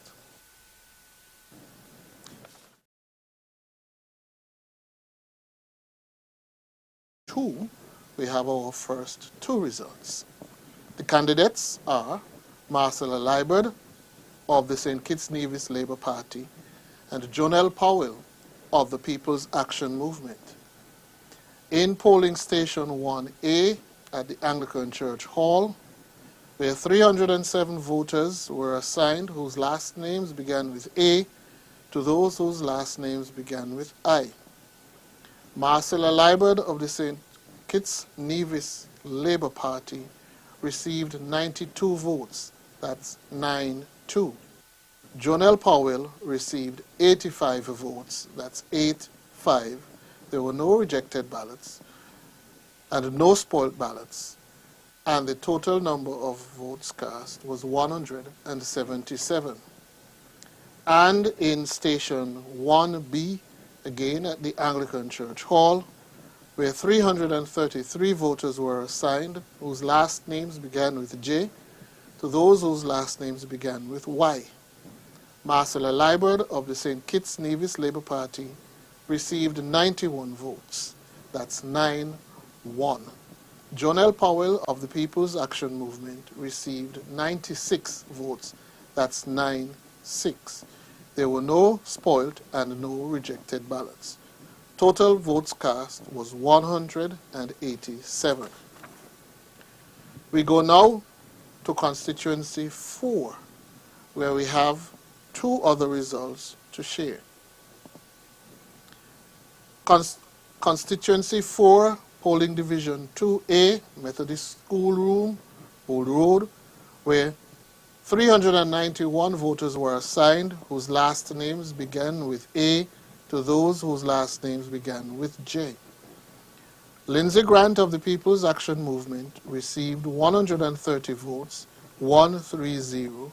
Independent candidate Jason Thomas received no vote, and Steve Rensford of the St. Kitts Nevis Labour Party received 123 votes. That's 123 votes. There were no spoiled ballots. There were 2 rejected ballots. 265 votes were cast. Station 2B, Methodist Old Road Church. 328 persons were assigned whose last names began with K to those whose last names began with W. Lindsay Grant of the People's Action Movement received 127 votes. 127. Independent candidate Jason Thomas received no vote. Steve Rensford of the St. Kitts Nevis Labour Party received 96 votes. 2 rejected ballots, no spoiled ballots. 225 votes were cast. We go now to the constituency of Nevis 11 at the VOJN Center, VOJN School, Station 4A, where 347 voters were assigned whose last names began with A to those whose last names began with K. Alexis Jeffers of the Concerned Citizens Movement received 111 votes, that's 111. Patrice Nisbet of the Nevis Reformation Party received 44 votes, that's 44. There were no spoiled ballots and 2 rejected ballots for 157 votes cast. 4B, VOJN School, 383 persons assigned whose last names began with L to those whose last names began with W. Alexis Jeffers of the Concerned Citizens Movement received 114 votes. That's 114. Patrice Nisbet of the Nevis Reformation Party received 65 votes. That's 65. There were 2 spoiled ballots, no rejected ballots, 179 votes cast. At Station 5 Trinity Methodist Church, where 453 voters were assigned, Alexis Jeffers of the Concerned Citizens Movement received 106 votes, 106. Patrice Nisbet of the Nevis Reformation Party received 101 votes, that's 101. There were no spoiled ballots, there were 2 rejected ballots. Total votes cast, 209. We have several results for you for Nevis 9, constituency of Nevis 9, where the candidates were Mark Brantley of the Concerned Citizens Movement and Dr. Kelvin Daly of the Nevis Reformation Party. At the Church of God of Prophecy in Cox, where 466 voters were assigned, Mark Brantley of the Concerned Citizens Movement received 105 votes, 105. Dr. Kelvin Daly of the Nevis Reformation Party received 98 votes. There were no spoiled ballots and there were 4 rejected ballots. Total votes cast, 207. At the Elizabeth Pemberton Primary School, Station 2A, where 338 voters were assigned, pardon me, whose last names began with A to those whose last names began with K. Mark Brantley of the Concerned Citizens Movement received 79 votes, that's 79 votes. Dr. Kelvin Daly of the Nevis Reformation Party received 56 votes, that's 56 votes. There were no spoiled ballots, there were 3 rejected ballots. Total votes cast, 138. Station 2B, St. John's Primary School Annex, where 327 voters were assigned whose last name began with L to those whose last names began with W.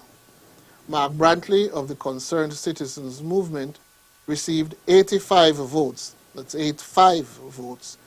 Dr. Kelvin Daly of the Nevis Reformation Party received 51, that's 51 votes. There were no spoiled, but there were 2 rejected ballots for 138 votes cast. Station 3A, at the Ivor Walters Primary School, where 391 voters were assigned, whose last names began with A, to those whose last names began with D. Mark Brantley of the Concerned Citizens Movement received 132 votes, 132.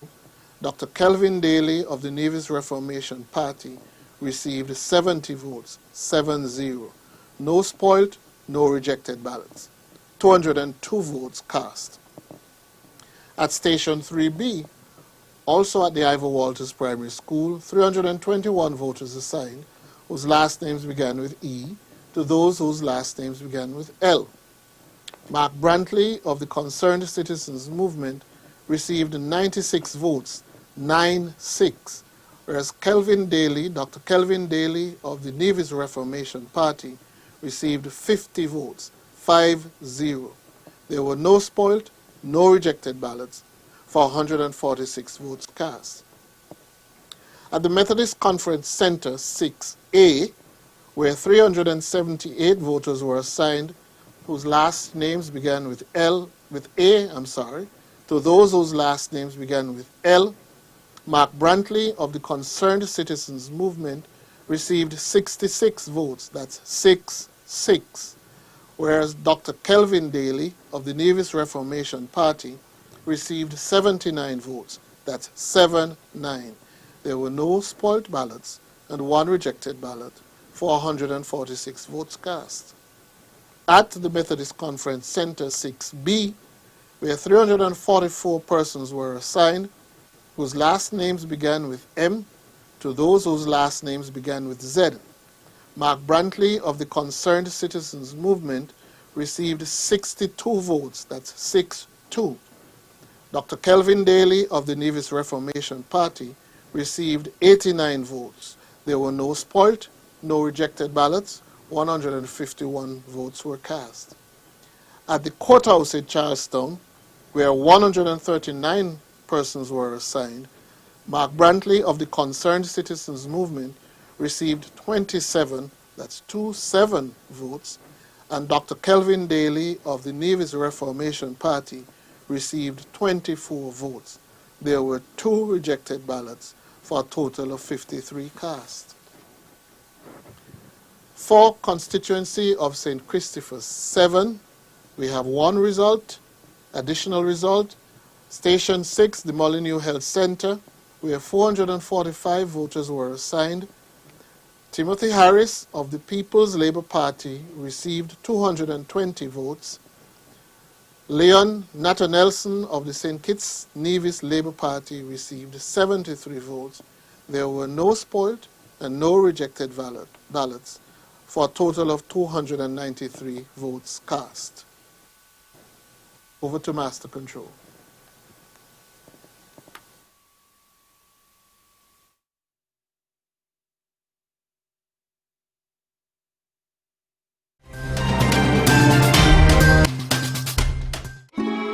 In these stressful times, you need relief, a way to release your stress and care for your health. You need serenity. Yes, Serenity Mobile Spa, where we come to your home and offer the very best in massage and spa treatment. Your health is our priority as we practice the highest hygiene procedures before, during, and after your treatment. Choose from massages to meet your physical needs, scrubs, facials, waxing, and much more.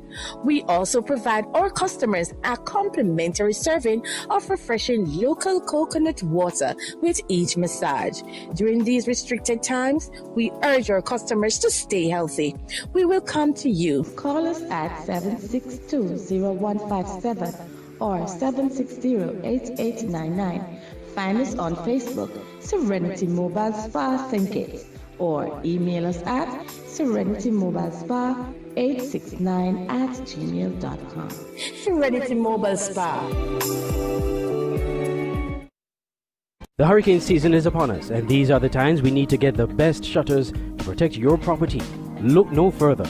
Conquering Storm Shutters and Industrial Home Styles and Rentals Limited. At Conquering Storm Shutters, you get a variety of shutters: roll-in, accordion, panel, colonial, and Bahama. Get windows, garage doors, railings, gates, and much more. Need scaffoldings and prop jacks for rental? Then get the best deals at Industrial Home Styles and Rentals Limited. 2 companies offering quality service and products. Located at 2 locations in the Federation, Lower Monkey Hills and Peters, and Low Ground Estate Proslow Industrial Site, Charlestown, Nevis. Telephone 764-7189 or 663-6296. You think it, we build it. Clear your mind and clean your hands. High Five Sanitizer is committed to changing mindsets in personal hygiene. Educating families in St. Kitts and Nevis about the importance of keeping our hands and surfaces clean is our top priority. It takes a village, and it starts with all of us setting a good example and inspiring a positive mindset. Our pocket-sized 2-ounce hand sanitizer bottles and their convenient dispenser caps are the perfect size for you and your kids on the go. You could also purchase our 1 or 2 liter refill spigot bottles for instant top-up. Our superior hand sanitizer is made with local aloe vera from our farmers in St. Kitts and Nevis, blended with 70% alcohol, approved by our Bureau of Standards. So clear your mind and clean your hands with High Five hand and surface sanitizer. Coming soon, our car sanitizer. Contact us on 869-760-6229. When it comes to prescription and all your healthcare needs, that is the new Paris Pharmacy, located on Westbourne Gut Bastille near Skilek, offering the following services: a full and computerized prescription filling service, drug interaction monitoring, extended opening hours, 9 a.m. to 9 p.m. during weekdays, open 6 hours on Sundays, holidays, and available for emergencies. A wide range of medicines at reasonable prices and top quality. We are not the largest, but try the hardest to please you. Paris Pharmacy, always there taking care. Reach us on Facebook, WhatsApp, or call direct 465-8569, 762-7919, and 763-9142. Paris Pharmacy, that's all that matters. Auto Plus Car Wash, located on the College Street. Chesley Hamilton.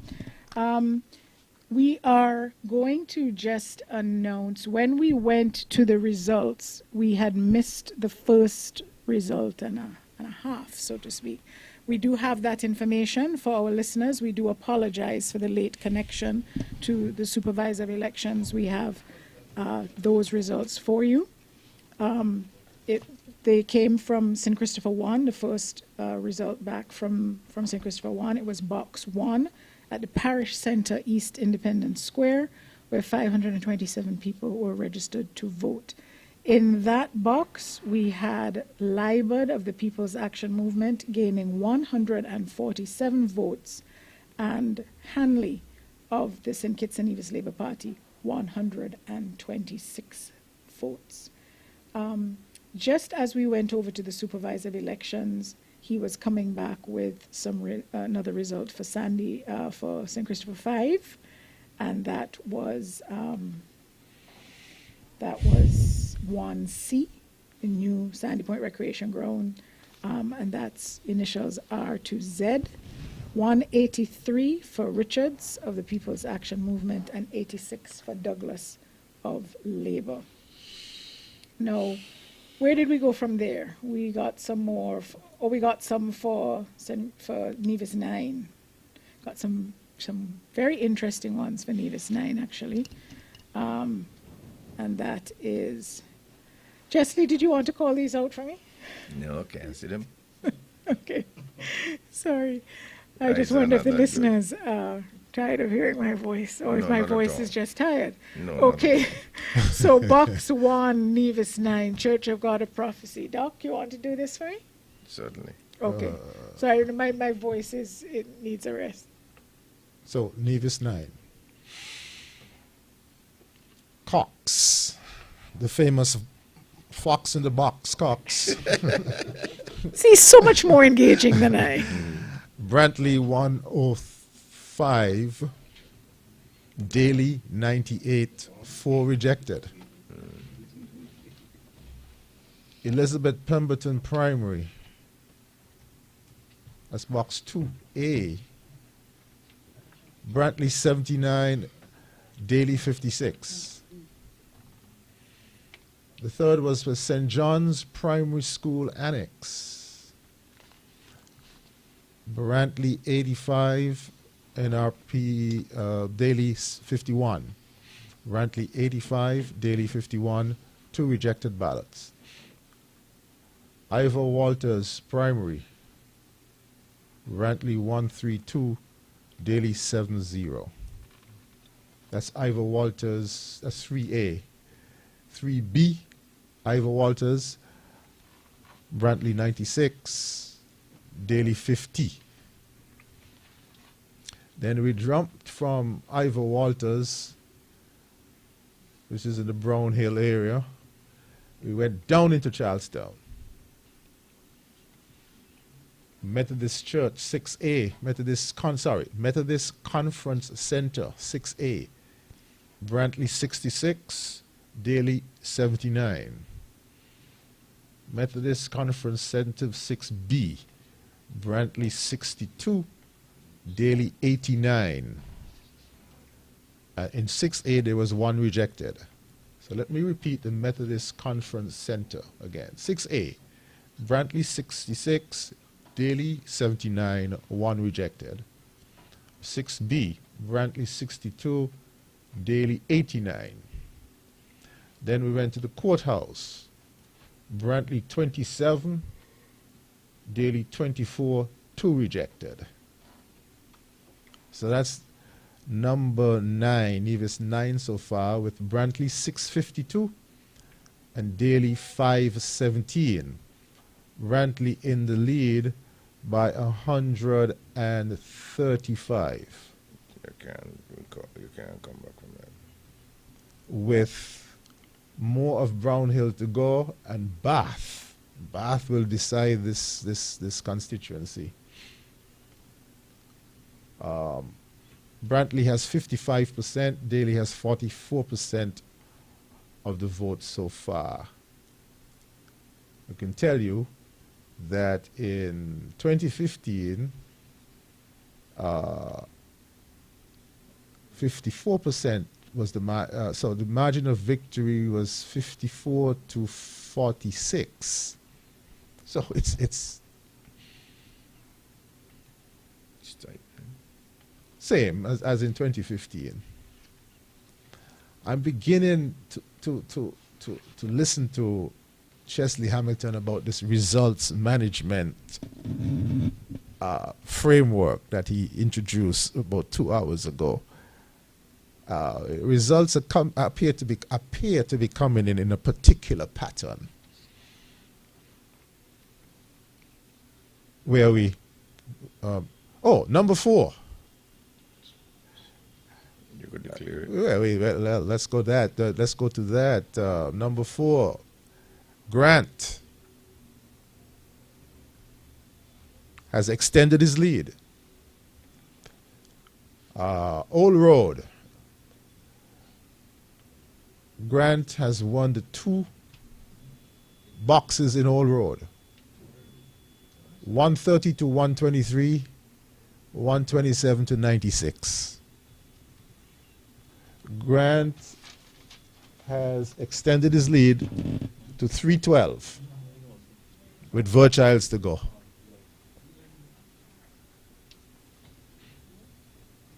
And Virchiles is usually a...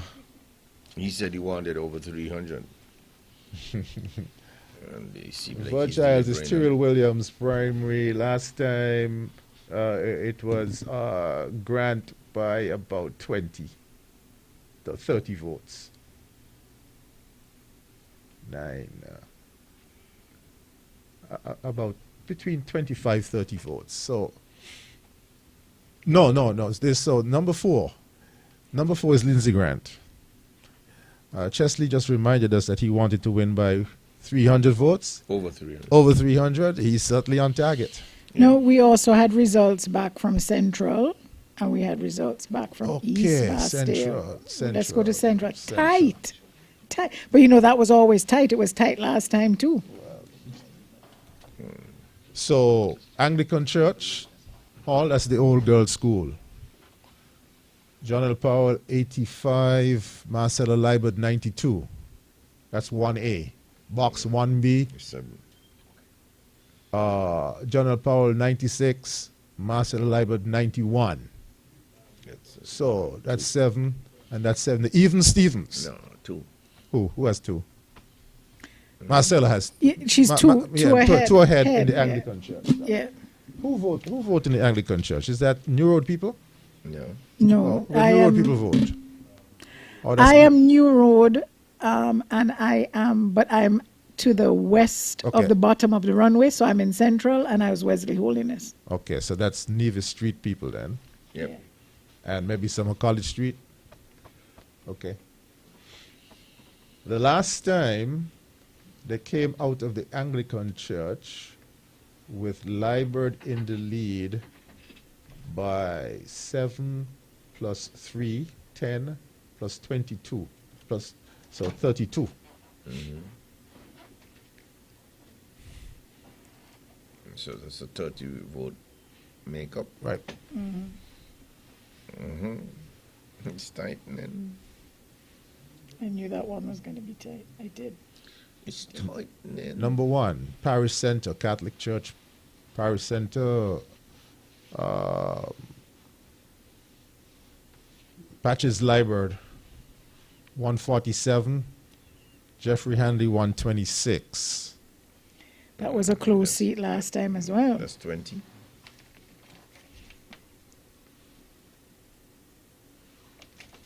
$21.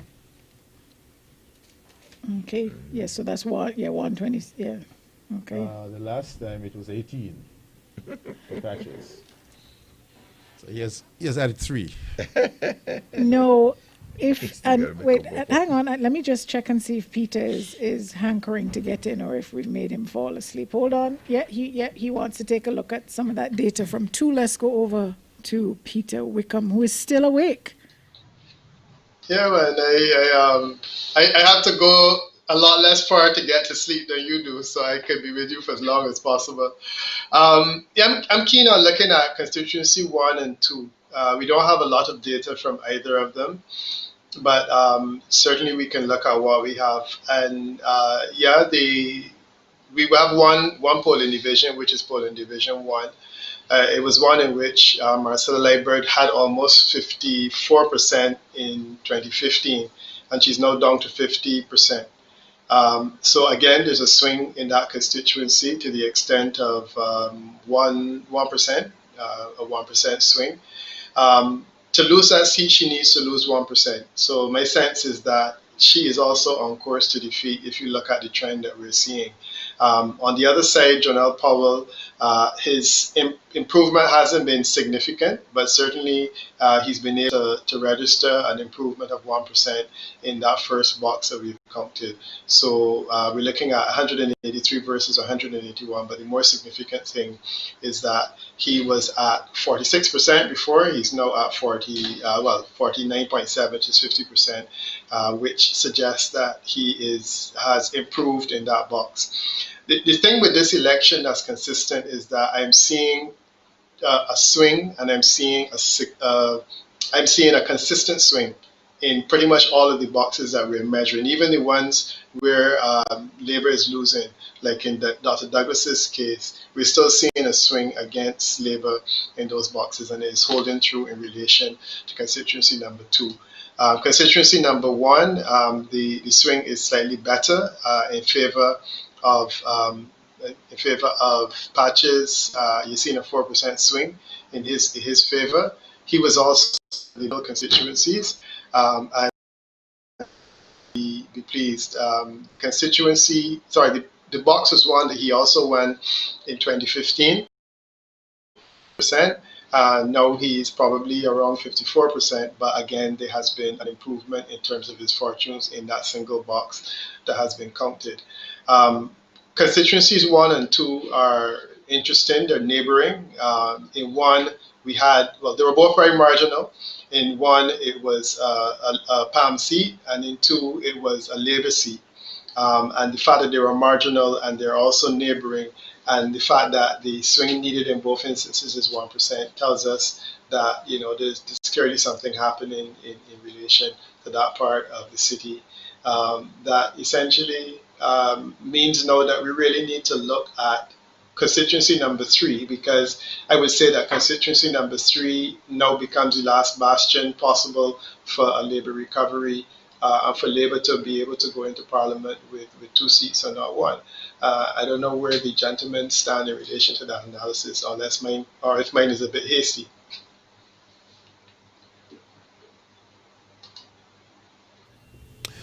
I'm having a drink. What are you drinking in the corner, Dr. Martin? He's ducking. I have 4 and 5 for Pam, 1 PLP, 1 SKLP, they are ducking, and 3 CCM. They're not ducking. In terms of 1, 2, and 3. Okay. Too early, Mary. Too early. Well, we need a little bit more data. We need more data. But the point that Wickham, the point about the Labour Party is not doing well as the motorcade may have suggested. How about that? Motorcades don't win the election. You could have a motorcade, with a lot of vehicles. Doesn't mean you have people. Elections come down to delivering your people to the poll on polling day, and your machinery must be good enough to get out your vote and make sure that they are counted. So that's what you have to do. Something else is happening, Chesley. The pending action in the court against Powell and Grant appears not to be having effect. Well, and so actually, can we speak to that, because I have people questioning and so on. So to be clear, it was not a criminal charge; it was civil. Is that correct, Mr. Hamilton? It's charged. It was not even an issue of a charge. Tell us what exactly happened. The issue is there was a claim in the civil court, and there was a default judgment. And if you know what a default judgment is... Tell me what a default judgment is. A default judgment, more often than not, everything that you claim, you get, because there was no answer, there was no defense put in place. So you claim that Tony is tall and thin, and you'll get a judgment that said she's tall and thin. Because it's a default judgment. There was no defense towards it that, no, she is... she is short and not so thin, so that would be the difference. And then you'll balance it out and you say, okay, we come to the conclusion she is tall but not so slim. You see, you could get a decision. So there was no argument. There was no argument. So it's just a default judgment against them. They did not put in the defense on time, and then they didn't ask for an extension of time, and then and all of those sort of things. So most of those procedural things they miss. Okay, so it wasn't that they didn't put in a defense; they just didn't file anything on time. Well, they didn't file that on time, and by the time they had to ask for an extension of time, they didn't meet that deadline either. And then there was the deliberation sometimes after, when the judge came down and pronounced certain things. But I'm saying they're now in a position where they're now having a disciplinary hearing, I think, on Monday. And that's a different story. You have things where there are different standards. When you're dealing with a civil court, you're dealing with a matter on a balance of probability, 51%, as opposed to a majority sort of thing. Your balance of probability tips the scale here or there. When you're dealing with criminal matters, you're dealing with beyond a reasonable doubt, which is a higher standard, maybe 80, 90%. They have to make you feel sure and satisfied, those kind of words you use. So it's a different kettle of fish, and therefore I wouldn't put it in the same category. I know people were bantering around things like thief and misappropriation and so on. But it's easy to say those things if you claim them and there wasn't a defense and there was a default judgment. So I don't put too much stock in that. And there is a rule that I have, okay, that political matters must be dealt with the people. The people are the arbiter. The will of the people and the voice of the people is the voice of God. Take it to the people. And that is why I always said, Lindsay has gone back to the people. I said that he let the people decide. And if the people decide, then that's what it is. I said that the Prime Minister, when there was the Verdi matter hanging over, he said he did not go back to the people. I would have gone back to the people. But as some people say, he kept a political meeting and then said that nobody could light a candle of correction to him. For me, if there is anything like that hanging over my head, I would go to the people, my constituents, and I would say to them, listen, this is the situation. I've come back to you. That is what Jack Warner did when there were allegations about him in Trinidad. He went back to the by-election he ran and won his by-election and so on. I mean, Kamala didn't bring him back into the cabinet and so on. But I think that is the thing to do. That's what you do when there are allegations, trust and confidence and things like that hanging over your head.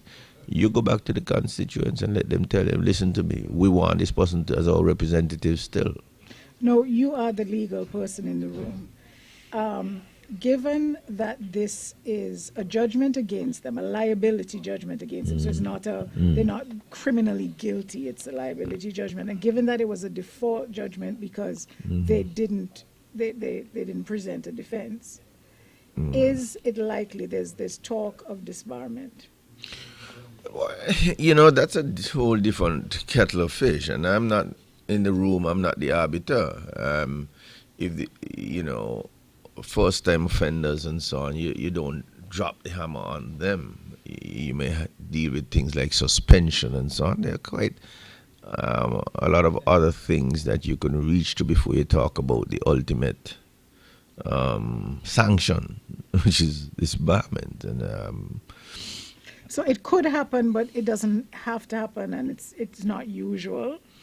Well, I haven't read what are the precedents for something like this. Somebody may say it's a lot of funds and so on. They will say, what's the harm, what's the damage? The person got all of what they wanted to, and these were procedural errors as opposed to actual errors.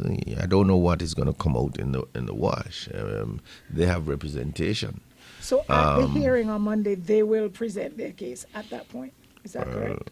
Lindsay has always said that he's going to take this all the way in terms of defending his name and his reputation. So let's see what comes of it. If the matter is before the court or before the tribunal, whichever it is, at the end of the day, once you get a decision, then you can read it and say, well, these were the facts presented and this is the judgment given. Are they consistent or are they not?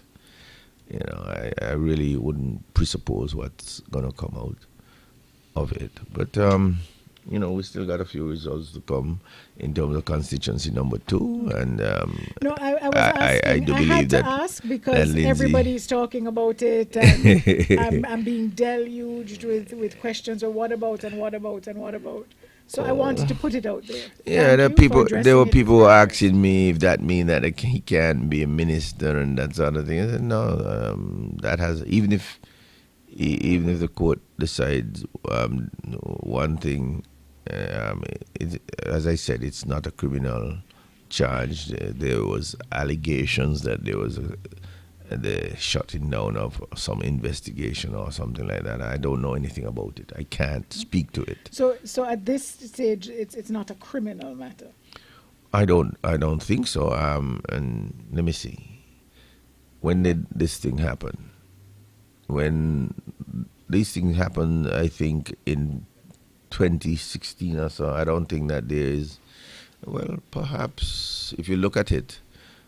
And when it might have been discovered, I don't think that is a live decision up to now for the DPP to make in terms of a charge or having a preliminary inquiry or anything like that to lead into any charges. I don't think that there is an ongoing investigation in any which way. Okay. and I don't think you would have the evidence necessary to, if you get good defense attorneys, I don't think that you will find that they would have enough to uphold a conviction. Somebody might tell me differently, that they could find conversion or they can find misappropriation at a criminal standard. But if you listen to Lindsay has always spoken to the facts that the man wanted must be three things, and he got the three things. The facts, you will have a difficulty convincing a jury. Maybe on a legal argument, you might be able to convince a judge or a legally trained mind that something is there. But when you have to deal with the average lay person, and if you have defense counsels that are worth their salts, I don't think that you're going to find 10 people, let me put it that way, out of 12 who would go against saying that this person is guilty of a criminal offense. I really don't think that would carry the day in a criminal court. And to be clear, it is only because people have been asking, does it affect their ability to serve in the parliament? If there is a conviction, if sure. There's a criminal conviction. If they're criminal, the Constitution says if you have a criminal conviction, you're not eligible to serve. But like I said, they are not convicted of anything in terms of criminality at this point, and they're not even charged. So it shouldn't even enter the discourse. Okay. No, I think what has happened is in some of the campaigning, words were used like guilty and those sorts of things, and I think that can muddy the water sometimes. That's why I wanted to address it, because it's a long night and we have lots to talk about. Right.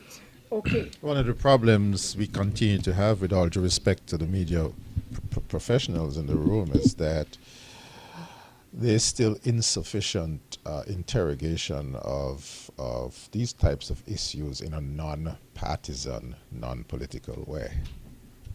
And so, to my mind, often when political types, I'm saying this in a neutral context, discuss an issue, an important issue, it gets colored. It gets colored as red, yellow, orange, or green, blue. So there is room in our fledgling democracy for some more civil society / investigative journalism work to help the citizenry to sort out some of these matters, minus or without things having to be explained to us all the time by political types. My other thought. Are you saying that I need to get back in media? Well, I'm just trying to exclude myself from that comment. You asked me a direct question, and I'm just trying to make it clear that you asked a fair question. You couldn't have been brushing.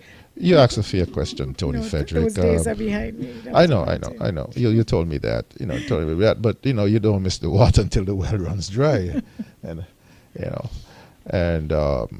there was a time when. Talk to me tomorrow. My record for staying awake to cover elections is 27 hours. There was a time. Let me finish this point, Madam Humble. There was a time when you and Andre Hury and the rest, packed a big punch.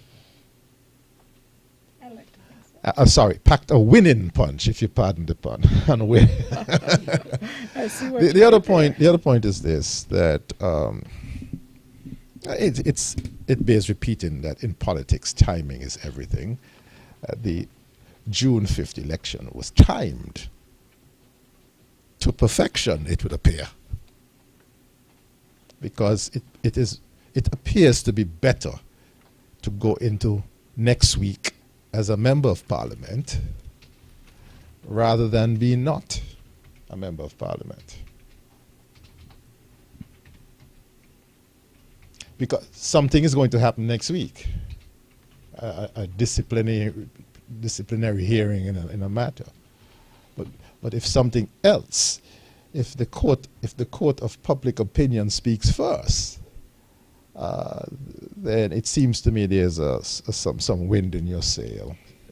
A mitigating factor. There's some wind in your sail.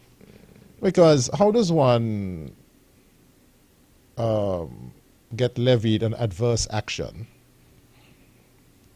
in such a high-profile matter that involves money, albeit private money, and then face the electorate with a straight face and tell people I want to handle your public money? So the sequence of events, June 5th had to come before June 8th. The people in more ways than one, right? The people have spoken. Yeah. At least in number 4. But as we said right at the start, it doesn't seem to have affected the support.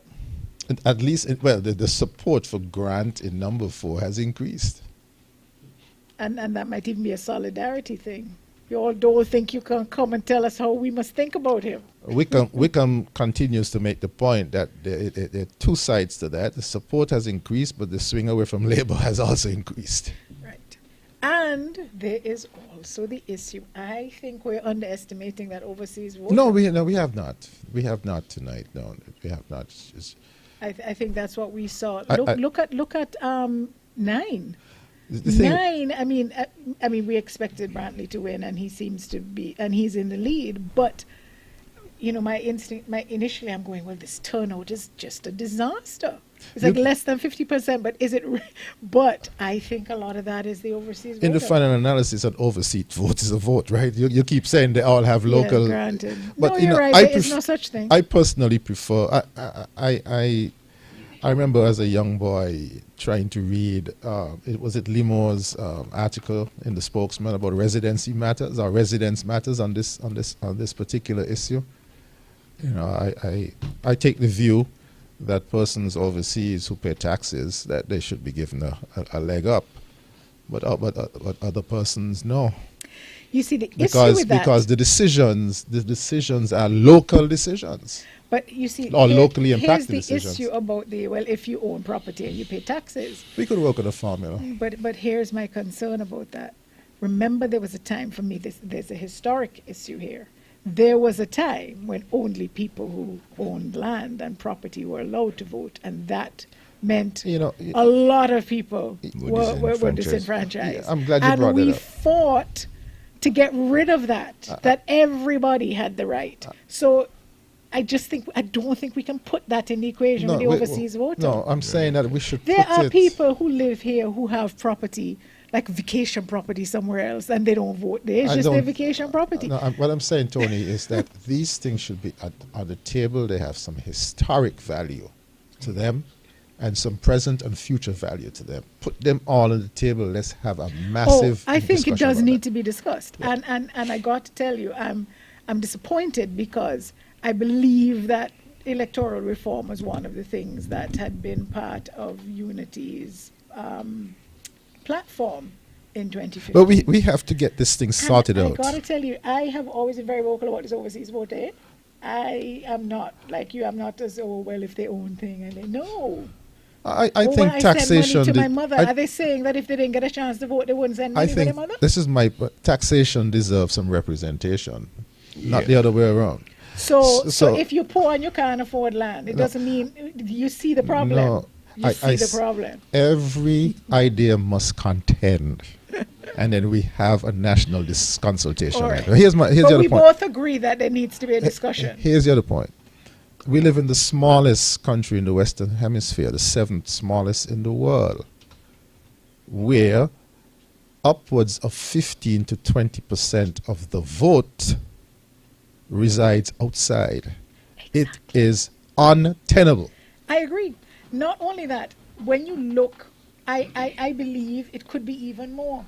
Because when you look at our population statistics going back 50 years, this is the first time in 50 years, it might have gone up a little bit in the 80s, that it's gone much over 52,000. Our population has held steady at around 50,000 for 50 years. It's gone down a little, it's gone up a little. But you, Dr. Martin, because you know all about birth rates in this country, No, you no, know up that until, that's up until we make a lot of 2016. babies. No, we don't. No, we don't. No, it was dropping. But the point is, we do have births. People are having children. People are having children. Tell me why our population hasn't grown. You know why? Because people are leaving, Dr. Martin. No. There have to be more people living outside. No. Here's why. When the condition of women improve, their fertility drops. Yes, and we saw that. We discussed that is the driving factor behind the declining birth rate in this country. Okay, that's the birth rate then. Let's talk about the population not budging so much over 50 the population... years. People are migrating.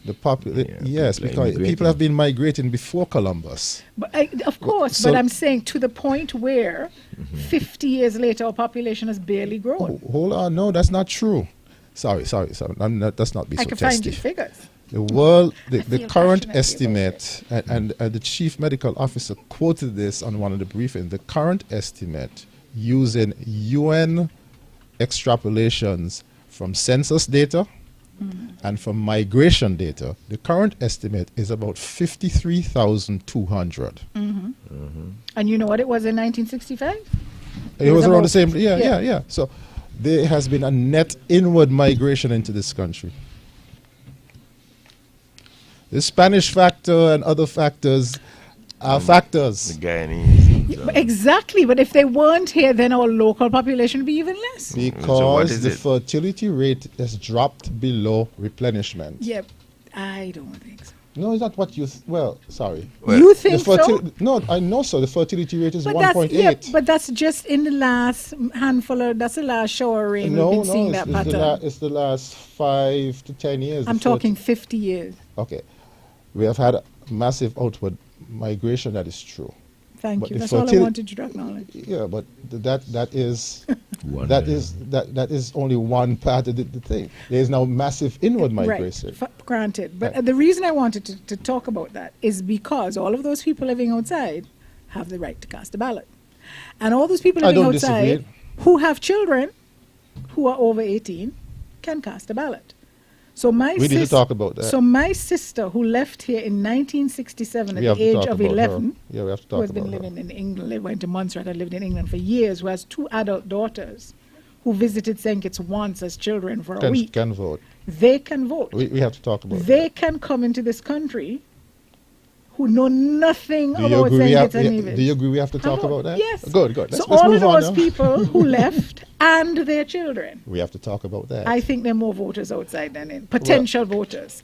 Eligible people who are eligible to vote. Okay, so sorry to put this on the table. Sorry. As the late senator from Rhode Island, United States, said, Daniel Patrick Moynihan, everybody is entitled to their own opinion, but not to their own facts. What do the facts say about the movement of people in and out of the country? We have those facts. Let me get in on the issue of universality. I don't believe that it's about taxation or property. The right to vote is a universal right. You don't think you should be a resident? What about a residency right? You see, the issue, that's a different kettle of fish. Residency and domicile, that's a whole different kettle of fish. And we have domicile in the Constitution. And therefore that opens up. Is it in the Constitution or is it electoral law? I think it's in the electoral law. In the Constitution. Really? You want me to bring up the Constitution and check it? Yes, because everybody's entitled to their opinion. I'm telling you, it's in the Constitution. Okay, I figured you must Constitution, and so it mirrors. Constitution it mirrors. Not carved in stone. It mirrors. Well, that's the point. But the 67 Election Act mirrors the Constitution because Pam wanted to bring that issue of domicile into the Constitution to protect that because they wanted to get the overseas vote as part of what we do. But it's going to continue, as Dr. Martin says, it's untenable. It creates a problem. There are more people out there than in. Well, I don't want my nieces coming and telling me we should be running the country.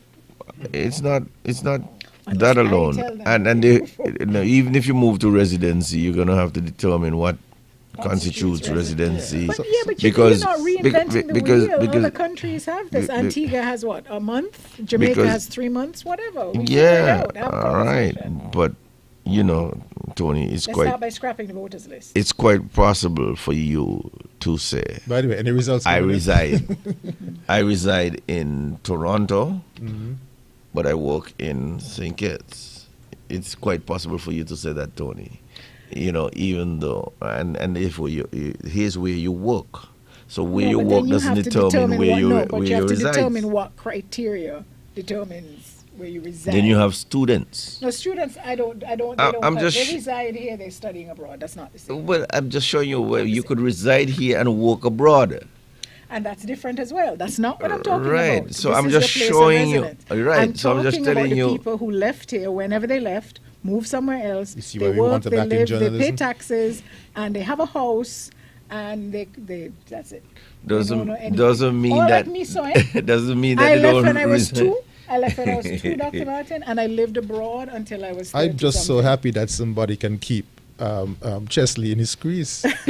Go ahead. Did Chesley ever tell you we were in school together? Chesley and I were in school together. Same form, I think, even. Yes, we were. What class? I totally ignored him. I wasn't did the teacher? interested. I wasn't interested in boys my age. Dr. How did? Martin. Fine. Okay. Thank you very much. He didn't exist. How did the teacher manage to keep that class under control with the 12 year? Chesley didn't exist. He was my age. I was interested in the 5th form boys. No. You're ducking the question about. We're talking about Munson Secondary School, okay? We're not talking about. No wonder the volcano erupted. Anyway, but I'm just basically saying I believe in the universality of citizenship and the right to vote. I don't want to go back to property, and I know you're talking about no taxation without representation and so on.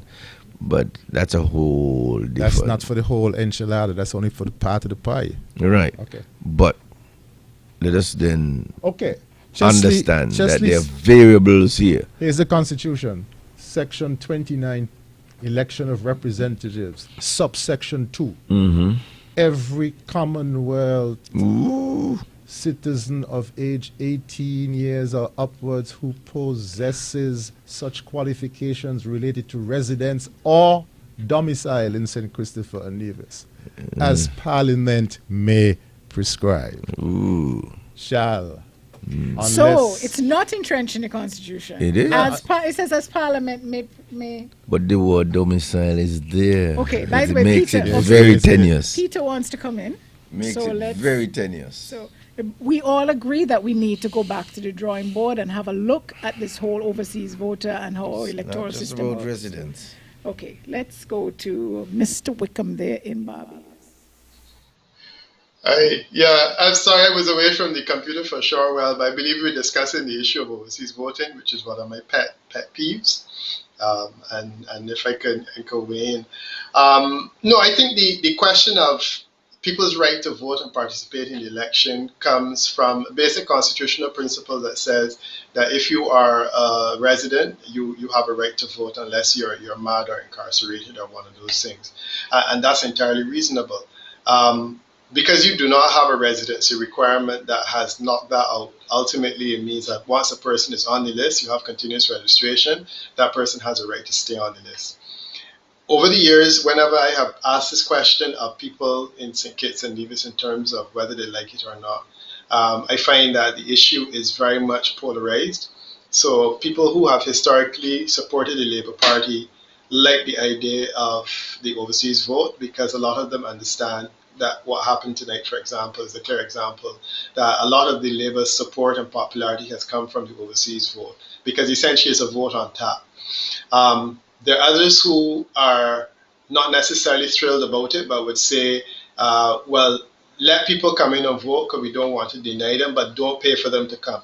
Because that's another school of thought that says we can have the overseas voters, but then they have to pay themselves to come, which of course is not going to happen. And I appreciate that in politics. If you give someone an opportunity to bring a voter in and that person believes that they can bring that voter in, that they can benefit by doing it, a politician will find the money and do it.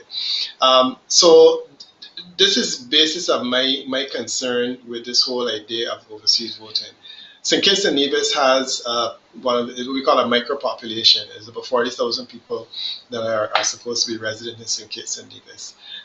St. Kitts and Nevis is one of the smallest states in the world. Your diaspora is potentially 3 or 4 times 40,000 that you have. If you create a situation, you say to everyone who is part of that diaspora, so if I am Kittitian and I go to live in the States and I have a child who has never come to the country, that person has the right to come home and vote. I can make a picnic of this thing every 5 years and I can say to politicians, you bring home my whole family and I will come and vote for you. The practicality of it is what has always challenged me. It is not a constitutionality, because clearly people have a right to vote. It's the practicality of saying you will allow your elections to be determined by people who are not going to be resident here and who may or may not come back in another 5 years. The other thing that I thought was critical that I was talking about a lot in the run up to this election campaign, you have margins between the two political parties. The margin on St. Kitts was 722 votes. The margin on Nevis was 675 votes. So when you think about it, you're looking at 1,000 votes, give or take, that would determine the outcome of the election. The largest margin was 1,769, and that's in Dr. Douglas's constituency, number 6. But then you had a situation where you have in number 5, 361, 296 in number 8, and then you come down the line. You have airplanes that can carry 272 people, which is the margin in number 3. Why would you create a situation where you can determine the outcome of an election by a plane load of people? And the cost of it is something that I find mind-boggling. Where did the money come from to bring the 20 charters that came last time? Who sponsored them? And our petition is not concerned about the fact that all of that is money that ultimately is coming from them, because even if a sponsor pays for it, the sponsor is going to need to get his money back some way. So it means that it will be some inflated investment or something like that that has to be taken by government, and this is where the concern comes in. So my thing is that I believe it is something that has run its course. I think on principle it's not a bad idea, and but I don't know if you guys know, but I was part of the whole team that would have designed the whole thing using the principle of the domicile. So I understood it at that time, because certainly my client at that time was instructing me in terms of what they wanted to achieve, and the domicile seemed to have achieved it fairly effectively. But it comes to a point where you have to ask yourself whether this thing is practical in the interest of democracy going forward, and whether you're allowing people on the ground to sacrifice their responsibilities and rights for people who live overseas. And my sense is that when you're coming down to a situation where you have margins of 4, margins of 36, once your margins drop below the size of a airplane, I do feel like you're running into problems where you would have that situation occurring. And I do believe that what has happened tonight will definitely lay the groundwork for conversations, serious conversations about what you're going to do about this overseas vote going forward, and whether or not it will be a factor or a feature in the years to come. There are alternative solutions, and I'm hoping that we can discuss some of these, or say you can discuss some of these things. There was an idea that, for example, said you could create one seat for the diaspora, and that seat for the diaspora could be one in which everyone who is part of that diaspora can vote. Not necessarily in St. Kitts, but they can vote remotely. So you can vote in the embassies overseas, and you can choose one representative. And that person will sit in parliament and would be responsible for your own diaspora situation. So you create an additional seat that's not a local seat, but it's a diaspora seat, which satisfies 2 considerations. One, it allows people who are Kittitians, who are resident overseas, that have an investment emotionally and so on to participate in elections, but it does not disrupt the order and flow of what goes on outside. That's one of the suggestions that I think can be put on the table to help deal with the problem. And then there are options to say, well, look, let's just disband it altogether, or alternatively, let's go the way of Guyana that says anybody who's overseas can vote. They can vote in the embassy. We can do a postal ballot, and you can essentially legitimize it. But if you do that, you run the risk that your population will grow from 40,000 to probably 1.5 million.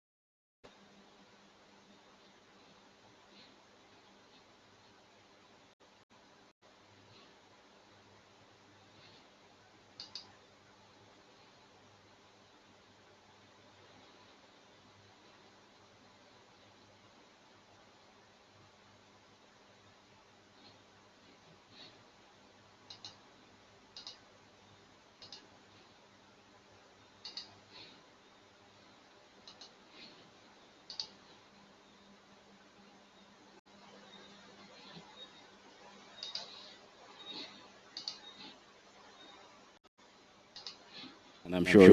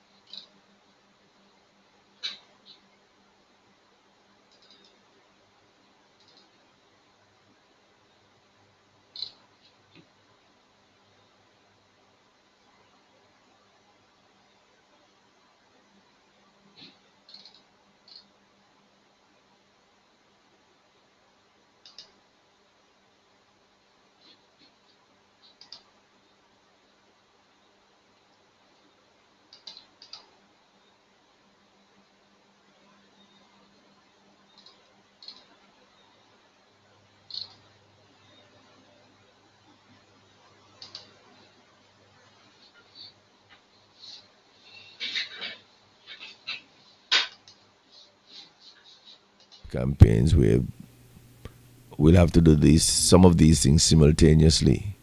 We'll have to do the virtual thing and we'll have to do some of the old campaigning. A lot is going to change going forward in terms of how elections are done. But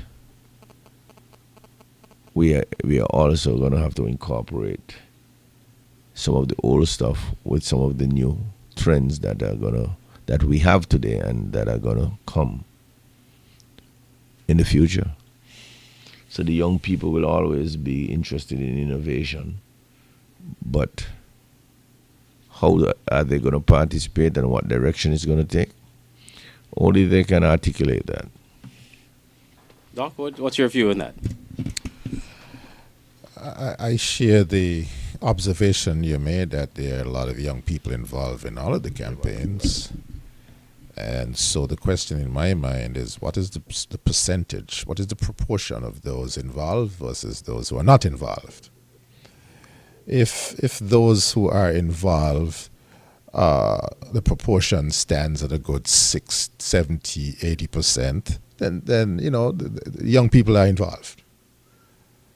If it's the reverse, that a good 50, 60, 70% of young people are not involved, then we have a problem which starts, in my mind, with how we are socializing young people in terms of citizenship. And so it'll be good to do a survey as to the young people's perceptions and attitudes, knowledge, perception, and attitudes in relation to citizenship and the roles and responsibilities of a citizen. One of the responsibilities being to cast a vote in an election, and of course to pay taxes, and to defend the democracy from corruption. I took that directly from the government of India's website. There's an article entitled "We the People, We the Citizen," and they listed 3 main roles, responsibilities of the citizen: to cast a vote in an election, to defend against corruption and to pay taxes. And so I agree that we need to engage and sample all the time to see where the opinion of persons 35 years and younger lies. I hope in all of this discussion we're not missing any results, but we are monitoring. We appear to be monitoring, ZIZ. We are monitoring, or we appear to be monitoring. We are monitoring, ZIZ. We haven't heard anything. It's usually around this time in the morning that things slow. Andre Huey from a trickle to a nothing, as counts and recounts. That is something we need to build into our rules, would you say, Chesley Hamilton? How many recounts we can do, how many recounts are allowed? In addition to the Tupperware discussion we had at 9 o'clock yesterday, how many recounts we can have, because it can continue interminably, If I may, some people wondered where I went. I was hungry, y'all. I won't lie to you. So well, let us tip our hat to Freedom FM for supplying some, some nibbles. I know SKN Newsline supplied some of the drinks. Yes. Yes, and Island Purified Water, of course. Our sponsors tonight: Island Purified Water, and some Amory Bakery, right. Domino's Pizza, and the cable. About the ballot boxes. It's not the boxes I had the issue with, because in fact those are the kind of boxes they're using around the world now. They look like the big, storage boxes. It's the plastic twist ties on them were more of a concern to me. Not the container itself. That's fine. I even like that they were a little bit transparent, some of them. But yeah, so to me they look like the ones that you see in the States and so on. That wasn't as big a deal. But I think I prefer locks to plastic twist tie things. Anyhow, there was something I made a note of back in that early part of the conversation, and this was to address to Peter. I hope he's still there. And we were talking about the Spanish vote, and that they had, a lot of our paraphernalia and material was available in Spanish. And I think they were referred to as non-nationals who live here, and that it's good for us to include them in the process. But to be clear, hey Peter, he's still here. A large number of those people here who speak Spanish from Santo Domingo are nationals. At the turn of the century, and in the 20s, the early part of the 20th century, a lot of Kititians went to the Dominican Republic to work in the sugarcane fields when the economy tanked here. And these people who are now returning are descendants of those people. So it's grandparents and so on. And so they're actually nationals. So they're coming back. And it's interesting because a lot of them actually, especially if they have Kititian surnames. So you have Warner. And so whenever you meet a Spanish-speaking person here, still sounds like they stepped off the plane straight from the DR, but they often have very Kititian last names. So in fact, at least the initial wave, some of them have been married and brought family and so on. But a lot of them who come here are coming here as citizens by descent. So I think it's important to point that out. People like to call them, they're from away and they're not, but in fact they are nationals of St. Kitts and Nevis. Citizens by descent. But from a practical standpoint, immigrants appear to be very critical to the results of certain elections. Something coming up? Okay. So inward migration, the encouragement of inward migration can have another motive behind it. So we are now looking at our monitors and seeing what's happening. But that's all I wanted to say on that factor. There's a push and there's a pull. in relation to migration. Oh, yes. Okay, what are we looking for, Tony? I saw you scrambling. Oh, no. I was, people are starting to congratulate one of the candidates, but I'm not aware that we had results. It could just be that they are Which one? Richards. Yeah, we declared that. Not officially. It hasn't been officially. Oh, I thought Freedom and SKN Newsline Had already declared him the winner. Yeah, no, that's clear. Well, But no, there are a few left, but the lead is insurmountable. Did we miss? No, there are a few left, but the lead is insurmountable. Richards in 5 and Grant in 4. The data speaks to their and Douglas and certain Harris? victory, And Douglas and Harris. as expected. Right. Okay. We don't have anything from 3 as yet. Nothing from 3, and just one dribble from 1 and 2. This is interesting. 3 is going to be interesting. Chesley Hamilton kept saying this from 7 o'clock tonight about the management of the results, the release of the results. There appears to be a pattern. I didn't believe him. But I thought he was way out in left field. No, but here's the thing. There are representatives from both parties on the ground. So if it was that they had results and they were holding them back for some reason, trust me, they would get out. And if anybody knows that, that's me. Well, you did say that because when they shut down the election, when the results were shut down in 2015, we still found out the results. Why? Because there were people on the ground who were there when the results were tallied and signed off on, and they started phoning in and identifying themselves. I'm Patrick Martin. I was in this constituency. These are the people who were here. We have already signed off. The thing is gone. Everybody's left. So what I'm saying is, if results were being deliberately held back, the person who is not favored by that result, or the person who is favored by the result, would want that result out. So you don't agree with his results management thesis? I like to listen, right? I would never say never in this country, and I have seen it all. And I am sure that don't back down, No, let me explain. And I'm sure that if, as far as it is doable, I would imagine that it would be done. And probably if I was in politics, I would certainly try to control the flow of information. I won't lie to you. I'm just saying, I don't think that it is, I don't think you can do it for that long. At some point, the person who, as I said, at some point the person who is not benefiting from the control is going to speak because they're people. That's just my take. Fine, I respect that, but I am not. I think our people are being put under undue stress, and it's not psychologically or physically. It's neither psychologically nor physically healthy. I remember the year, and I'll never forget because I was so exhausted by the time the result came in. It was 2017. It is an unnecessary stress. And Brantley one time they come in the next morning. Well, we had a case of yeah. The result came in the afternoon from constituency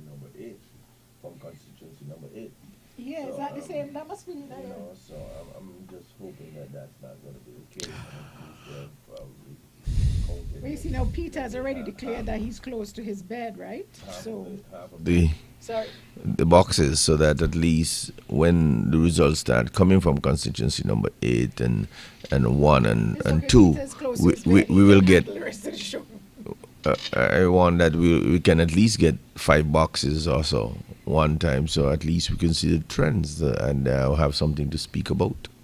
This election is about the people voting for their representatives. But here we are having to suffer through late opening of polling stations and okay, we have a result. Oh.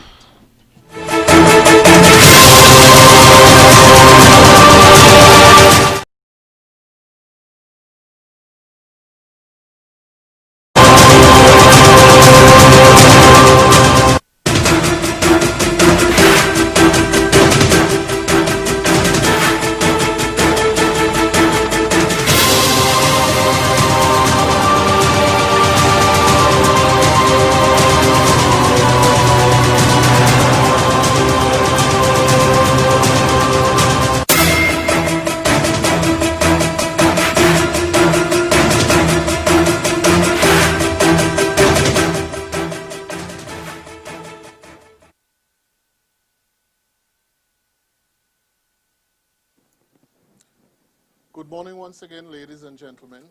I have for you the final two results for the constituency of St. Christopher 4, polling division 3A at the Tyrrell Williams School, where 366 voters were assigned whose last names began with A to those whose last names began with J. Lindsay Grant of the People's Action Movement received 127, that's 127 votes. Jason Thomas, the independent candidate, received 1 vote. Steve Rensford of the St. Kitts Nevis Labour Party received 122 votes.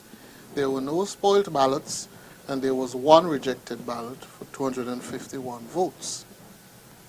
In Tyrrell Williams School 3B, where 394 persons were assigned whose last names began with K to those whose last names began with W, Lindsay Grant of the People's Action Movement received 150 votes, that's 150. Jason Thomas, the independent candidate, received no vote. And Steve Rensford of the St. Kitts Nevis Labour Party received 116 votes. There were no spoiled ballots. There were 2 rejected ballots for a total of 268 votes cast.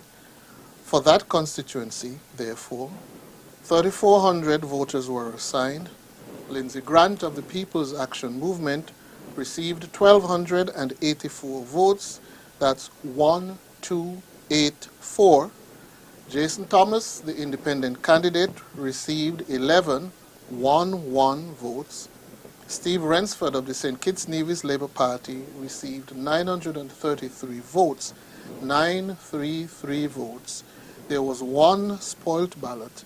There were 21 rejected ballots for a total of 2,249 votes. Therefore, I can declare that the member elected for St. Christopher 4 is Lindsay Grant of the People's Action Movement. For the constituency of St. Christopher 5, polling division 5A, Nazareth Gospel Hall, where 204 voters were assigned whose last names begin with A to those whose last names began with W. Kenneth Douglas of the St. Kitts Nevis Labour Party received 68 votes. Sean Richards of the People's Action Movement received 45 votes. There were no spoiled ballots and 2 rejected ballots. 115 ballots were cast. At the Sandy Point Community Center, 5B, where 174 voters were assigned whose last names began with A to those whose last names began with W. Kenneth Douglas of the St. Kitts Nevis Labour Party received 41, that's 41 votes. Sean Richards of the People's Action Movement received 64, that's 64 votes, for a total of 105 votes cast. At the Clubhouse Sandy Point Recreation Ground, where 401 voters were assigned, that's polling division 1A, those whose last names began with A to those whose last names began with G. Kenneth Douglas of the St. Kitts Nevis Labour Party received 105 votes, 105. Sean Richards of the People's Action Movement received 156 votes, 156 votes. There were 2 rejected ballots for a total of 263 votes cast. Therefore, of the 3,124 voters allocated to constituency of St. Christopher 5, Kenneth Douglas of the St. Kitts Nevis Labour Party received 721 votes, 721. Sean Richards of the People's Action Movement received 1,296 votes, that's 1,296. There were no spoiled ballots. There were 12 rejected ballots for a total of 2,069. Therefore, of the 3,124 voters allocated, I can say that the member elected for St. Christopher 5 is Sean Richards of the People's Action Movement. For the constituency of St. Christopher 6, the Parsons Community Center, where 296 voters were assigned, Dr. Denzel Douglas of the St. Kitts Nevis Labour Party received 150 votes, that's 150. Kevin Williams of the People's Labour Party received 97 votes. There was one spoilt ballot. There was no rejected ballot for 281 votes cast. And at the Sadler's Primary School, where 339 voters were assigned, Dr. Denzel Douglas of the St. Kitts Nevis Labour Party received 148 votes, 148. Kevin Williams of the People's Labour Party received 47 votes. There were 2 spoilt ballots and 1 rejected ballot for 198 votes cast. Therefore, of the 3,205 voters assigned, Dr. Denzel Douglas of the St. Kitts Nevis Labour Party received 1,563 votes. That's 1,563, 1563. Kevin Williams of the People's Labour Party received 476 votes, 476. There were 5 spoiled ballots and there was 1 rejected ballot for a total of 2,035 votes cast. Therefore, the member elected for constituency 6, St. Christopher 6, is Dr. Denzel Douglas of the St. Kitts Nevis Labour Party. And in constituency 11, Nevis 11, at the Franklin Brown Community Center, polling division 6, 387 candidates, 387 voters, were allocated. Alexis Jeffers of the Concerned Citizens Movement received 102 votes, 102. Patrice Nisbet of the Nevis Reformation Party received 57 votes, 57. There were no spoilt ballots, no rejected ballots, 159 votes cast. At the Church of God in Brooklyn, where 460 voters were assigned, last names began with A to those whose last names began with Y. Alexis Jeffers of the Concerned Citizens Movement received 134 votes, 134. Patrice Nisbet of the Nevis Reformation Party received 78 votes, 78. There were no spoiled ballots, and there were 3 rejected ballots. Thus, of the 4,005 voters assigned to constituency of Nevis 11, Alexis Jeffers of the Concerned Citizens Movement received 1,107 votes, that's 1,107. Patrice Nisbet of the Nevis Reformation Party received 910 votes, 910. There were 4 spoiled ballots and 15 rejected ballots, for a total, therefore, of 20 and 32, 32 votes validly cast. Therefore, the member elected for Nevis 11 is Alexis Jeffers of the Concerned Citizens Movement. And now, back to Master Control.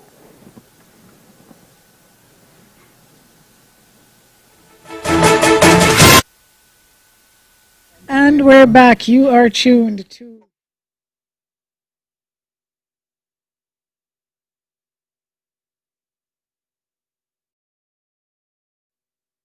constituencies. I think the big, should we, well, let's go with the ones that we expected.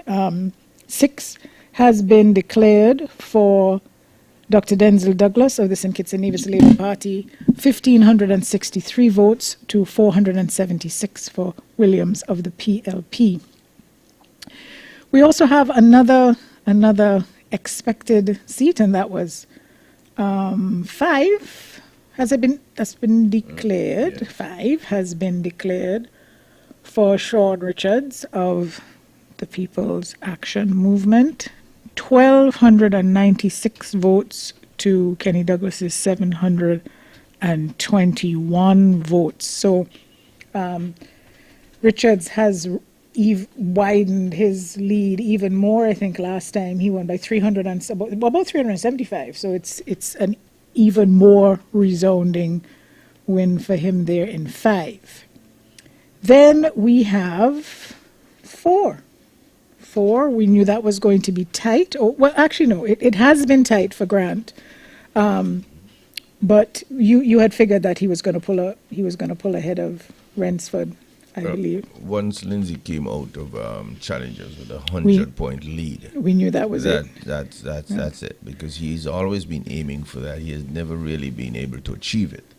And once he got out of challenges with a 100-point lead, I could tell you it was all over for Rensford. Well, he wanted his 300-point lead, and he got it. He got about 351. And therefore, right. The equation about the 178 doesn't factor. Right. It doesn't enter the equation. Because even had they been put back on, right? Okay. It's not. It's an overwhelming victory. It's not. It's not a slight. Well, it allows him that kind of. Sorry, it's too late. I can't think of the word. But it allows him that kind of. Give me the word. Well, he has the flexibility now to say that he has a lead. He has consolidated his position inside the constituency. He's the incumbent, and if he wants to run for even another term, he could say, "Listen to me. I'm the incumbent. I've run 2 terms, and I think I deserve to run a 3rd time." So he has consolidated his position. We're going to look at 11, which was quite the upset, as we say. And of course, I know Peter Wickham wants in on this. He might even want to call the election. Just hoping somebody's keeping an eye to make sure there are no results coming in. He had it in a safe column, but he did. And I told him way earlier, Clark, that that's not my information. And then the other one that I differ with him on, which we have no result from, is 3. Right. So I really would like to see those 2 because I mean, he's the pollster. He has stats. He has data. He knows what's trending, and therefore I would like to see how those things will come up in the wash. Well, what we have, and I must tell Peter, we seem to have missed a box in Nevis 11 at some point during the evening, and maybe it just came in by itself somewhere. But we do have the final results, and I think that's what people at this time of the morning really want to hear. And for Nevis 11, that has been declared by the supervisory elections for Alexis Jeffers of the Concerned Citizens Movement, 1,107 votes, to Patrice Nisbet, who was the incumbent, the Nevis Reformation Party, 910 votes. So we're talking about nearly a 200 vote lead.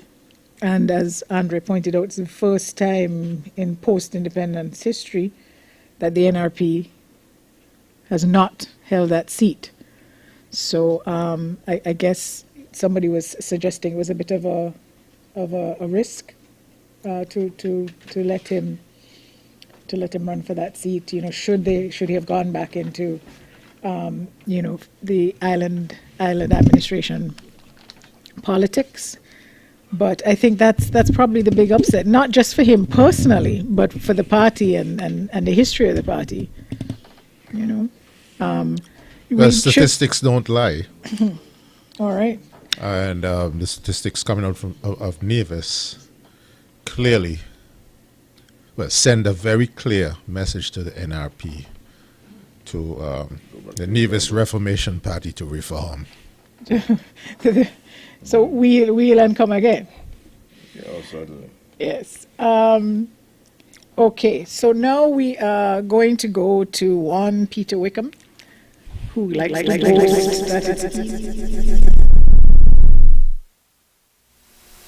Peter? Yeah, I missed the last part of what you were saying. The one Peter Wickham that likes to boast that what?